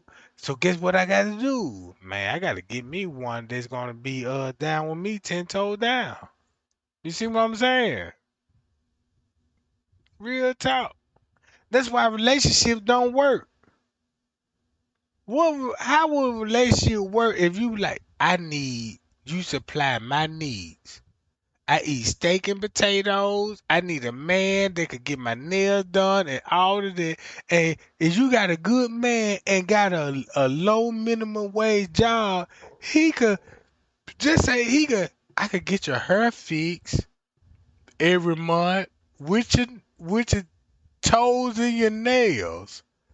But I just don't have the extra money to send you to the massages, and I just don't have the extra money. You want to go on a trip, you know what I'm saying?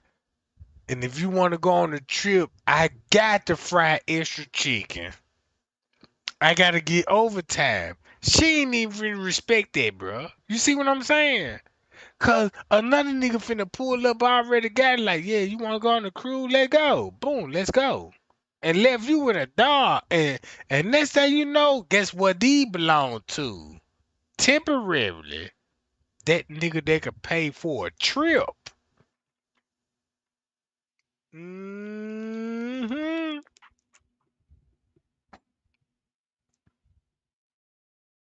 I got a female friend right now, and she came to me. She was like, "Man, Trey Gang, I remember when I first met you, and we best friends right now. Check this out, we best friends.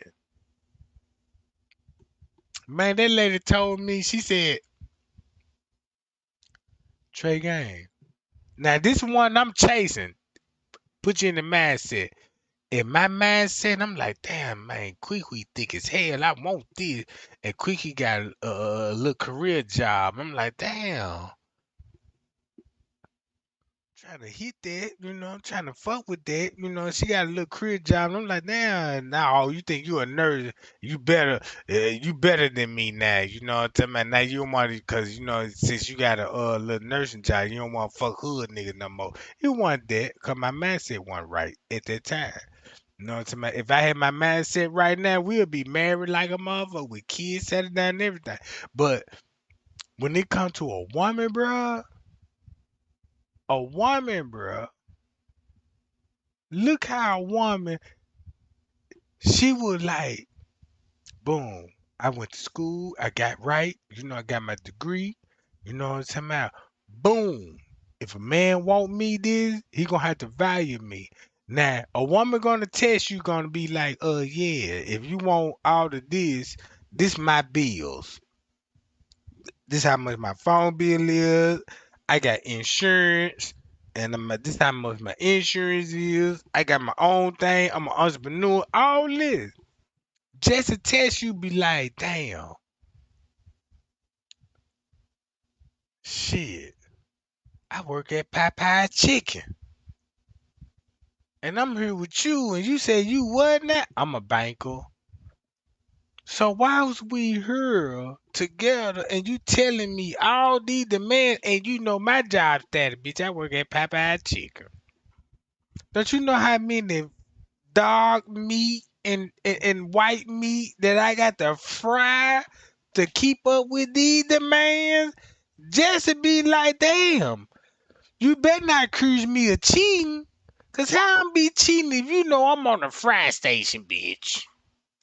Bitch, you know I'm on the fry station. No, time out. How many wings?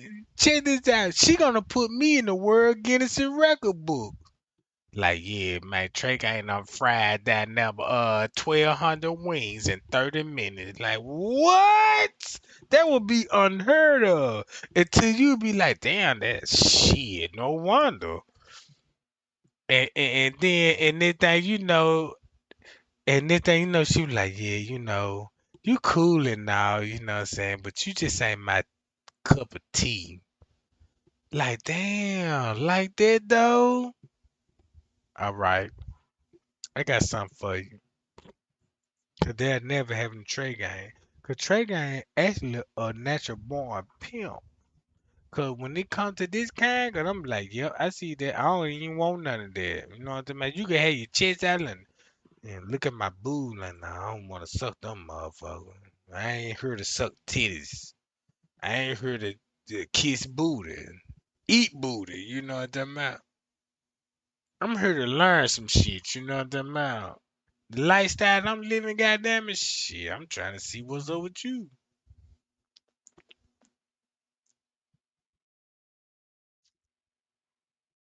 Oh, you know, I'm a dentist. Are you a dentist? Yeah. I fix people toothes. Oh yeah, yeah.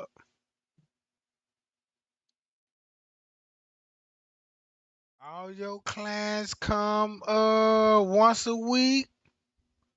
Yeah, they come once a week, make sure they teeth clean. I wanna know why they teeth clean. Yeah. And that's the same, you know, when you go to that doctor office, as you think about it, have you ever noticed when you was a child and you was at the doctor's office and they'll be like, yeah, we gotta check for cavities and all this, and they hit you in the needle in your gums and clean your teeth and you would go to sleep. I remember the laughing gas. I remember this, bro. Check this out. I don't know if y'all experienced it, but I remember when I went to the dentist office, when I was, you know what I'm saying, you know, when you grow up, you know, you're gonna start losing tooths and shit. You're gonna lose all your baby teeth, right? Everybody know that. Just so like everybody know when they lost their front tooth, they back tooth, like, oh my God, I'm snagger tooth than a motherfucker. How many of y'all got pictures snagger tooth than a motherfucker and your mama happy as hell? Yeah, he lost his front tooth. Take a picture, say cheese. You like, now my tooth missing. You know, and make you took a cheese. How many of y'all experienced that? If y'all didn't experience that, that mean I've been abused as a child. Like, damn, no wonder. I'm fucked up in the head. You know what I'm about? Sound like some creepy shit right now, ain't it, man? And then you got the dentist lady looking like this with big ass jewelry. Be like, all right now, I want you to lay back, straight back, like, oh yeah. Then they're gonna sit close up on you and shit. You know what I'm about? This how the nurses do, cause I had to take my blood pressure one time, and this how I had to, this how she was sitting, like this girl, big ass titties, skin tight outfit. Like, oh my God, bitch, I'm here for high blood pressure. I'm not here for a dating site. You know what I'm talking about? And she was like, yeah, give me your arm and give me your arm. And you know, you got to rest the arm on the lap. And I'm like, God damn, you know what I'm talking about? Shit. Let me look away a little bit. And I got to rest her arm, my arm on her lap. And she like, yeah, you finna feel a pinch, honey boo. You know how they talk to you. All right, I want you to relax all your muscles. And I'm like, damn, all my muscles? Shit, you must seen something that I done seen, cause you know what muscles are hard right now, you know that. And then she like, yeah, relax all your muscles, and I'ma hit you with a shot. Don't think about it. Think, and hit you with the needle. Boom, draw all your blood, cause you craving, cause you like, I wanna suck those tits. Man, I want to eat some Gucci pie right now. You know what I'm talking about? In your freaking voice. But her government fed, and she like, yep, that's what they want. And she finna go back and take those study research back to the government. Be like, yeah, he was craving on my coochie pie. Yep. He crave over the coochie pie because when I asked him, he couldn't focus. And next thing you know, they put you on the Brady list. And that's why you know why police stopping you like, what you doing over in this area? You in the suburb now. Now get your ass away from over here. You must got some drugs in the car. You know what I'm saying? You would be like, damn, where this shit coming from? Cause you on somebody files. You know what I'm about? Damn, it's still 139 people in here with 137 likes. I appreciate that love. What you say? You almost choked on the juice.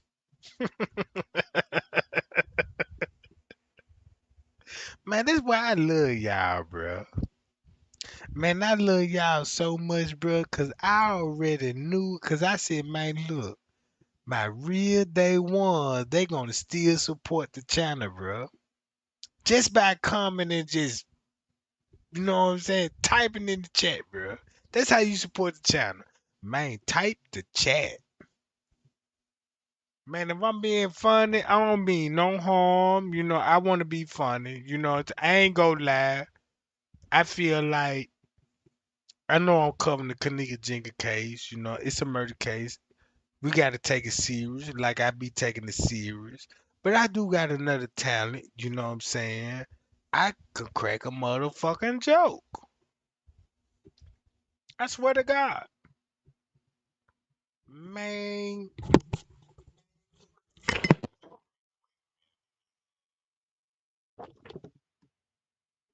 Great job. They both get A's on something, let's say, and the young woman who is of a lighter skin tone gets complimented and commended more.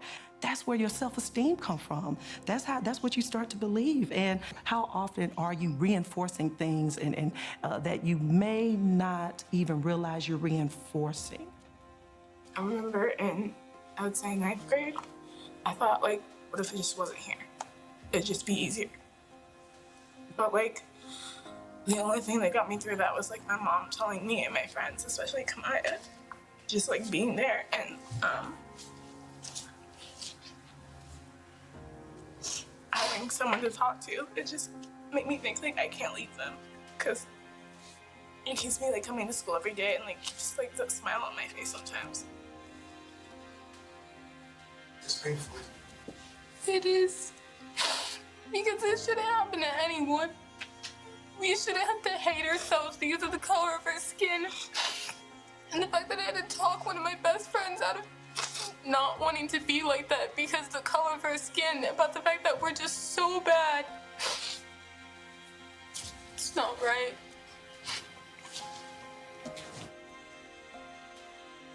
You have to love yourself and love the others around you and know that you're gonna be okay. And you have to stay strong.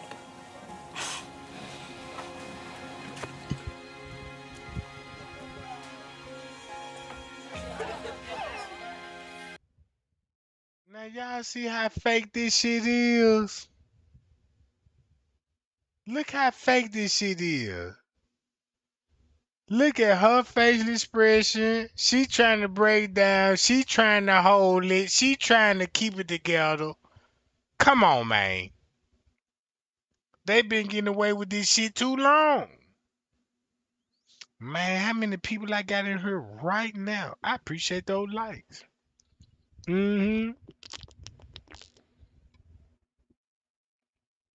Look at this shit, gang. Come on now. Let's stop the boo-boo. Look at this shit. Is this shit scripted?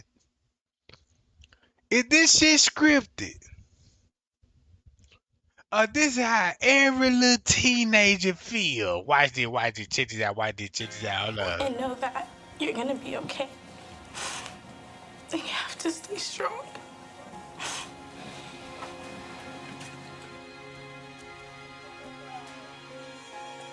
Look at everybody's expressions. She laughing. Come on, hug them. She laughing. Boom. Ain't nobody emoji but her. They don't know how to do it right. Oh my God.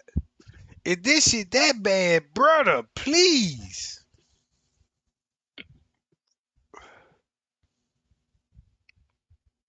Why all they knees got to stick out? They knees, bruh. And I never figured out like damn why jeans so popular with the knees out. Oh, I see why now. Check this out, why this? Check this out, why this?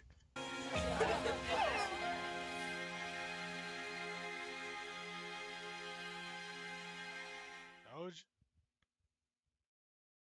Dark girls too. I'm excited to give you an update. Oprah, not you, Oprah. Oh, it makes sense.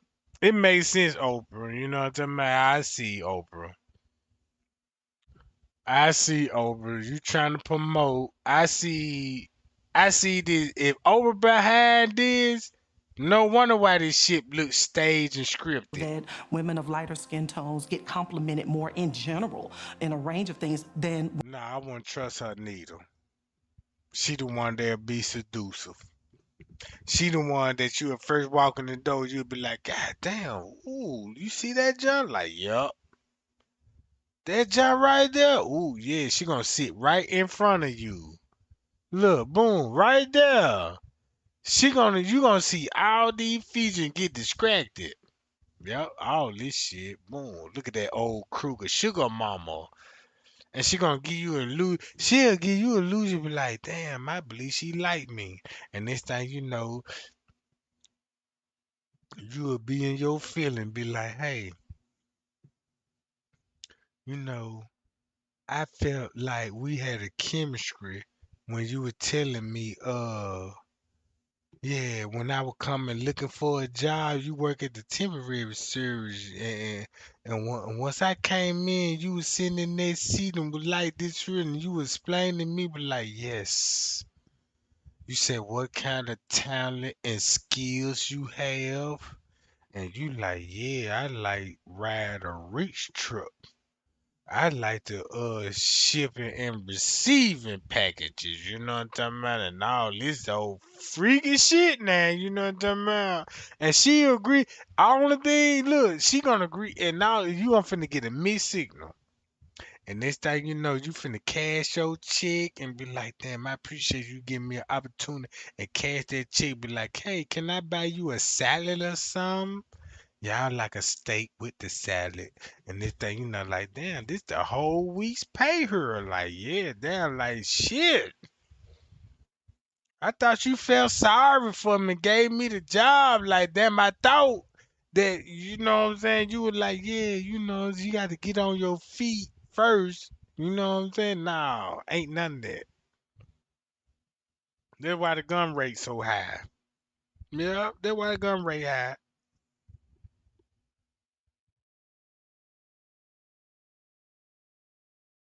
That's why I don't need. That's why I'm not a freak. That's why if I'm in a relationship, I know how to walk past a female like this, like, hey, Is you on food stamps? You need government cause you know when you be scrolling, they'll stop you and shit. You know they'll be everywhere. They everywhere, bro. Man, I swear to God, goddamn, you could buy a car, be like, damn, man, I got my income tax. Let me go buy a car and be like, yeah, you gotta go get that junk registered, and then you come in that motherfucker and you meet her and be like, yeah, what kind of car you trying to register? Like, yeah, I got an old mobile, Oldsmobile. Oh, I love a Oldsmobile. I know I used to ride in the Oldsmobiles and when you hit all the bumps, it just make all the lady lumps shake, you know, and then you know, you be like, damn, you know what I'm about. I gotta see what going on. She done said this and you know what I'm about. And then when you shoot your people like, hey, you know, can we nah, I don't think we need to go to no Red Lobster because I don't eat shrimp. Well, what you eat then? I eat octopus. Octopus? God, bitch, I never had that. Where I come from, we don't eat octopus unless it's from the south side.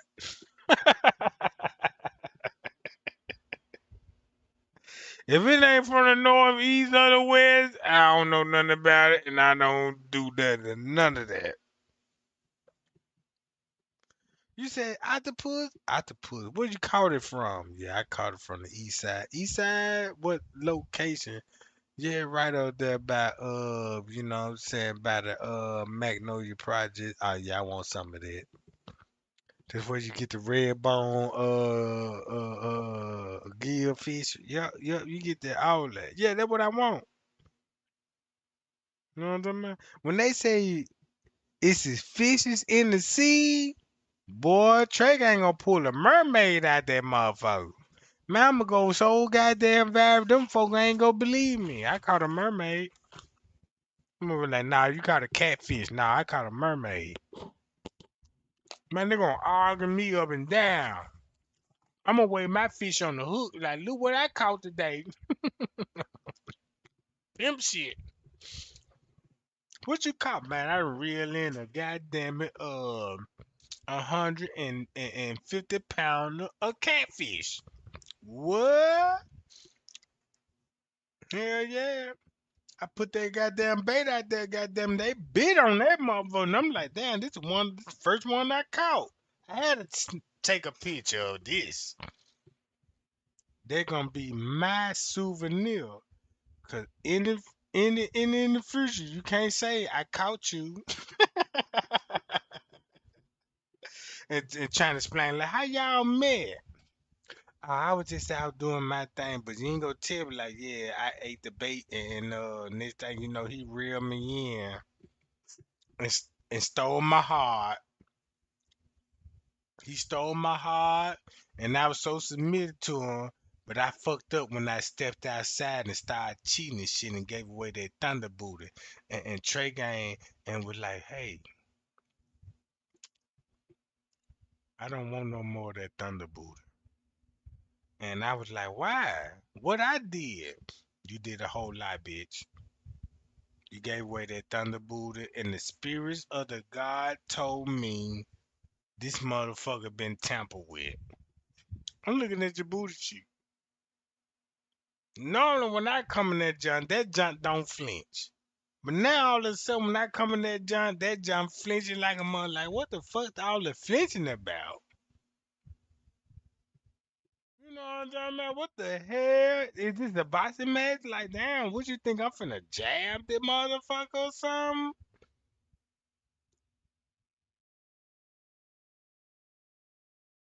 Hi, y'all. Man, look, gang. I'm finna exit out this live. And I'm finna go back live. Matter of fact, I tell y'all what. This what I'ma do. Stay 10 toes down with Trey Gang. I say in a week or two, give me 1 week, just 1 week. Everybody gonna get an understanding of the Kenneka Jigga case. Mm-hmm. Oh yeah. And then look, make it so bad. Look at my grab me by my motherfucker chinny chin chin. See, this what make me mad, bro. You cannot grab me by my motherfucking chin and telling me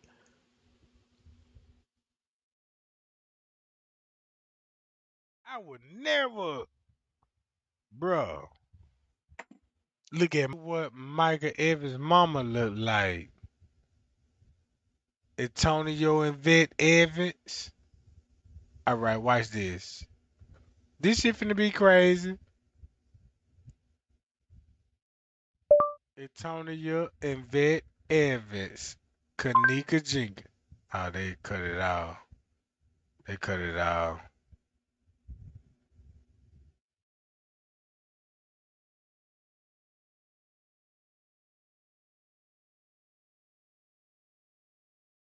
Look what Antonio and Vet Evans look like. Hey y'all, what's good? This shit crazy. All 70 years, you know. There's Antonio and Vet Evans on this side. Watch this side.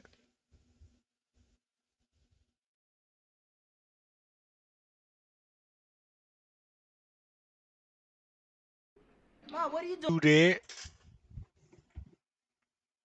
Man, don't know no black people do that, bro.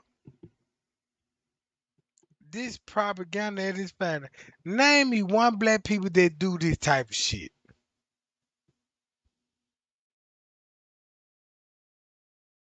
Only in Chicago. Hold up. If you talking about Antonio and Vet Evans, history.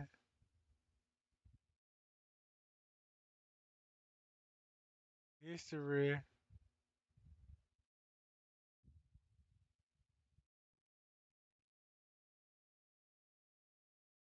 Where the video at?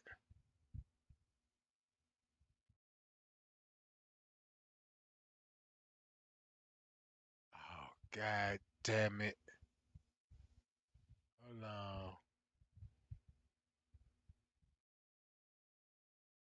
Man. That's what you start to believe. And how often are you reinforcing things and that you may not even realize you're reinforcing? I remember in, I would say, 9th grade, I thought, like, what if it just wasn't here? It'd just be easier. But, like, the only thing that got me through that was, like, my mom telling me and my friends, especially Kamaya, just, like, being there. And look, check this out. You mean to tell me you got, oh, look. Is this propaganda? You got all of these people in the school. So I guess they assume these teens. All these teens experiment the same thing. Is this program? Look at this shit, bro. Look. See her? Look at her hair. See her? Look at her hair. Look at everybody actually. Look at her. If you go to dark skin, look what dark skin would look like. Nah, I don't want her. Nope. This how they got it. This how they got the mindset. Nah, I don't want her. Dark skin, nah, I don't want her neither. You know what I'm talking about? What about her? Yeah, I want her. What about her? Yeah, I want her. Yeah, what about her? Yeah, I want her. But these, look. If you look at this shit, bro, you'll be like, wait a minute, bro. Look. This shit is crazy. That means Trey Gang could take a picture with a bunch of hood niggas in business suits. and say, "Oh my God,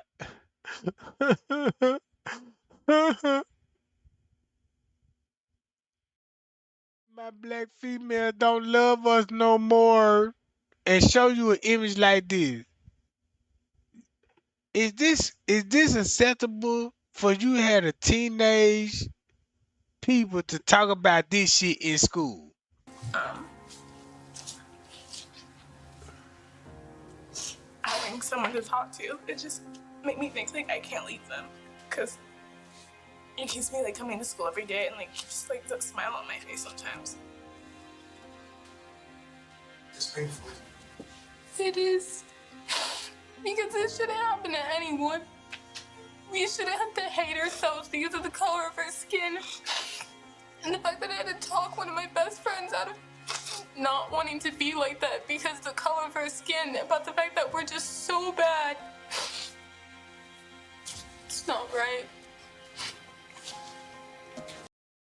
A teenager won't have that much knowledge about how you been treated by a superior race. Look,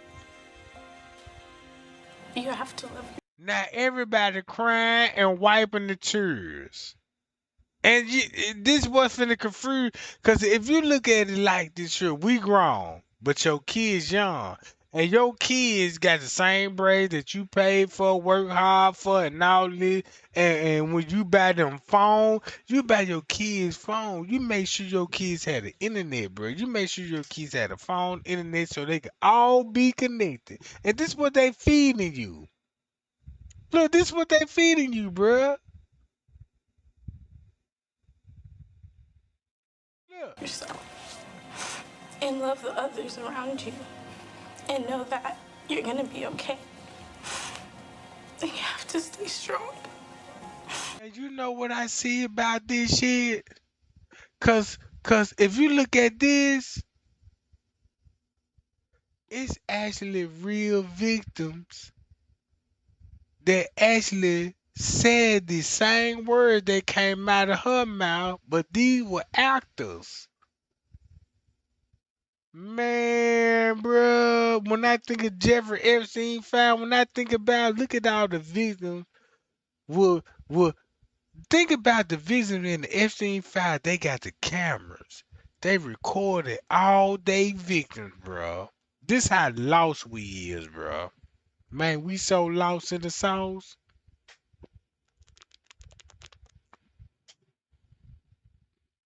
Watch this. If I tell you this a reenactment, it's a reenactment that if you go to the Jeffrey Epstein file, you will have a camera on actually live victims begging for their life, begging for their freedom like this here.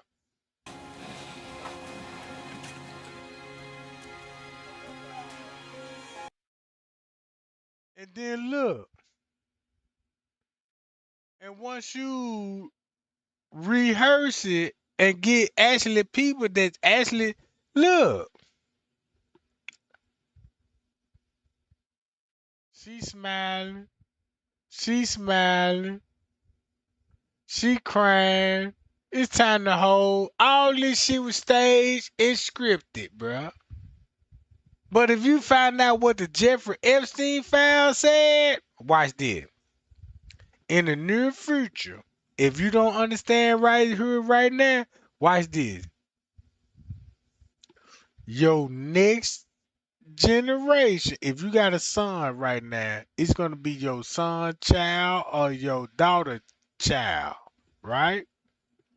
This was finna happen to your people when the Bible said, "Oh yeah, you cook."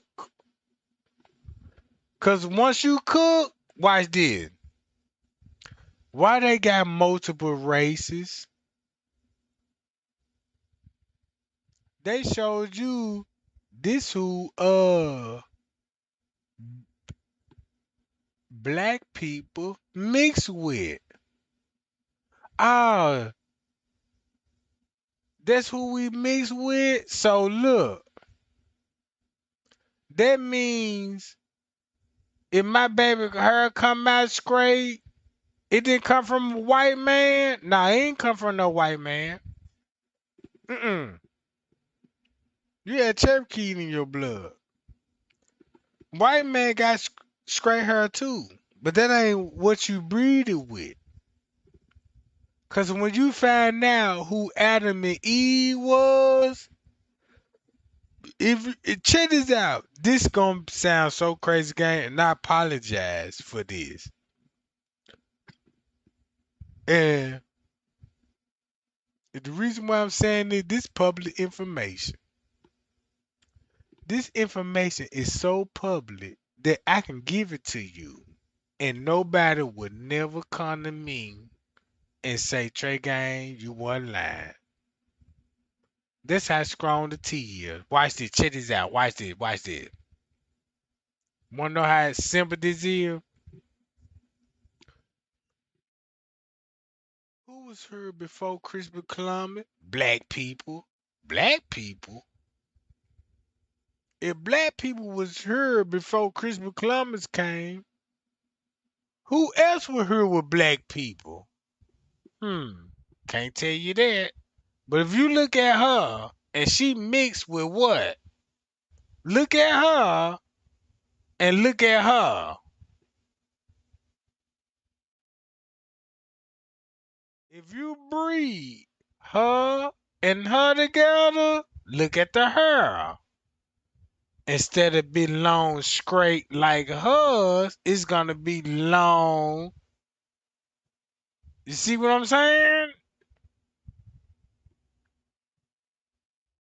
This how lost y'all will. Cause when it comes to the Jeffrey Epstein case, that man said, hey, we need to lighten the race up. So guess how they finna do it? Breed out your DNA and mix breed. Did you know if you have a pit bull, right? Just say you got a pit bull and you got a Rottweiler. Everybody know a Rottweiler, you know what I'm talking about, look like a pit bull. But a Rottweiler is just two colors, black and brown. A pit bull come in all types of forms. You get your red nose, blue nose. You know what a blue nose purebred, right? If you breed a red nose pit with a Rottweiler, what color you finna get?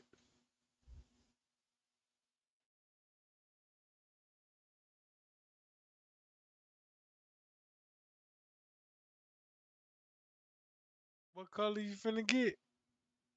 I tell you what, if you breed a Labrador with a pit, you could sell those puppies as pits until they get at least about 4, 5 months a year old, and you'll be like, whoa, whoa, whoa, whoa, whoa, these ain't real pits. But if you not a dog breeder, you know what I'm saying? I can sell you. You say you want a pit? Oh yeah, pit. If you're a real dog buyer, I can never manipulate you, Lee. I got pits, I got bullies over here and everything. I can have a bully breed with another dog. And the expert be like, nah, this a bully though, but I don't want this bully. I see this in the bloodline. This is like I would never buy a pit. I never buy a pit puppy, bro. If I can't identify it, I can walk up to the people like, who the mama, who the daddy? Boom, boom, boom. Let me look at them. I ain't gotta look at the mom and the daddy. I can just be like, bam, woo, you got some mean motherfuckers here. Let me get down. How much you want? Man, you just give me 50, you know what I'm about. Boys 50, females 100. I'm like, damn, I can shit. Let me buy you say 50 for girls? Yeah. 1, 2, 3, 4, 5, 6. 50, right? That's 1, 2, 3. 50, right? How many pups? And I can sell it across state and like, yeah, man, I got real bullies. Boom, man. How much you want for them, man? Shit, man. I'm gonna need a stack for these jobs, bro. They purebred. I got paperwork on them. I want that. Give me that. Man, you double your money. Man, I got a. Y'all remember my dogs that I showed y'all? Like, yeah, y'all remember Child Ray, you know what I'm saying? About my little pup, you know what I'm saying? My little chihuahua, you know what I'm talking about?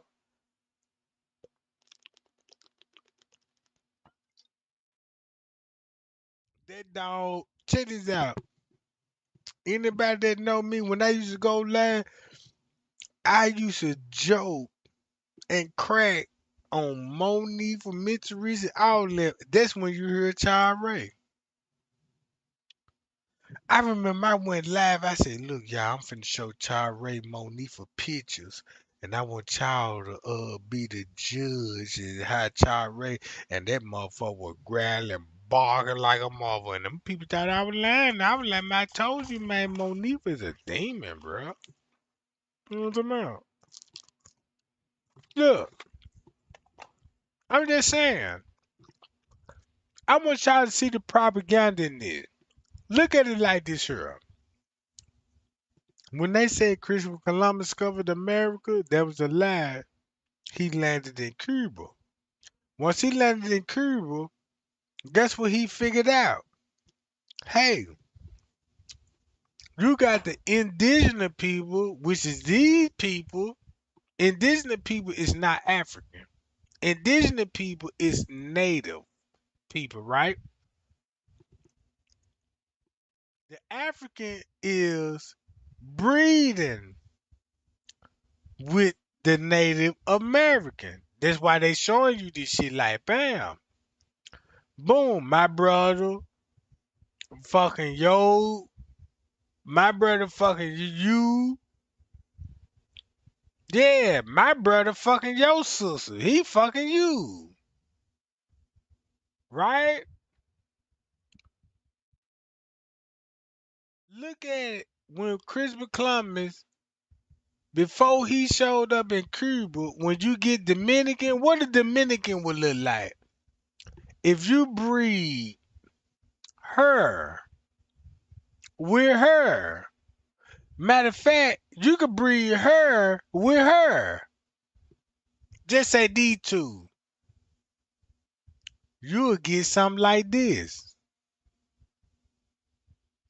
What if you just say Pocahontas look like this and a black person look like this, and boom, have sex, have a baby? That's why the the Chinese was like, yeah, we don't sell. Don't you know Chinese hair? Chinese beauty shop, any beauty shop, they don't sell this type of hair. Not the nappy hair. They got y'all in the man, but like, damn, if you want to shop with us, you want this type of hair, this type of hair, or this type of hair, or that type of hair, this type of hair, or this type of hair. Guess what you ain't go see? Braids. Do you see any braids? No braids? No dreadlocks? No nothing.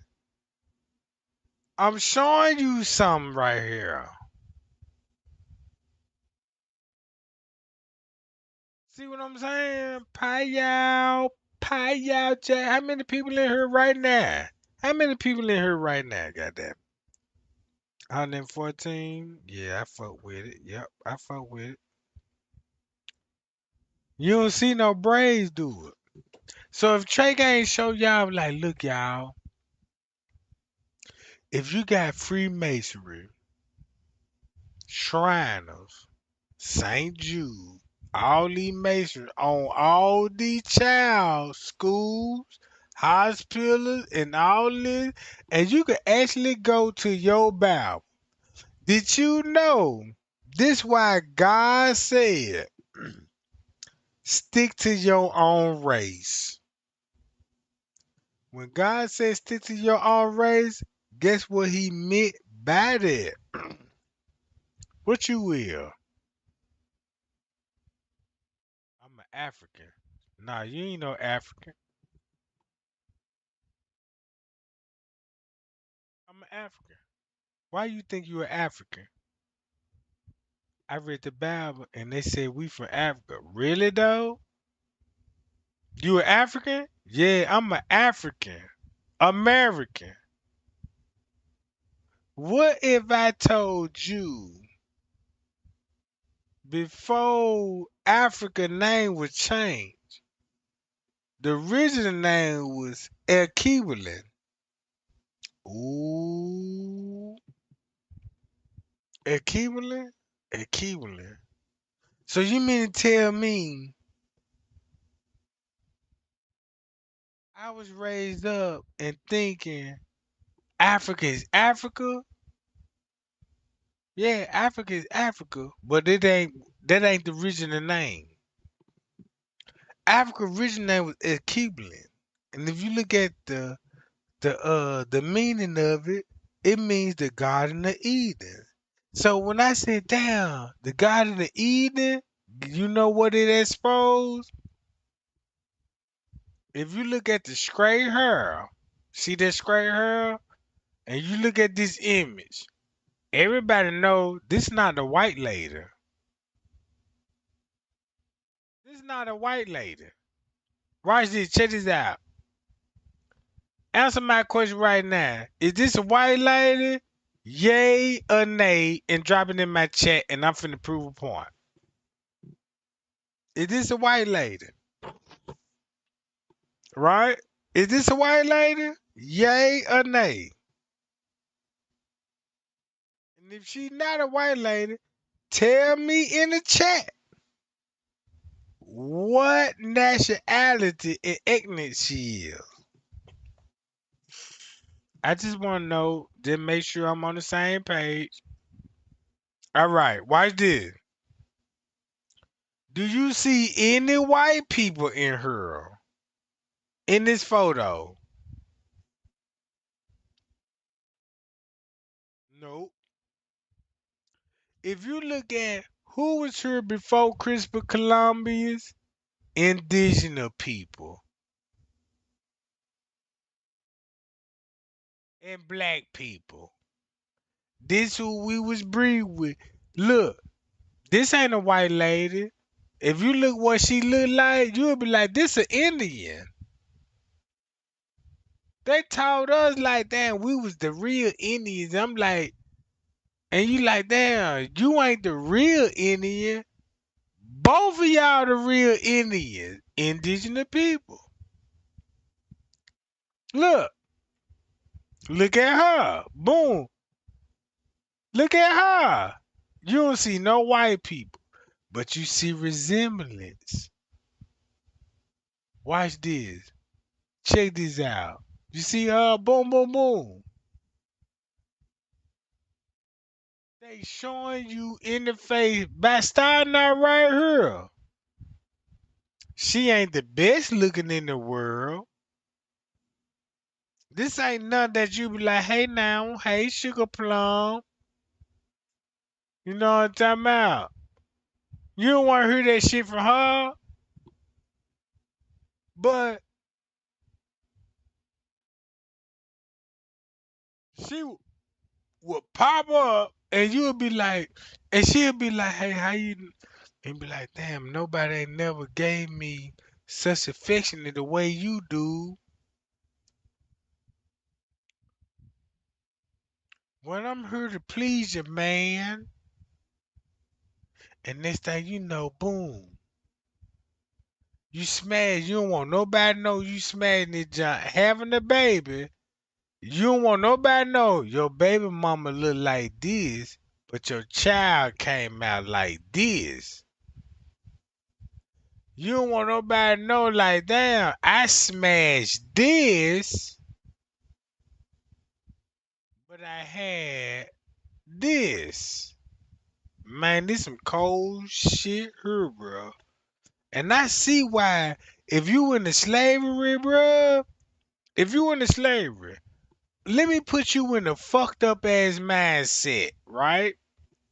Let me put you in the fucked up mindset, right? Let's think evil. What if we gonna say like, yeah, fuck these folks. We about money. Check this out. I can go to the Dominican Republic. And this Dominican, watch this. If you think I'm lying, hold up, watch this shit. Hold up. A black man can actually go and African, just say like, you see this? An African go and fuck her and make something like her and be like, yeah, this my daddy and this my mama, you know what I'm talking about? And boom, they had me and you find this motherfucker got good hair with that natural hair. That's why your hair woolly. Check this out. If you got natural hair, look at the beady bees in her hair. And you have sex with a long straight hair woman like this here, you get waves in it now. Boom, it enhance your beauty. I see why slavery had to pop, bruh. Man, if you was slavery, if you a slave master, you would be like, hey man, look. If you look at it, this is the most sickest thing that I got to say. But you gotta look at it as dogs. Pit bulls. German Shepherd, whatever your breed is, this a pit. Look at this, like this a pit. What you? Yeah, I got a red nose pit right here. Oh yeah, I got a red nose pit. You know what I'm saying? Is them pure breed? What it breed with? Man, look, I done bred that junk. You know what I'm talking about with this junk, and this what it came out to be. And you like, damn, you about this dog or this dog? As a person, you want both. You want both.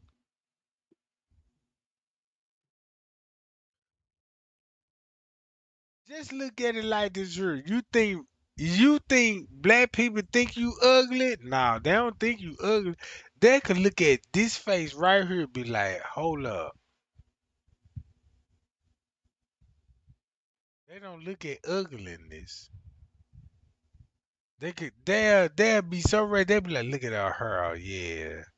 Don't even comb the hair. Look, wearing bifocals. Look at the chin, motherfucker eating Roman noodles in a diet. Only thing they just see in you, like, look how fine. I like that nappy hair. I just don't like it nappy. If you breed with our kind, I want that long, good hair. When it come to black people, we call this good hair. And when we call this good hair, that means like, damn, you mixed. Like, you got to have some kind of Indian in your face. 'Cause when you look at this, you look like black and African. But when you look at this, you got to look at white and Indonesia people. Do this look like somebody breed with white people? And do this look like somebody breed with African? And goddamn it,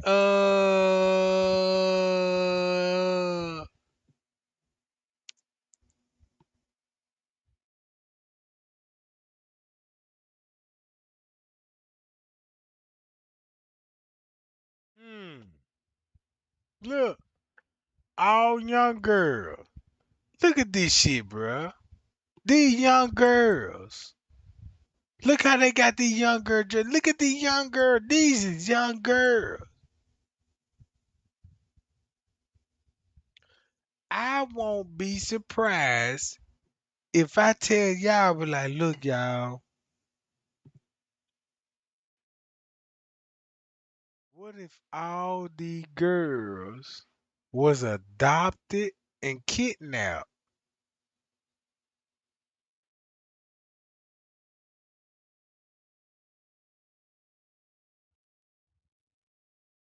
and was groomed at an early age, and that's why they think it's normal.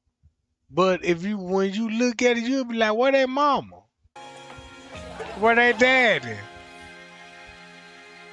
Immigrants. That's crazy to me. That's so crazy I'm to excited me. to give you an update about our own. And then look at Oprah Winfrey. If you look at Oprah Winfrey, bro, I swear to God, we all, bruh. How about I could show y'all some black people that's not Negro? Let me say it again. I can show you some black people that's not Negro. You were like, what you mean not Negro? I'm talking about not this Negro. This ain't this ain't the real Negroes. I look when I did my research on the Bible, when I found out who the real Negroes is, when I found that out, I was like, oh my God. I got on my hands and knees and prayed to God, bro. Cause I'm like, I've been praising you so wrong. I've been praising my creator so wrong.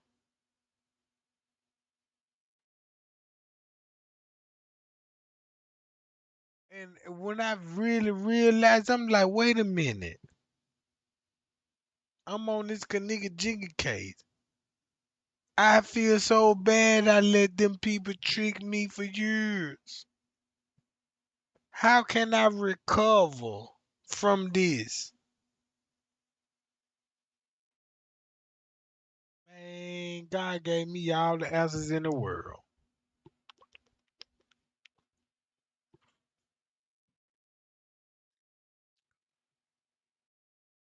If you think I'm lying, watch this.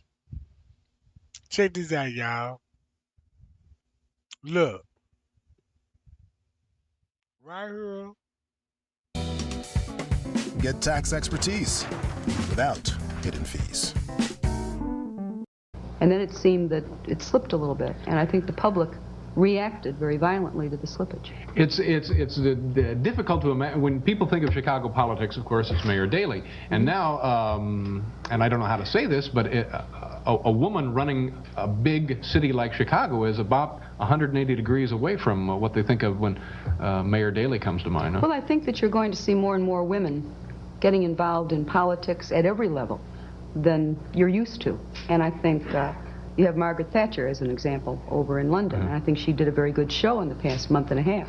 I think she proved that a woman can be a woman and yet be tough when the fight is really rough. Yeah. And I think that you will see that women, when I went to college, you really didn't think too much about getting into government. You never would have thought of being the mayor of Chicago.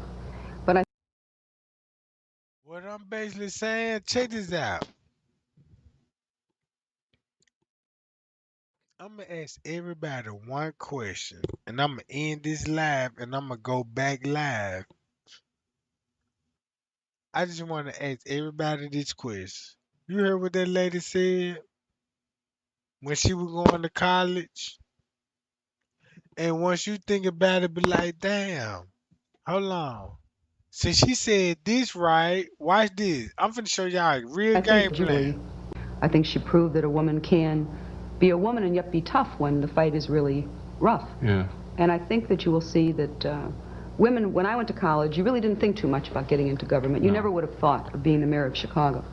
But I think the younger women that are coming out of the colleges and the professional schools today just say, why not? Mm-hmm. You know, and I think that's all part of the same ERA feeling that's being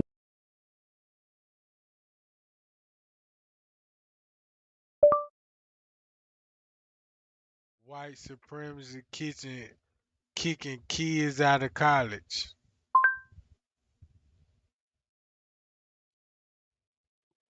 Hold on. Watch this. Hold on.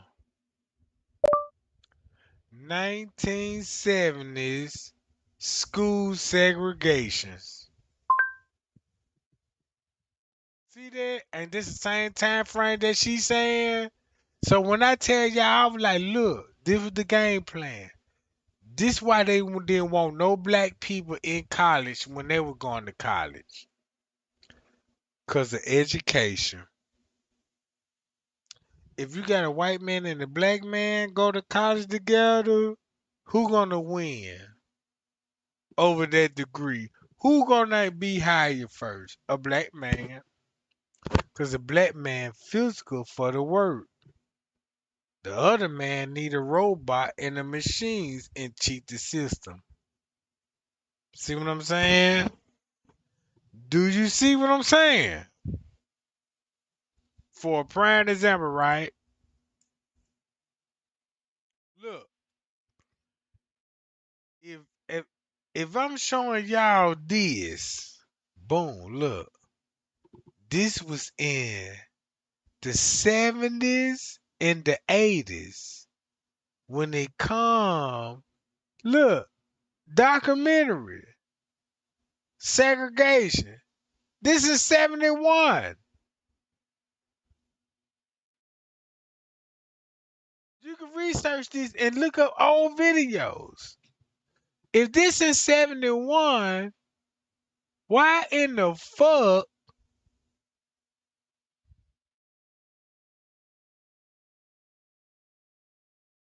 you get good times?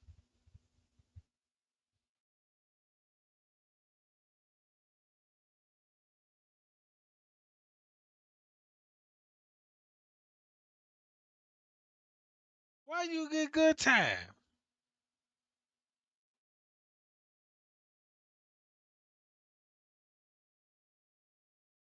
If that was in the 70s when I was trying to tell y'all about if this in the 70s, look,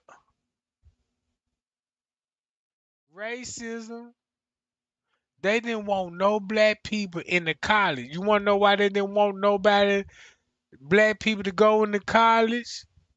This why. If they was going to school and going to college, look who was getting the education first. Once they were getting the education first, they can hit you with shit like this here later on. Look at this shit. Getting hard and getting turned on are not the same thing. That is why interested in these motherfuckers, science show. Look at this shit. Look.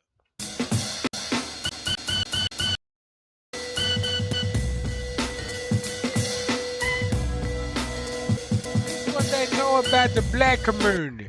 When they spy on your phone and your TV, they got an upper advantage on you. This is what they love. Good rap music. Killing, violence. You will never see a white documentary like this. I ain't never seen a white documentary about Lil White killing, shooting up shit. I never heard that. Man, we lost, bro. We lost. Man, I'm out of here, gang. And watch this. When I tell you this here, I got some tea for y'all. You gonna be like, damn, Trey Gang, you fucked me up with this one. Not this live. Not the next live. All I just want to show you, like, damn, I seen the Trey Gang pointed out. I would have no respect for nobody. If I show you this shit and you like, yeah, Trey Gang, this how it work. Oh, Trey Gang, you done showed me some shit, and I see you'll go back and watch the enemy. Guess who the enemy is? You would get mad at me if I show you the enemy? What if it's your favorite YouTuber, TikTok, or Instagram, whatever you want to call it? What if I could prove to you right now, I could go to a YouTuber nobody expected. Never talked about the Kenneka Jenkins case. I could stand on. No, I can show you YouTube. Never talk back on the Kenneka Jenkins case. If you want to know who that person is, I will never expose that person unless you prove to me I need 300 likes on this one just to secure my life. Just to secure my life.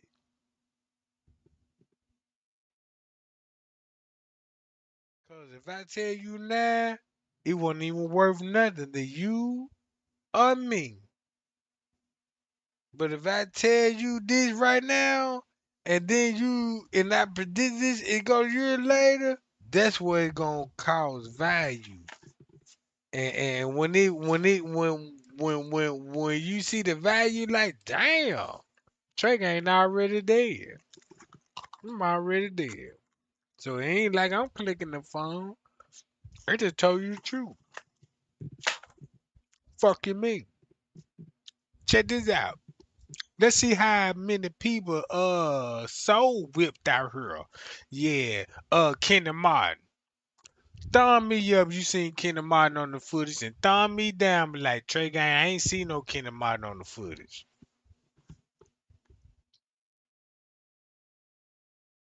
And you got 5 minutes to answer this question. 5 minutes. And this finna determine what I need to do next. Until then, I'm gonna play this video right quick. You know what I'm talking about? Bye, y'all. You know what I'm talking about? Yeah, look, underground tunnels and shit.